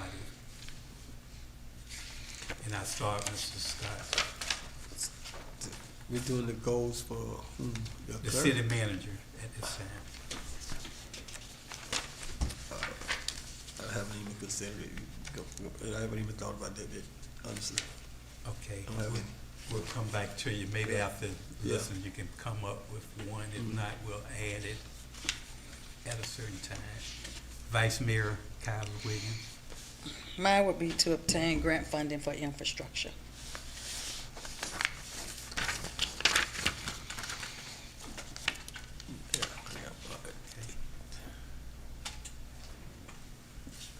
Commissioner Bowden.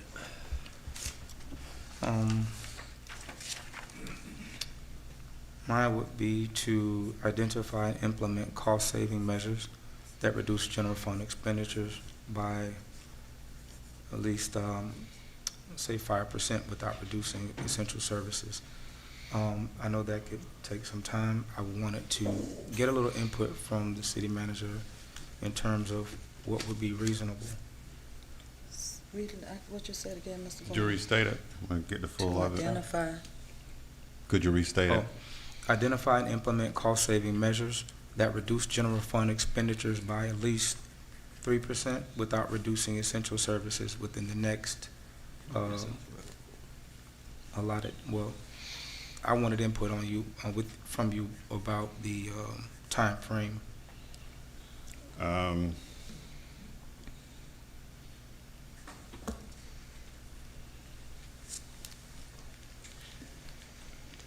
It's kind of difficult to measure that Okay. in the third quarter of your fiscal year.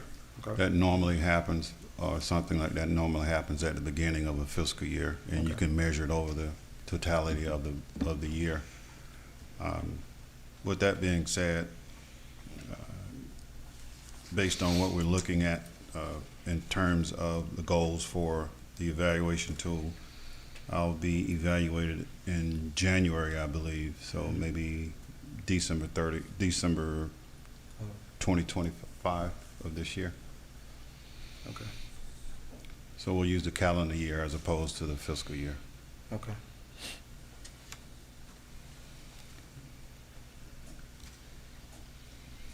You good? Yes, sir.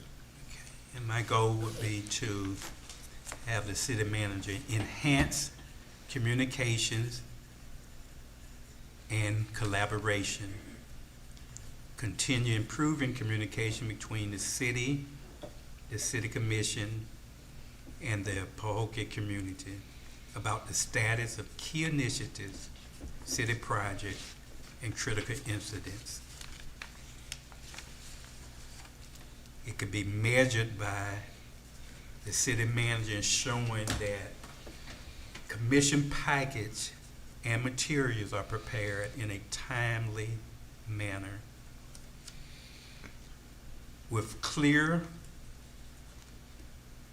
statement of issues, options, and background so that the council can make proper decisions. It also will be measured by the city manager supporting action to increase public participation and volunteerism. And lastly, it can be measured by, we'll just leave that those two. So you gave one or two, Mayor Brown? Uh, That's one goal? Yes, Okay. just one. I use some measurements at how we can measure whether he's meeting those goals or not. That goal. Commissioner McPherson. Secure funding for our parks and innovative ways to improve our park infrastructure. Our parks infrastructure.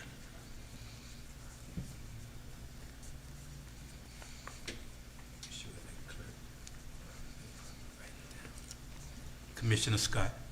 Yeah, fulfill our jobs, fill the job within 60 days. Those opening The vacancies.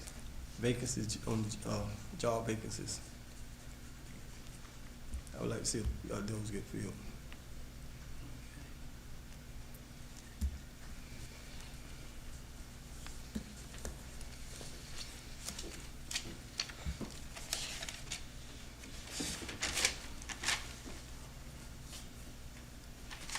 And again, these are all goals that the city managers asked to shoot for. And at this time, we'll have the city manager list his 2 goals, so we'll have a record of that. Actually, one of my goals are completely aligned with Commissioner Scott's, but let's fill all current vacancies by the end of the fiscal year, which is September 30, end of September of this year. So it gives it a little bit more than 60 days based on what we've encountered up until this point. And number 2 is to provide recommendations to the commission in the state of Florida for sublease agreements for both the campground and marina and the restaurant by the end of the calendar year 2025.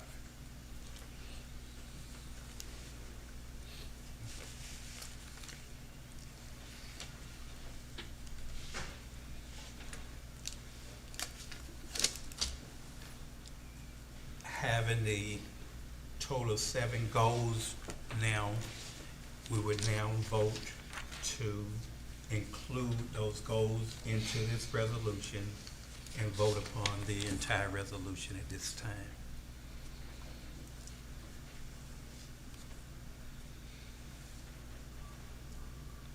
Did we get a motion and a second Not yet, early? not yet. I'll call for a motion to that effect and a I second. move that we accept the goals that has been set by the commission and the city manager. Was there a second? Second. Is this for the, I'm It's sorry. been moved by Vice Mayor Collins Williams and properly second by Commissioner McPherson for the adoption of Resolution 2025-34, which established the goals for the city manager for this upcoming evaluation period. Okay, that was gonna be my question to her. She was including the resolution. Yeah, You want her to state? yeah.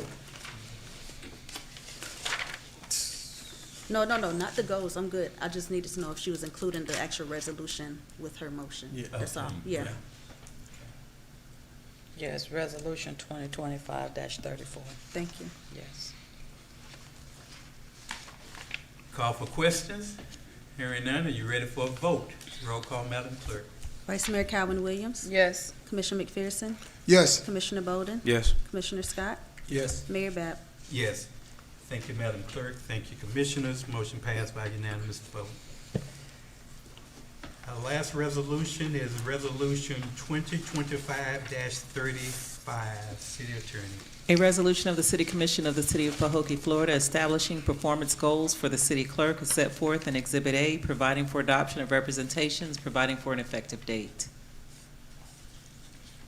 Thank you, City Attorney. City Manager, can you give us a brief explanation? Yes, sir. This resolution similarly if approved, establishes performance goals for the city clerk. City Commission, having heard Resolution 2025-35 properly read into the minutes by our City Attorney, properly explained by our City Manager, what is your preference? I move to accept resolution 2025-35. Second. It has been moved by Commissioner Bolden and properly second by Commissioner Mike Pearson for the adoption of Resolution 2025-34. 35.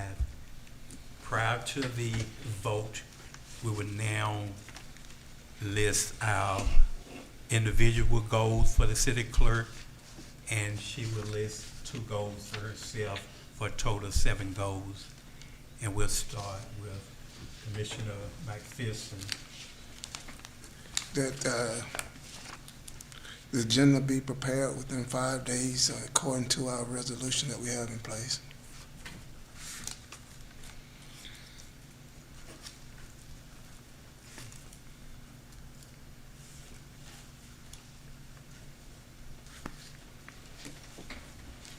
My goal would be to have the city clerk enhance community communications and collaboration.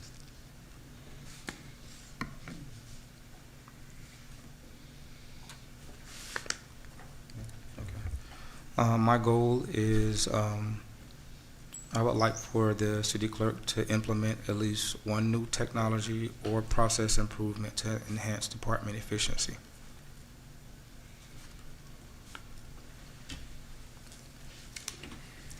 Vice Mayor.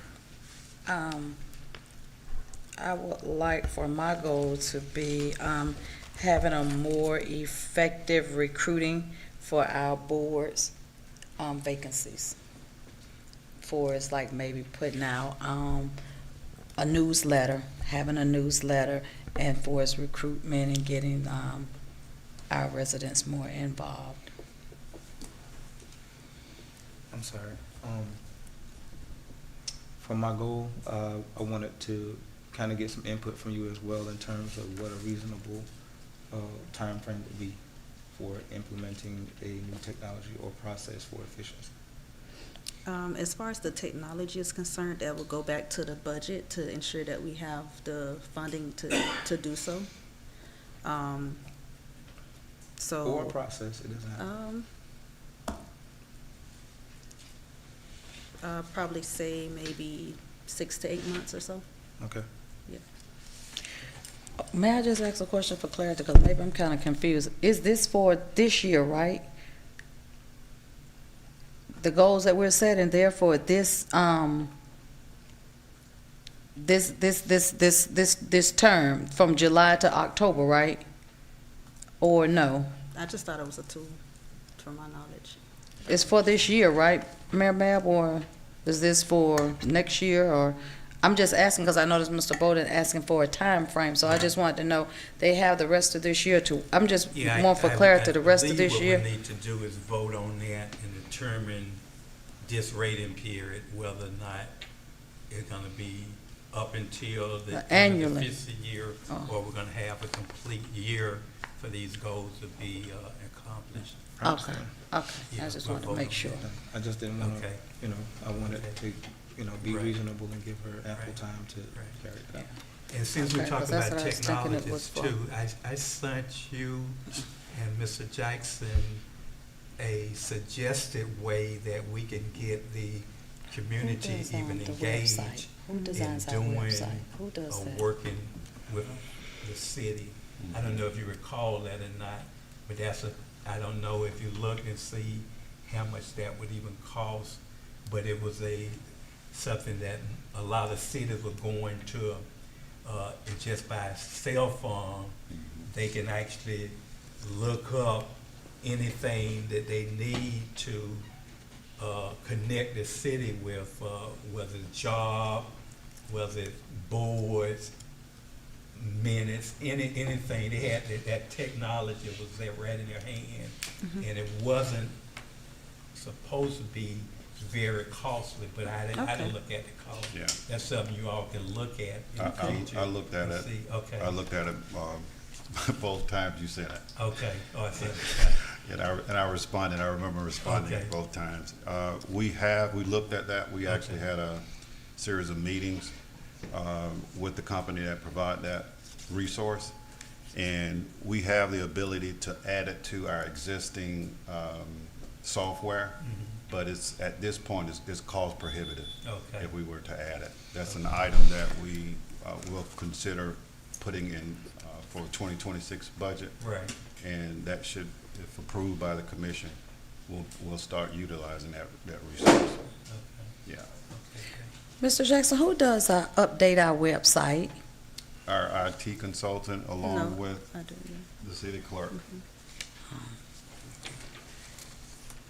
Now we'll move to Commissioner Scott, if he's able to get his. Yeah, I would just like for, the clerk to, like, give us information, inform us on what's coming up a little earlier instead of like the one day before or the last minute stuff, you know. I just like to get my information a little earlier, where you can prepare. Whether you gonna attend, you gonna, whatever, it's kinda come right at that time.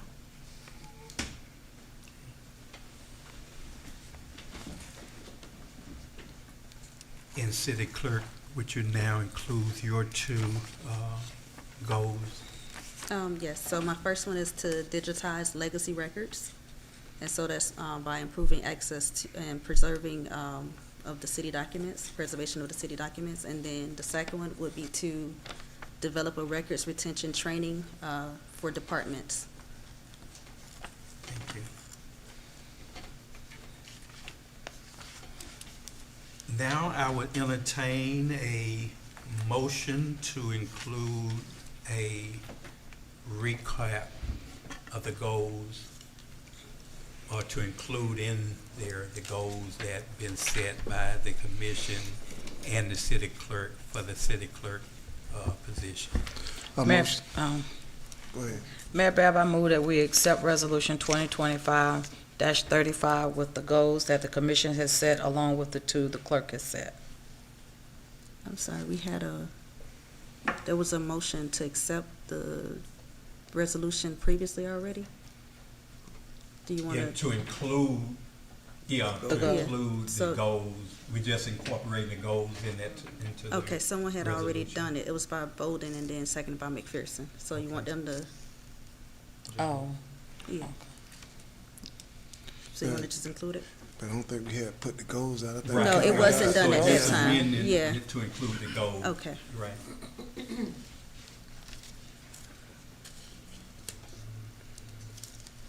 Call for questions. Hearing none, are you ready for a vote? Roll call, Madam Clerk. Commissioner Bolden? Yes. Commissioner McPherson? Yes. Commissioner Scott? Yes. Vice Mayor Calvin Williams? yes. Mayor Bab? Yes. Thank you, Madam Clerk. Thank you, Commissioners. Motion passed by unanimous vote. Next, we'll move to new business, presentation by the city manager of activities of upcoming events, if any. And we have one listed as the discussion of the direction to give parks and recreation $25,000.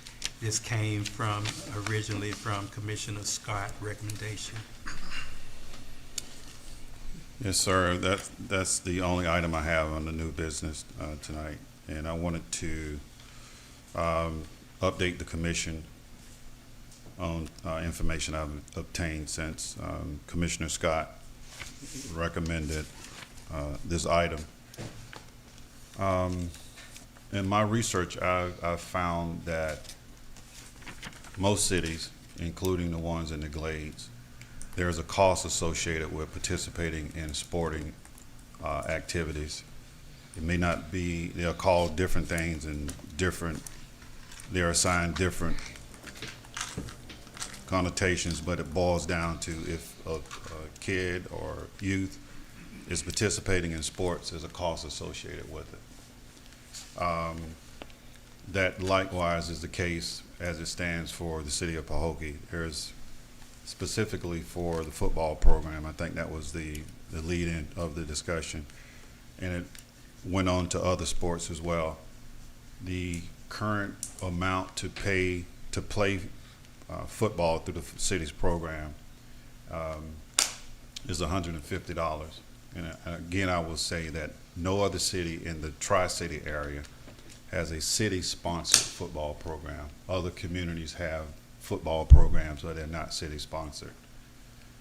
And those programs and other programs throughout the country, but I speak directly to South Florida at this point, they participate like City of Pahokee and the Every Kid Sports Pass program. And the City of Pahokee has participated in that program for several years now. And in this program, they partner with individuals and organizations to fund Every Kid Sports Passes. And the pass serves qualifying families who could use help with sports registration fees. And they encourage families to apply 4 times a year. The City of Pahokee only has utilized it 2 times a year, but in my meeting with recreational staff is to include 4 times versus 2 times. And this is what happens. When parents sign on to participate through this program, they're offered scholarships to go towards payment of fees, registration fees for the program.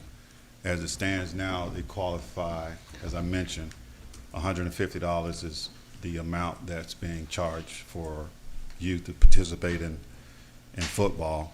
The scholarship covers that complete amount. So that covers everything from the uniform to the helmet to the shoulder pads. The whole 9 yards is covered under a scholarship. Do all parents participate in the program? No. But my encouragement is to have all parents to sign up through Parks and Rec's application process for 4 times a year. And that covers not only football, it covers basketball, soccer, or any other sport that the city is participating in. Cheer as well is included. So my recommendation would be to strengthen the existing program that we have that would allow scholarships to cover all fees that we're currently charging and not dedicate an amount of money out of a different line item in the budget to specifically use for payment of fees when we already have the ability to do that. And my comments would be, I'm glad you shared what we're doing to kind of offset the cost of parents who have a number of kids in the program. I wanted to hear that mainly. And also that if I was to support this, and not saying that the recommendation wasn't a good recommendation, I think it was a worthy cause to attempt to lessen the burden on our residents to have their children be able to comfortably play sports in the city of Pahokee. But to me, it would have to have been, if not the #1 priority, it would have to be a very high priority for the city at this time. And I say this only because of our roads and streets. And I hate to say it, but I have to say it. They're crumbling. There are certain roads in the city of Pahokee you have to literally dodge and around to get to any place. And at least 4 or 5 major roads like that. And the road right in front of City Hall is similar condition. The road we use for annual parade, riding, not as bad, but it's gonna get that way. So $25,000, I would suggest we use that to the best of our ability to put towards some road improvement. That, to me, is one of our biggest and pressing priorities to date. Way more than the fireworks, a lot more than providing some release to the parents. That would be my priority. and I wouldn't support at this time the $25,000 being used for that other means at this time. This is discussion, so we want to hear Yeah, from I don't everyone. have a problem with it because he have a alternate suggestion that they could use, and that's okay. Because I understand that and I know it's there, but I know the city wasn't using it. But if they use it, then that's great. And like you said, you can take the 25,000, put it elsewhere. But if you're gonna hold them accountable to using that to offset the parents, then that's a great idea. Commissioner Scott, believe it or not, they've been using it. They have been using it. I checked the cities, and when I met with the Parks and Rec and learned about it, and I said, well, how effective has this been? It's really effective. And I took a look at the number of scholarships that have come in and posted to the city's revenue stream as terms of paying for this. Now, could it be used more? Absolutely. And that's what I'm encouraging Parks and Recreation to do. Utilize it more. And instead of utilizing registration for 2 times a year, use it to the max available. Have people apply 4 times a year, and then that'll cover all sports all throughout the year. I'll give you an example. We had a parent that, and the next sign-up time is June. We had parents that registered in December, and their scholarship is still good for this football season. So once you get in the loop and get it registered, it applies to, I think it's over 50 different sports. So it covers all of the sports that's being provided currently here at the city, to include cheer. I hear you, but unfortunately, I'd be there. I sit out there every day. So, and I hear when they tell a kid that he or she can't participate because they haven't paid. Yeah, that's what I'm Instead of gonna ask. saying, inviting the parent up to sign up for this program, to me would be a little bit better than just, you see kids walking around and, because, honestly, not only football, cheer, sports in general save communities and save kids. Absolutely. But if we're not going to encourage them to participate, we just going to tell them, that they can't play because their parents didn't pay, then to me, that's disheartening. But if you going to call the parent up and invite them to a program that you have that they, that can probably help them offset those fees, then that makes sense. Yes. Only if you're going to do that. Do we have something in place, Mr. Jackson, where the parents, I hear what you're saying, are the parents aware of this? Are the parents aware of this? And do you have Process. documents that you can show how many parents have actually, you say they've been utilizing this? Do you have something to show how many parents have actually been awarded this scholarship? Let's say in the last 2 years. I know you say you spoke with staff, so that we can kind of sort of see how many, not names, but how many of the parents have actually utilized this program. Yes, I'll provide that report to you. But to answer your question, and as I stated a minute ago, we have been using the program. The program has been effective. Could we do a better job of probably getting that information to the parents and to the community? Absolutely, based on comments that I'm hearing from the audience right now. Evidently, people are not aware of it, but it's a part, as of today, it's a part of the application process that every parent will be aware. If they are reading the application moving forward, they'll be aware of the scholarship opportunities that are there. And secondarily, I've also talked about any parent, if they did not learn about or know about, if the city ever considered any hardship cases, and the answer is yes, they have. When they find a kid that can't play or can't afford, they have, that cost is covered, and then the parents, through working and volunteering as an in-kind opportunity, is repaying that for that kid or those kids that can't afford to play. Okay. And it does a couple of different things. It gives a buy-in from the parents, which is very important, and it also gives the kids an opportunity that may not have had the opportunity through a hardship. Our goal is to serve every single kid, every single youth that wants to participate in sports. We don't want to turn any of them away, and that's been my directive to the Parks and Rec Department. So if it's a situation where the scholarship is not applied for on time, or if there's a hardship case that can't be taken care of, I want to know that, and the manager's office want to know that, and we'll put something in place to make sure that every kid that wants to play will have that opportunity to play. My last question is, Mr. Jackson, and thank you for that. If this is a part of the program and staff is aware of it, and we're hearing kids are being turned away, then if staff is aware of it, why would staff tell kids they don't have money and they can't play if this is a part of the program, if staff is aware of it? This is my first time hearing that staff has turned people away that wants to play. This is my first time hearing that from Commissioner Scott. And I say it this way, if that will not continue to happen.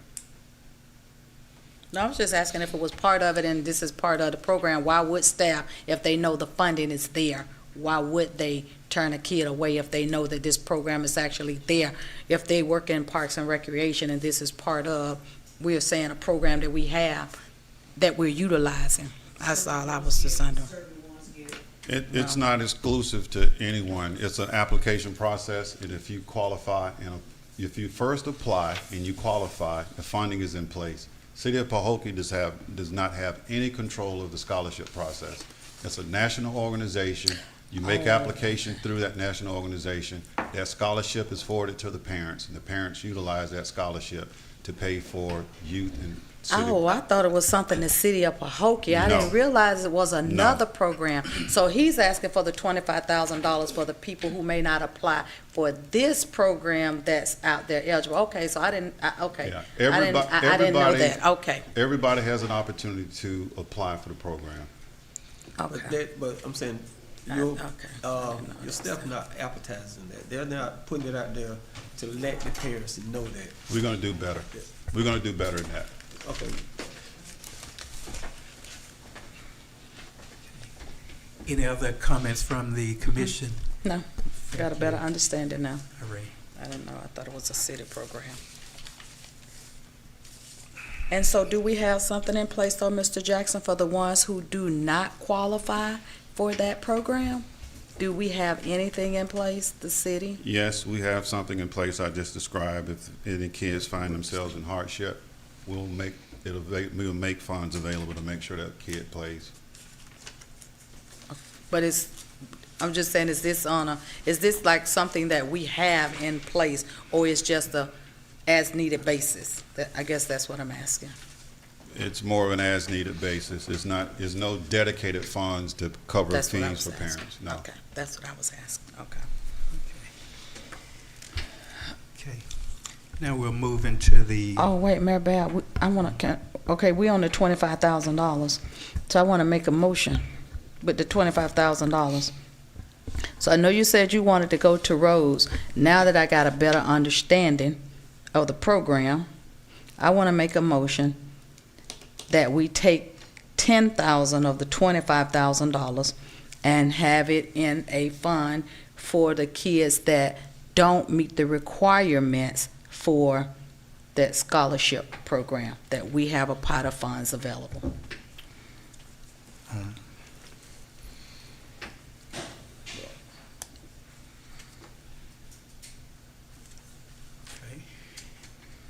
If I may, Mayor, before you consider the vote, as I indicated a minute ago, the funds that we're referring to is already budgeted into a department. We're in the third quarter of our fiscal year, and I would be more inclined, if that's something that the commission is considering, to have that become available for the next fiscal year as opposed to this fiscal year, based on what I just described, the availability of funds that's there and utilization of those dollars as a scholarship. And I'm thinking that 90% or more of our kids will qualify for that. My commitment is to make sure that they are aware of it and that they apply. To do otherwise is taking funds from a completely different department before the fiscal year ends, which may need to be utilized for the balance of this fiscal year. These are the $25,000 we're talking about for the fireworks, right? No, Or- this Is this not the $25,000 for the fireworks we were talking about? It's funded under events.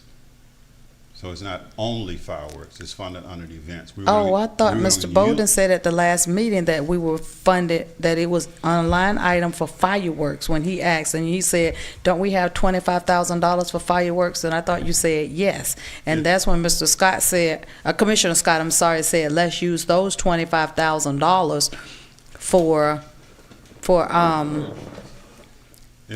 It's under events. It's not a specific line item, but we've been using that line item to pay for fireworks. So it's not. I'm confused then, because I thought that's what was, okay. I'll just say my concern is that, Well, first of all, how many youth football programs do we have in Pahokee outside of Parks and Rec? Three. Okay. I'm assuming that's why y'all here? No? So what I'm saying is we're talking about doing this for just Pahokee Parks and Rec. Those are not the only children in Pahokee here. If you were telling me that we were gonna allot any money over to Pahokee Parks and Rec for youth football, and I have a youth football program, I'd be concerned because my kids are in Pahokee too. So that's something that I would be kind of concerned about if I was a coach or I was over another program. Those are not just the only Pahokee kids we have. So if we're gonna be throwing out some money, we gotta consider everybody. These are all of our children. This is where we kind of get into a slippery slope. And I think too, we've indicated we'll do a better job of advertising, making sure the word is out to these parents. Even if we have to send notices with their children to their homes, so when they do look at that application, a lot of people don't read all the fine prints in there and may just look at it. It's something I have to do and sign it. So those who are really in need, we need to make sure that the word is out. And I like the point where we can do it at the beginning of a fiscal year so it can be budgeted to properly for that particular means. So I have a question, Mayor Bab. Okay, so I heard Mr. Jackson say there is also, if they get it in time, I don't know what the deadline is. And so when we're doing this and we're signing the kids up, and are we within that deadline time, and do these parents have the computers to utilize?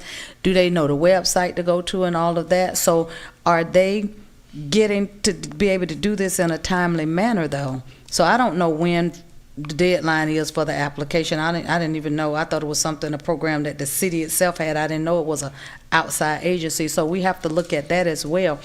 When we're signing up, how much time do they have to get this information in? When does that window open? I'm just saying, I don't know, so I'm just saying maybe that's something we can look at when we're saying we're gonna, you know what I'm saying, do a better job with it. Maybe that's something that we can look at as well, because I mean, I don't know. Yeah, we have, sorry, Mayor, go ahead. No, I'm just saying, or maybe even make that kind of like a event day or something Oh, where right. we get as many children as Right, possible from all something, yes, programs. to sign. exactly, yeah. Maybe that's what I'm thinking, so they won't be left out. And All of those are real good recommendations and suggestions, but as I indicated in the example I gave a minute ago, we had parents to sign up in December, which was the last sign up, and the next sign up is June, later this month. So it's timely and enough. The December parents who sign up in December have scholarships that they apply to this football season. So it gives a pretty good time period from application to actually utilizing the scholarships. But it's 4 times a year. We've only been utilizing 2 times a year. That will increase to 4 times a year. Question, we were talking about the, you made mention of the money was on the line on for the budget. Can't we amend the budget for monies that we haven't utilized and have My sentiments are even what Mayor Babb said and something that Commissioner Bolden said, if we're going to utilize that money for something that will benefit the entire community, such as improving our parks, more specifically Martin Luther King Park, and our roads and some of our infrastructure, something that the entire town, everybody would benefit from. And but my question goes back to the budget, if that's something that can be amended by the commission. You have the To ability reallocate. to do that, but again, I'll go back to the fact that we're preparing now for our next year's budget. We've actually started meeting with department heads and getting information on what they would like to see utilized our next year's budget. We have an opportunity through budget workshops to chime in and help develop and solidify a budget with different line items and interests that you may have as a commission. I would much rather see that happen at the beginning of a fiscal year as opposed to the middle of the third quarter. And my other question is, never mind. And I guess my final thing is, chances are next year, the cost of fireworks is gonna be the same or greater. I think that's something that we need to take into consideration as well. And also, when we are creating our budget, for just food for thought, that we put something in our budget to improve particular projects in our city. If we want to take a road or a park or something, that we add that in the budget. Maybe it go under the Parks and Recreation budget as far as something like that. To be fair with all the commission, if you make a motion, we're gonna at least entertain it one way or the other, whether the second or not. If it's not a second, then it dies for lack of a second. If it's a second, then we vote on it. And I'm not saying it because I support something or against it. It's just the way we need to do business. So Commissioner Vice Mayor Williams has put forth a motion to utilize the 10,000. We've heard from the city manager his thoughts on it. It could be taken care of in our upcoming budget, so we have at least both points of view. Are there a second? I'll put it that way. Or are you withdrawing your motion too? That's another possibility. I withdraw my motion since the explanation and making sure that they utilize the scholarship. And If then we're it gonna do shows better with it. We are focused and interested in our children. We're gonna be checking up on it now, residents, making as sure best that we they, can, you know, try to support them we're as gonna be much checking as up we on can. it, making sure that they, you know, are utilizing it, or giving a, just say, hey, little reminders, can we send something out on our Facebook page that it's that time? Something I'd like like to that. make a motion that we reduce the amount from $150 to $75.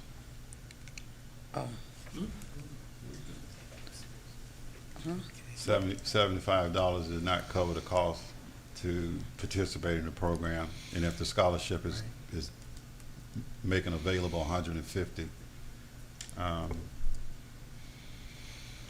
just trying to understand the rationale for reducing it.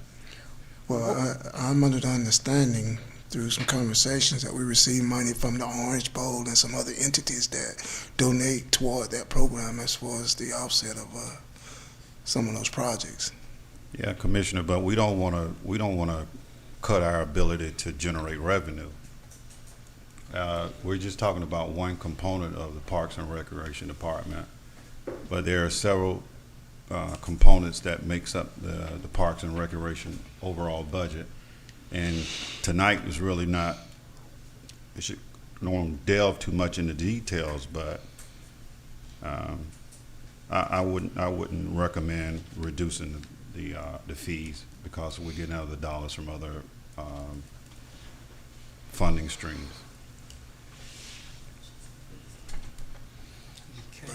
Just just for my understanding, I think some of those funding are donated specifically for registration, if I'm not mistaken. Correct me if, can somebody enlighten me on that? It becomes very difficult to respond to something that we're getting second and third hand. I'm not aware of exactly what you're referring to, and it'll be very helpful, if you could schedule some time to kind of meet and talk about those things so we can confirm or deny what the accuracy of it. Because a lot of times when you get stuff second and third hand, it makes it very difficult to find out the actual events that's surrounding what we're discussing.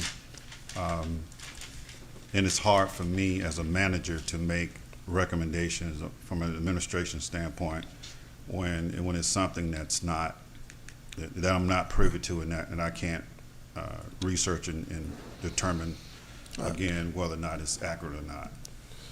So second-handed information is very difficult to operate and administer city programs and functions. What I try to do, I try to get some of the documents, if that's okay, Attorney. I can get some documents myself too.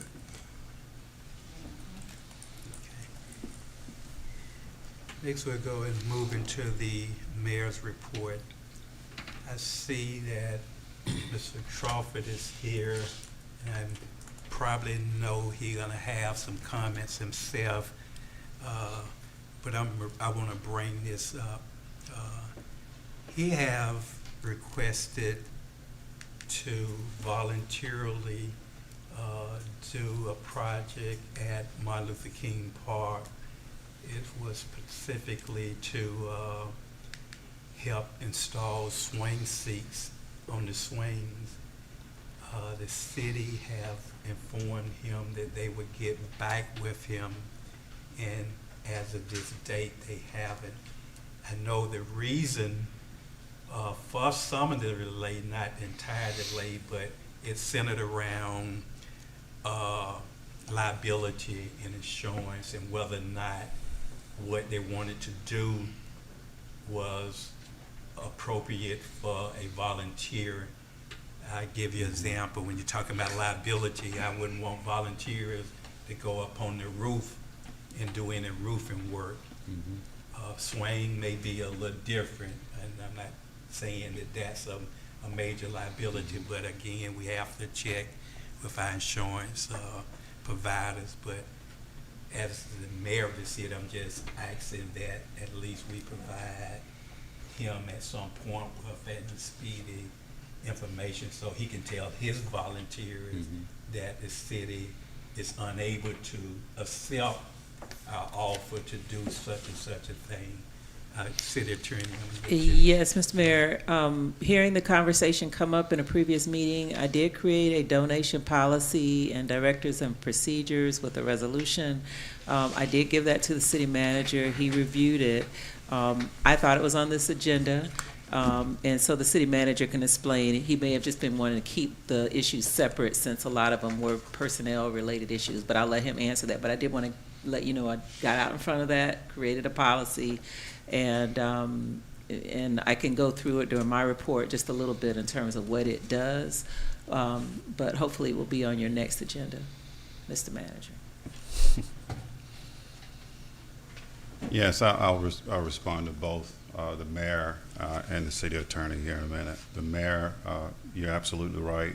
I have met with Mr. Crawford on a couple of different occasions. In my last meeting with him was that we would work to fully appreciate and accept his donation and his volunteerism, so much so to the detail I asked, was there a value that he could assign to what he had already purchased and made available. So I have met with him. I've met with him on not only one occasion, but several occasions. I likewise had a chance to speak with Herbert Crawford, and under a different request, and basically told Herbert Crawford, I didn't tell specifically the younger Crawford, but the city is in the process of developing a policy, as the city attorney mentioned a minute ago. She had drafted, developed, and everything was ready to go, all except one component of that policy, which included the donation acceptance form, which requires financial policy coordination and implementation. So we're in the process of working through that last form. That's an attachment B for the donation policy that was just referred to a minute ago. That's the only reason why it's not on this commission meeting agenda. It's scheduled to be complete and ready for next commission meeting. Once that donation policy is approved and adopted, it covers all the parameters that's needed and necessary to receive Mr. Crawford's donation and not be concerned about the legalities and anything else associated with receiving without having such policy in place. So the goal is to still receive, but as I've always said and will I'll continue to say, it has to be done in a way that's accurate and correct and limits the city's overall liability. So you will see that that policy before you on the 27th meeting, and sometime shortly thereafter, we'll schedule an event and activity that we can fully receive what Mr. Crawford is making available as a donation to the city. Okay, I'll proceed with my mayor's report. I've always said that the city of Pahokee, when I'm speaking or welcoming or introducing the city commissioner staff, that we are a small city with a big vision. And why I say this, I bring this up, I would like to request of the city manager, and I know he may already have this in one of his plans to do, is for the commission to have a commission retreat to talk about our vision.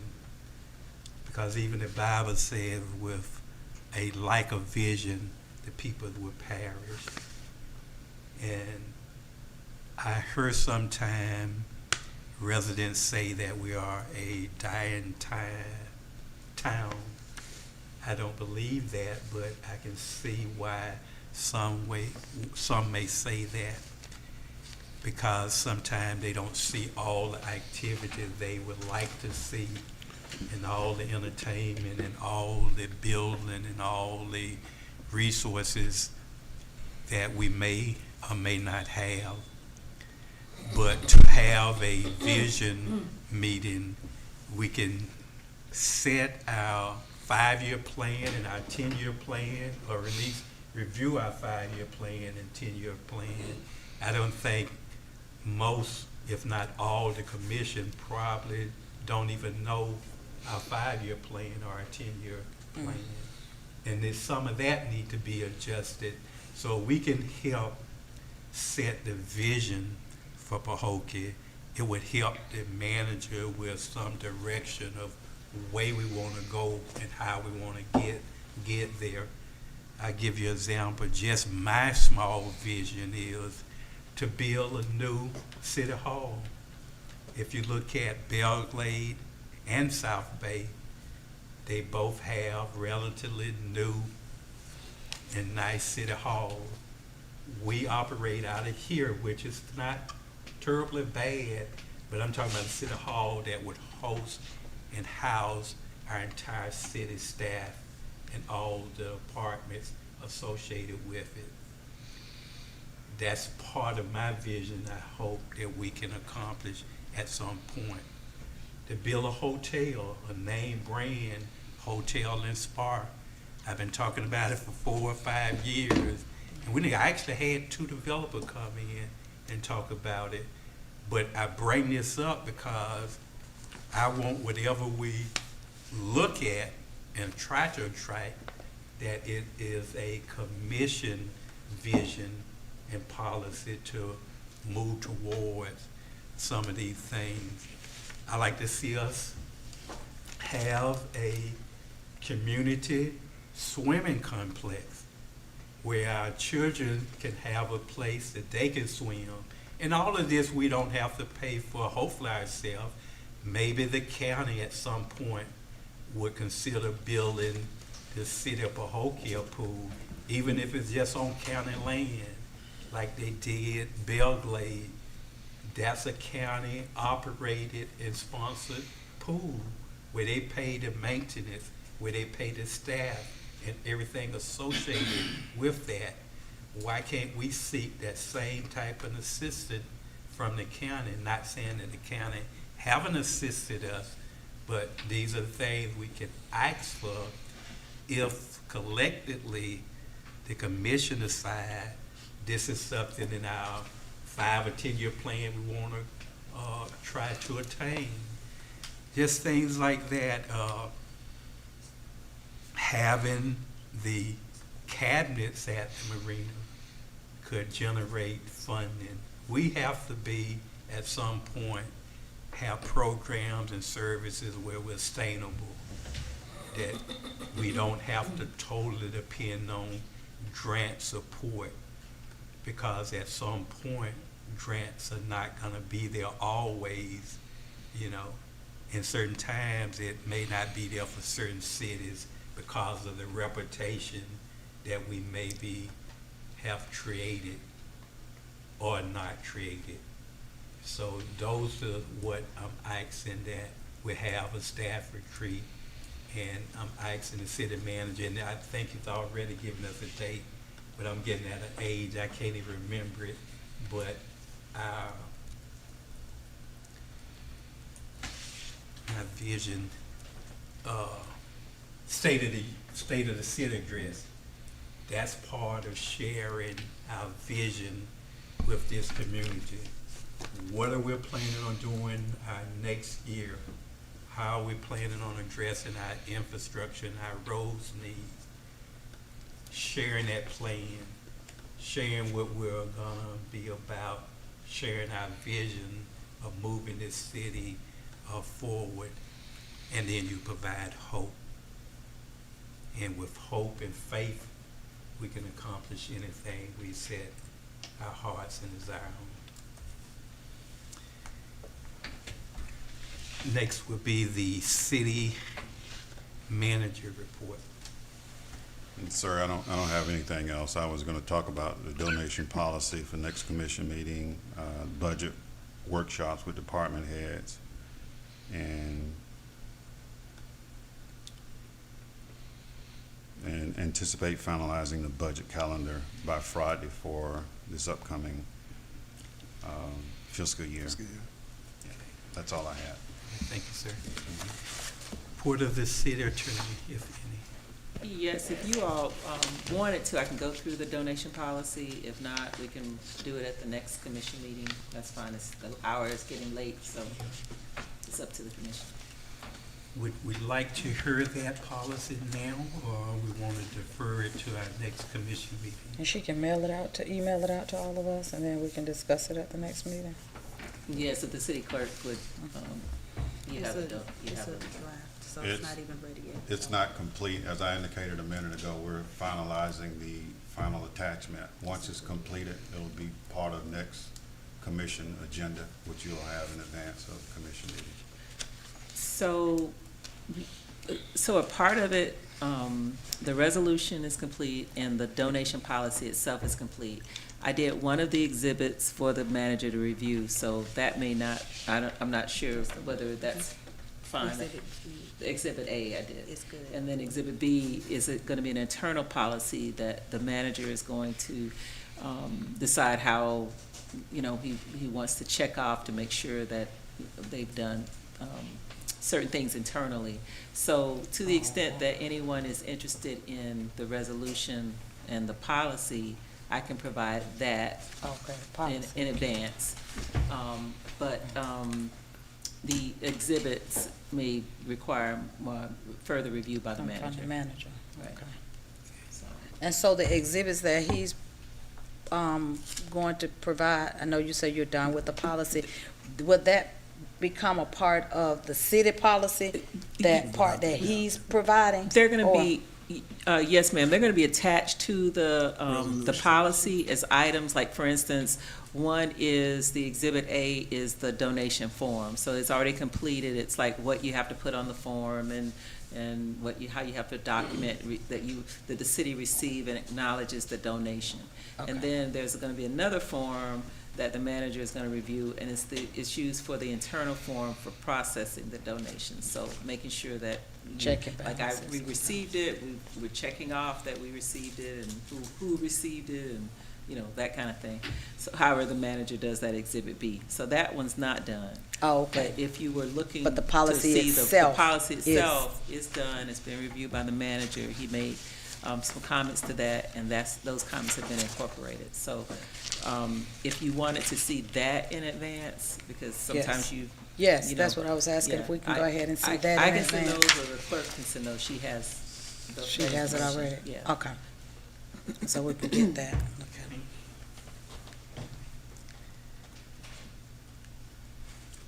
Now we'll move to future agenda items of the commission, if any, and I start with Commissioner Mike Pearson and work myself to my right. None. Thank you, sir. Commissioner Bowden. None. Thank you, sir. Vice Mayor Williams. I don't have any, it's just still my same one. City manager, do you, and I know you said you place items on the agenda as you see, the importance, but we had a workshop scheduled for facilities and vehicle policies. Have you, decided, or I need to give a date for August 12th for the workshop and for it to be on the August 26th meeting for the vehicle and, facility policy to review? And we can update.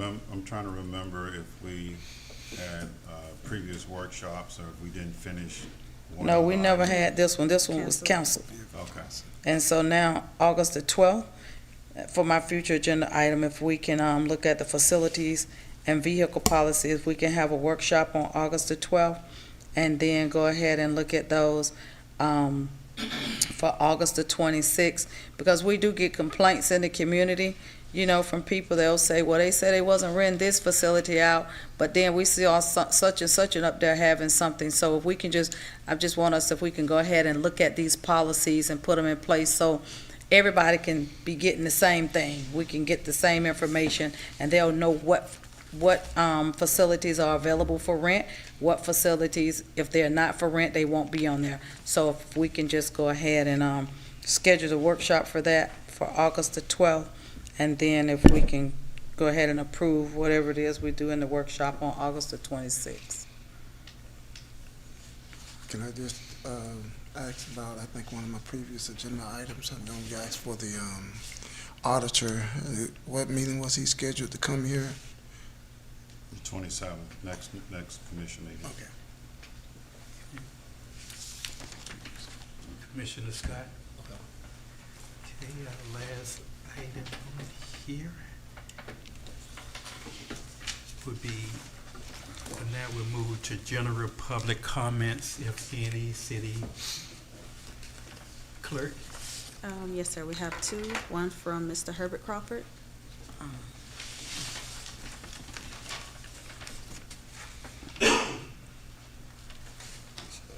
Herbert Crawford, 8833 Eldorado Drive. The purpose of my coming to the meeting tonight wasn't about facilities or anything, but, the door's been open, about donations.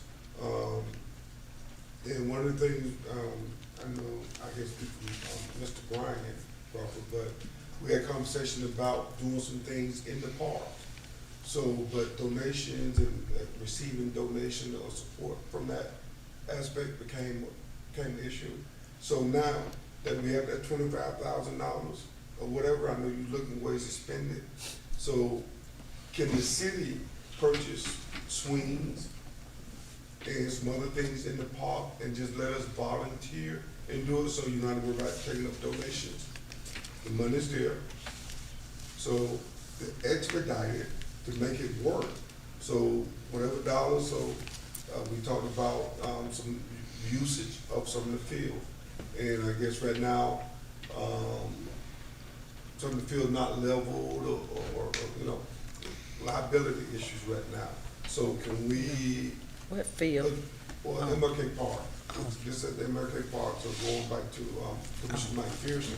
So we're spending some money in the parks that the resident can see, feel, and participate on.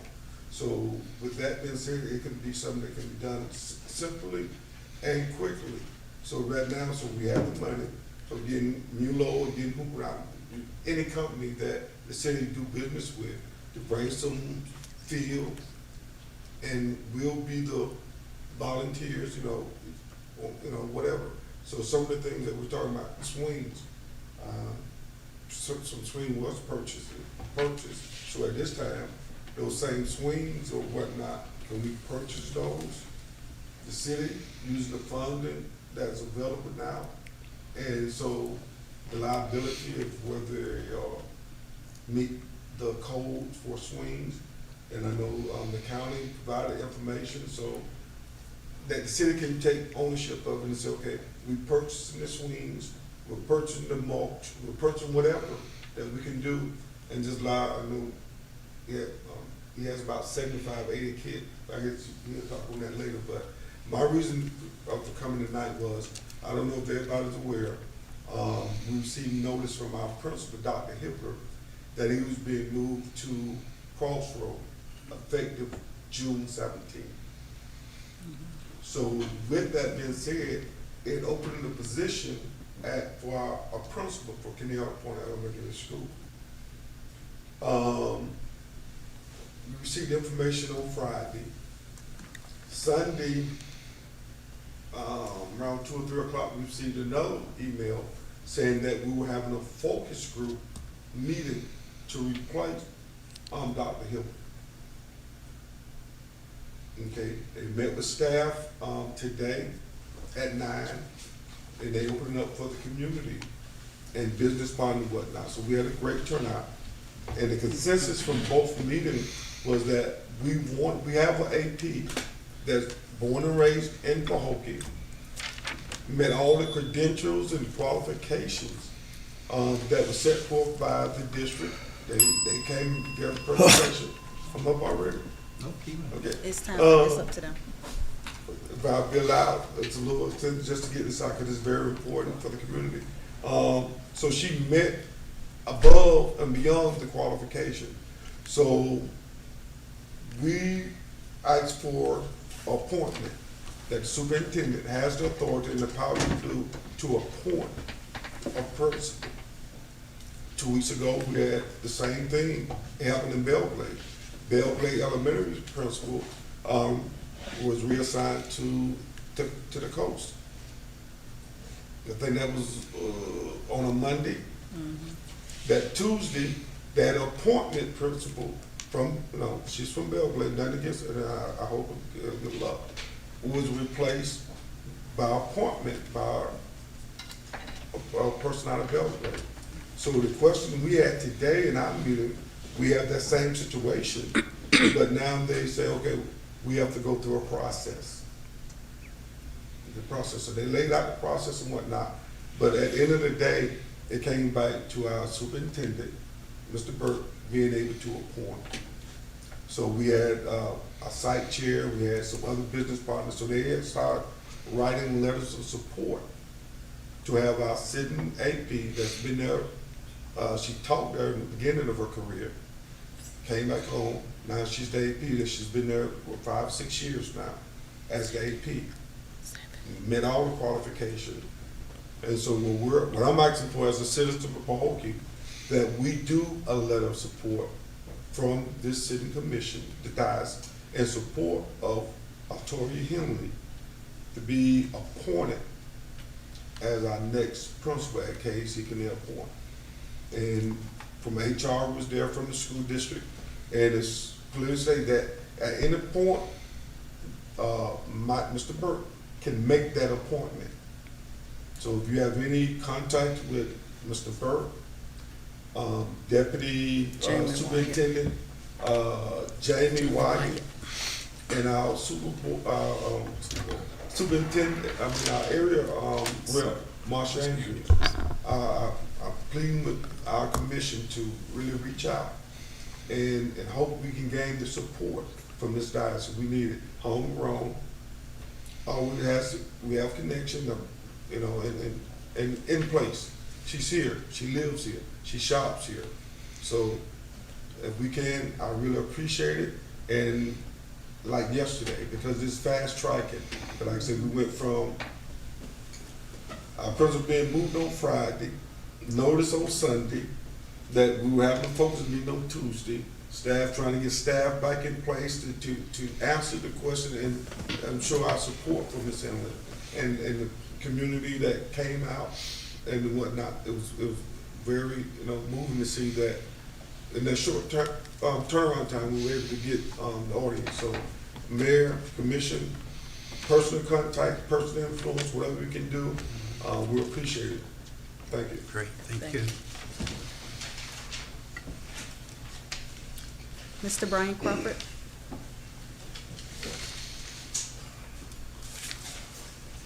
Brian Crawford, 145 Apple Avenue. Well, part of that, the whole part thing was already discussed about the swing sets.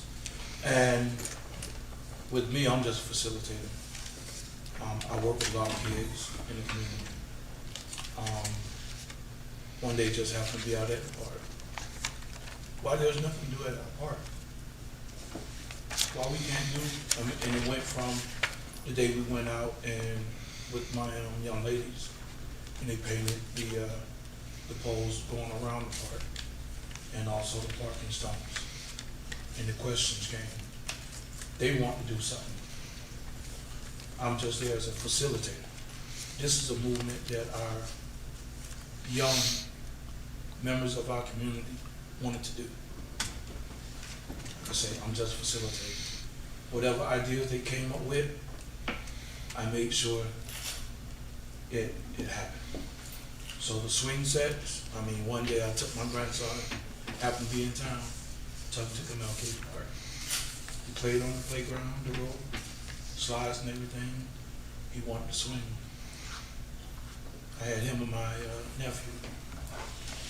There were 2 tallest swings still hanging. One of the tallest swings was ripped. It was hanging, but it was ripped. It's not safe. I took it upon myself. I took pictures of it. I took it upon myself to go out. I think I spoke with you. And I told you that these young individuals wanted to adopt MLK Park. I know it's already adopted by a group, but don't shut down. You got young people that want to give back. Allow them that opportunity. The swing sets have been purchased. Along with that, oh yeah, but I couldn't even put my grandsons in the swing. One of them was operable. I had to take turns with him, pushing him. So when I left there, I took pictures. That Monday, I called the county, made phone calls. What is the process? What do we do? How do we get this going? I spoke with Greg last year. The same picture I sent him then, the same picture I sent him. What can we do as citizens to improve our park? I'll get back with you. Here we are today. So that's when I took it upon myself to go out and purchase. I came to you, Mr. Jackson, and I asked, what can we do? You sent me to Greg. I went to him. We had a conversation. We all met. We said, I was just waiting on that feedback from you guys to let me know. That's it. It's up to them. It's time, but it's up to them. It's nobody.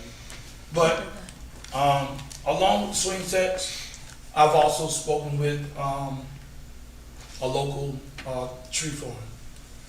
They willing to donate trees for the park. We have no shade canopies out there, nothing.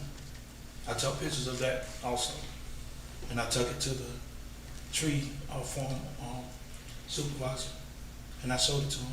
I said, "What don't you see?" He was looking. There are no trees. What would it take for you to donate the trees to the park? All you gotta do is ask. So if it's that simple, I mean, why couldn't this have been done? You know, we had the ficus trees out there. I did background check. We had ficus trees that was there.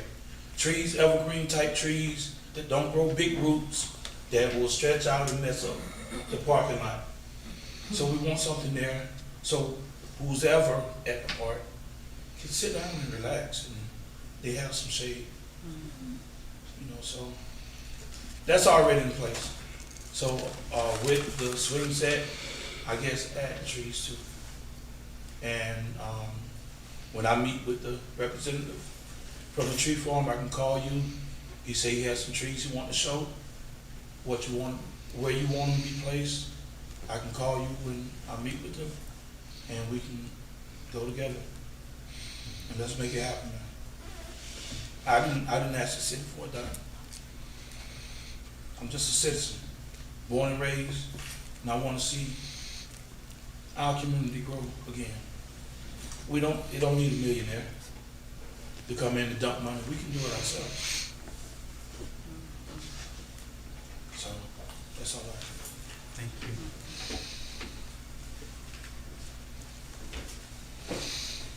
Next, we'll have commissioners' comments for the good of the order, and I'll start with Commissioner Scott and work myself to the left. Okay. Well, I like to put back out there. I like to for the commissioner to pursue a civil lawsuit against former city manager Chandler Williams, Lucas, John Adams, and Greg Thompson for the about $4 million.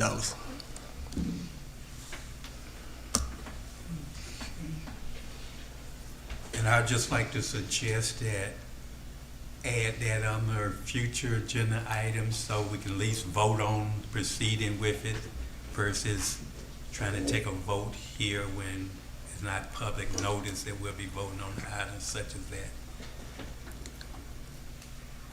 Oh, no, I forgot to just vote on it. So do we need a second now, or no, we passed that? We can, for him to add that to a future agenda item, we can Agenda? do it. What we gonna talk about? We already talked about it. So I think that we need to, I'd rather just vote on it. I wanna add to a future agenda item. Maybe, some of that nature, are we able to? No, your Okay. rules require that you put it Put it as a on the future agenda. agenda item, so you have to Okay. pursue it to your rules. Okay. All right. Okay, could he get a second on this? I'll second. Okay, Commissioner Scott has suggested that we add to our future agenda item, a lawsuit of any, former staff who was associated with any funding discrepancy that we enter in lawsuit against them. It had been seconded by the Vice Mayor. Call for questions. What was We're that? moving forward as far as Putting on the agenda. being put on the agenda. That's what we're voting on. What were the names again? All the former city managers. Williams, Rodney Lucas, Lucas, Luke, Adams, just those three? no, Chandler Williams. Williamson, Lucas, Adams, And Thompson. And Greg Thompson. Thompson. and Thompson. Yeah.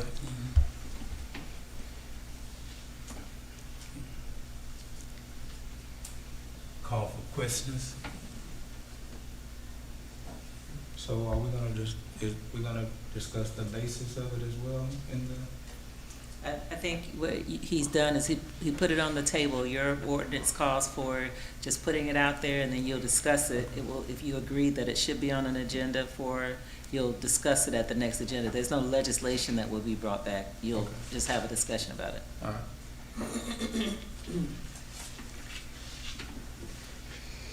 In addition. But what I'd like to say though is I'll, just so you all, I'll speak with each one of you because I wouldn't want to be here damaging any case that you are talking about bringing by publicly talking about what the city's position might be. So I will try to have a conversation with everybody prior to the next city commission meeting, and then you can consider it, and I'll probably be somewhat quiet, so. And another thing that I kind of noticed, I would like to see all city vehicles with the city logo on the side of them. I mean, as soon as possible, as soon as Friday, it'd be good, because it's, you know, when I really used to didn't really pay attention, and I start watching, like, that's a city vehicle? They don't have city logos on the side of them. And in every department, it's like that.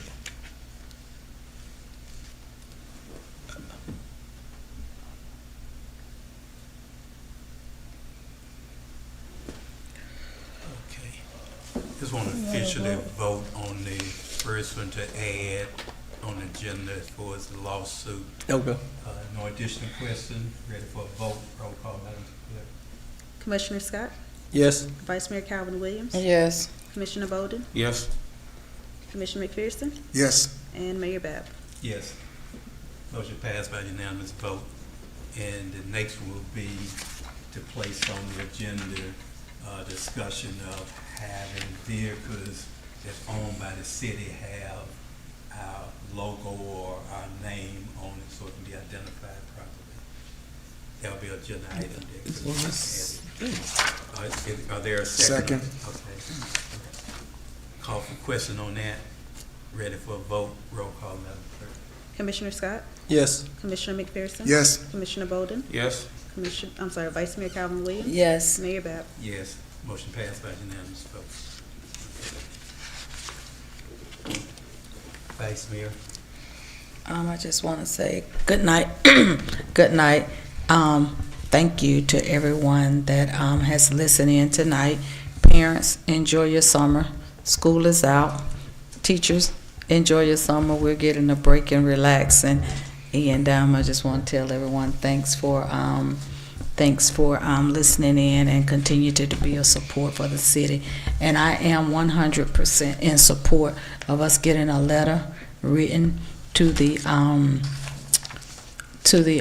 superintendent in regards to Ms. Artoria Henley being appointed as the principal of Canal Point. So I would really appreciate if we do can get that letter out and be of a support to her in our community, because she has been moved that school grade to a B, and so she's someone there that has been working hard and deserve it. And so I would really like to see us get that letter written, and so we can give it over to the superintendent and the necessary parties from this commission. Thanks. Commissioner Bowden. Okay. I just have one quick announcement. I think we all received a email or some type of communication, but Community Partners of South Florida is having a ribbon cutting ceremony on Friday, June 13th at 10 a.m. I'll be bringing greetings on behalf of the city of Pahokee, but they're asking all commissioners, if possible, if you can be there to support that endeavor. I believe that Bridges of Pahokee will also be housed in that particular center. Thank you. Commissioner McPherson. Yes, I just want to thank the citizens, and I want to actually just continue to be patient with us. I think we're moving in the right direction. We probably going through a little bit of growing pains, but I see us moving in the right direction. I just want to ask that we continue to work collaboratively as a commission, as managers, as department heads, along with our citizens to move our city forward. And with that said, we should always look for innovative ways to legally make happen good things that our citizens want to be involved in, and moving our city forward as far as any projects that they might want to do. And we need to do due diligence to make sure that we work to make these things happen. And let's find ways to say yes legally. And just want to thank you all for being patient with us. And I love everybody, and ain't nothing y'all can do about it. City Commission, having had all business brought before us, taken care of properly, I'll entertain a motion for the adjournment of this meeting. And also, I just like to emphasize that I was at the meeting, at the Focus meeting, and I am in support of LaToya Kennedy receiving or being promoted to principal, because one thing, if we look at that school, it's been successful, and you have a person there that already know what it takes and what the model, and have a model that's already in place to move the school forward. And why would we want to interrupt that when we have somebody that has already there that's a part of the success that's going on at that school? So I am in very much support of us writing a letter in support of that. Yeah, entertain that motion to adjournment. I move that the meeting is adjourned. Second. Call for question. I'm sorry, who's the second? But I couldn't, I'll second. okay. Hearing none, you ready for a vote? Roll call, Madam Clerk. Vice Mayor Calvin Williams? Yes. Mayor Bab? Yes. Commissioner Bowden? Yes. Commissioner McPherson? Yes. Commissioner Scott? Yes. Thank you. Meeting adjourned at 10:01 p.m. God.